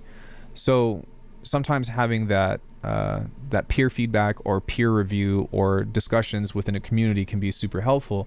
But as you grow awareness, that is going to change your mixing. That's going to change your design. That's going to change your approach. Your taste in music is likely going to change over time. because we get bored of listening to the same shit over and over again. Some people don't. I do. That's why I try to make a bunch of different genres, because I'm like, I've been making halftime for like ever, and now I don't get bored of it, but I'm like, I need a break. But if you love your stuff, you should be good, right? Well, yeah, because it's your music, so it's how you own it. The best way to learn how to audiate is to sing. I talk to my students about this every day. Yeah, and honestly, I learned about audiation through Corey. She's a classically trained composer. So, you know what I mean? Like, audiation, that is... But what you have to do is you have to say, all right, I'm going to pick a sound through here. And let's say, like, I have to use this sound. Wow. Okay, maybe not that sound.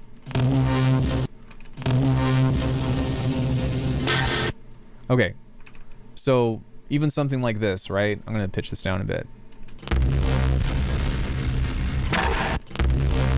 Well, I need to take this sound and think, okay, well, what can I do with this? Where can this fit musically or contextually, right? Because to me, this sounds like it would be a really good like Bram type of sound in an intro, or it also reminds me of something from Magmore Caverns from Metroid, right? So like a...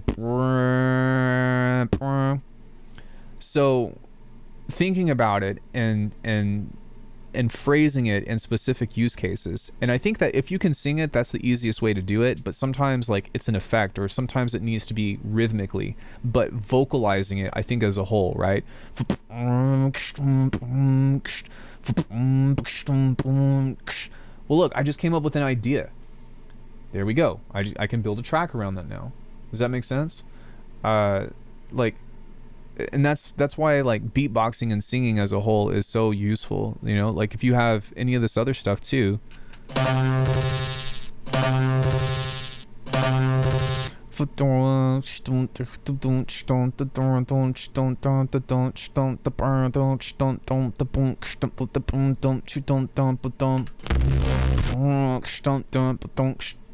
then you start doing it with multiple sounds. You start doing it, and that's one of the strongest ways to build a theme. But you get what I'm saying? It comes back to this idea of here's a bunch of random shit that I've made that I wouldn't know how to make in context. You have to practice contextualizing it both up here and also in practice. And that's how you effectively trial and error. Damn. That when you listen to and what influences you is also, yeah. And I think that's why like it's such a big trap to get into. I need to make music. I'll dip in if I have a break or no show. Yeah, no worries. Thanks so much, June. Take care. But that's why it's so important to focus on your own sound as opposed to how do I make a Cohen sound bass? How do I make a noisy bass? How do I do this, right? If you can figure out the mechanics to get kind of close and then process it on your own and then apply that scientific method of, I wouldn't say scientific method, but apply that mindset or that approach of trial and error, that is where you're going to find your own sound. That's where you're going to start finding shit that you're happy with. But if you're so married to your inspiration, it's going to be very difficult for you to find your own inspiration. For me personally, like I'll do these processes where I will listen to a bunch of external music and, you know, like sometimes take notes, sometimes just enjoy it, sometimes trick to it, whatever, like appreciate the music for what it is. But when it's time for me to actually write music, I usually turn the music off. I'm usually not listening to shit because I'm trying to say, okay, I've got all this stuff that has been inside of my head. Now I need to separate that and listen to myself. I need to listen to what's coming from me, coming from my own bias now, coming from my own things that I'm drawn to, as opposed to being like, okay, I'm going to make a halftime tune and it's going to kind of sound like Chi, it's going to kind of sound like Zayn, but it's going to kind of be like this, but not really like this. You get what I mean? Like that shit's like, that's not healthy.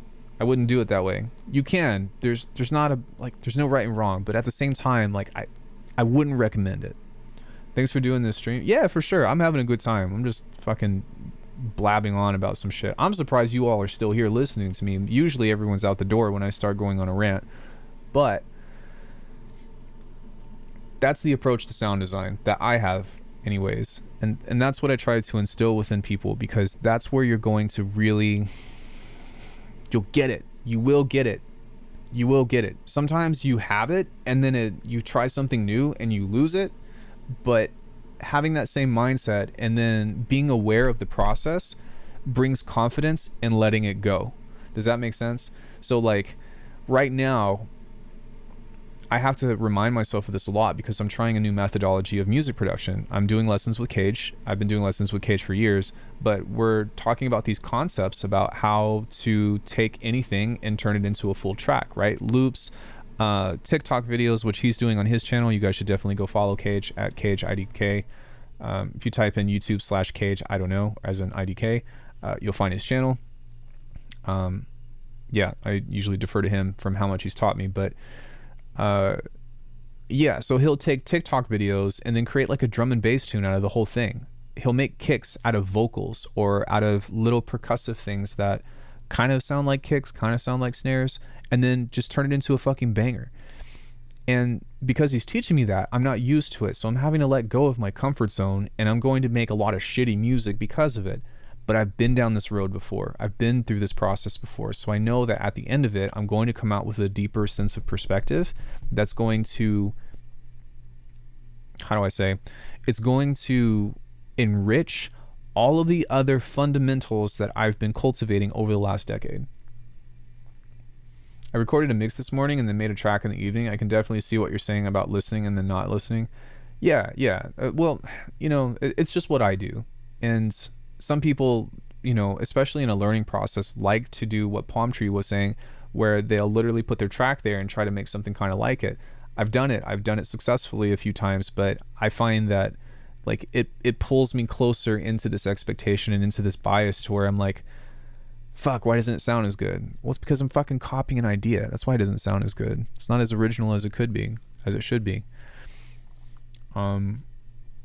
And sometimes when you turn the music off, you might hear a piece of inspiration. So like on that Ruminate tune that I played earlier, the different parts to where it has like the square waves and all that, like that was something that I took from Crafted in Ice, or that was something that I was inspired by, but I didn't go back and listen to it. I tried to just like feel it out and create something from memory of me listening to that song. Crafted in Ice is from Eckle. It's an amazing tune.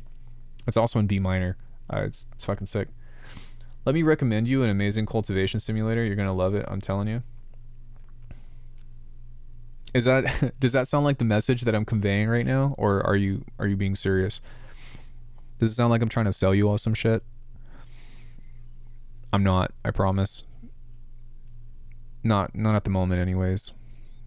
If you're watching my videos, I am trying to get you to like the video and subscribe and go to alchemy.com and book lessons and stuff. But as of now, I'm just shooting the shit and talking about things that I don't get to talk with a lot of people about.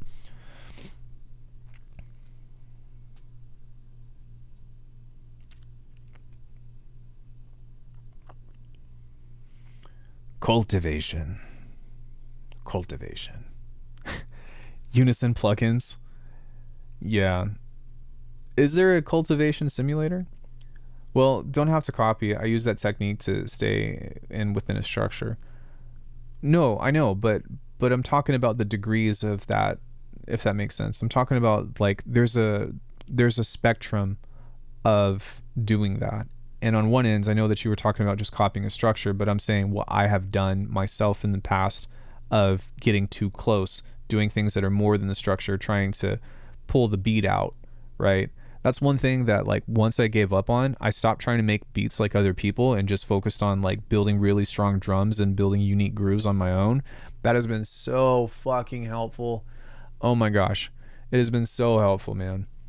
That was one of the most liberating moments with making tunes. I used to hate every single project that I started because I was trying to think like, how do I make a beat like this other guys? How do I do a pattern like these other people? And I was like, you know what?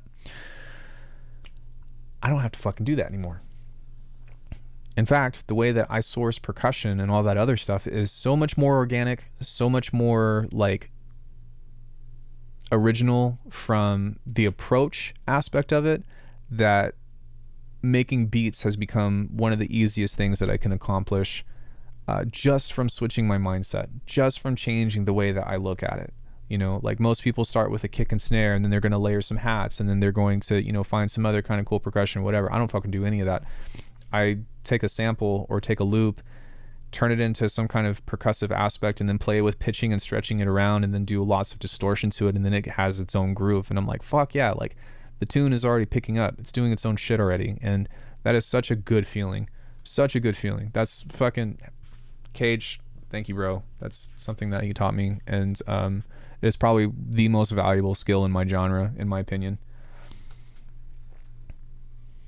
I often take inspiration from music that has zero to do with what you're producing. Yeah, I don't know if I do that or not. I'll have to think about that, but I think that's a good thing. It's much more fun because you have to adapt whatever you are inspired by into the context of a different genre. Yeah, I think that's great advice. It's a game inspired on Chinese martial arts and Oriental spiritual practices. Well, now it sounds like you're talking about something that I might already know about. What are you talking about?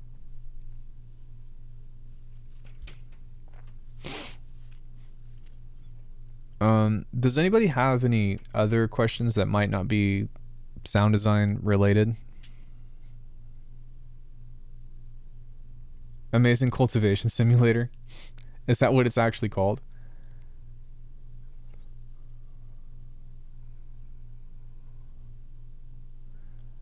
Oh, it's an actual, like, is this an actual game?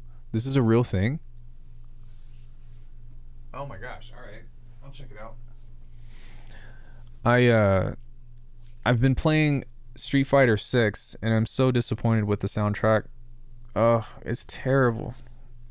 I'm sorry, no offense to, the person that, or the people that made that soundtrack, but fuck, man.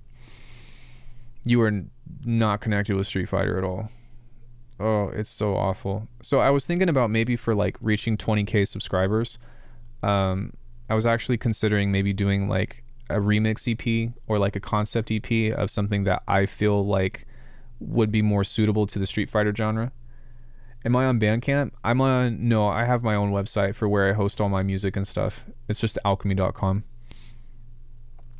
The reason why is because I get to keep all my royalties. But I would say, like, if you want to listen to my music, it's all here on YouTube. I'll send you Discord if you're interested. It's so time consuming. Yeah, I'll take a look at it. I might not like jump in and like totally, invest everything in it, but I don't know. Is there any other thing that you think would be cool to do for 20k subscribers? I think that I'm getting close to I'm like 2,000 away, I think. Which would be really cool if I could hit by the end of the year. I don't know if it's going to happen or not, but let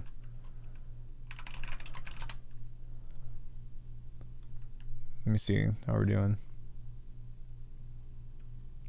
Yeah, I'm at 17,933. So if I can get 2,000 subscribers by the end of the year, we'll hit that.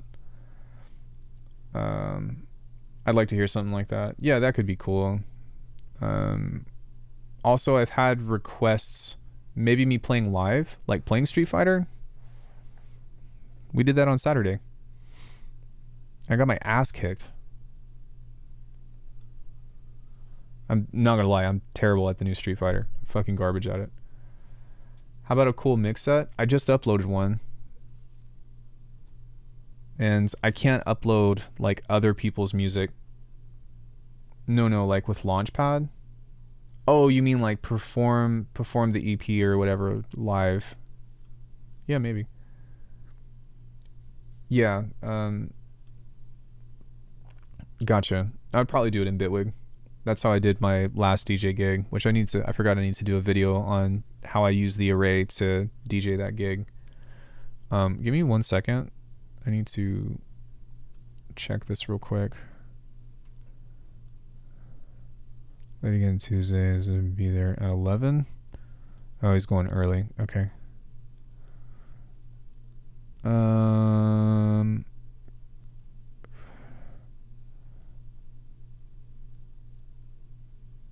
Oh shit. Okay, got it. All right, I'm probably gonna go pretty soon, everybody. Does anybody have any last questions before I dip? Sorry, I'm just taking a look at my texts, and there's some things that I need to respond to, business wise and personal life wise.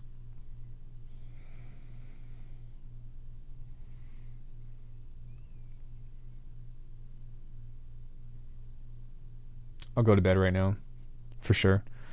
Much love, everybody. We also have a giveaway going on. So when we do reach 20K, I'll be giving away a copy of DisTube Culture. So if you guys could tell people about me, that'd be great. Get some subs in. Supporting the channel would be awesome. Jazz, I don't know if you left or not, but dude, thank you so much. I really appreciate that donation, especially like I feel really bad doing that or taking money from you right now. But much love, everybody. I will see you all on Wednesday. I'm gonna go flip tomorrow and hopefully do some cool stuff. But yeah, we'll be back. Maybe I'll make some tunes and we'll see what we're gonna do next. Bye, everybody. Have an awesome rest of your evening.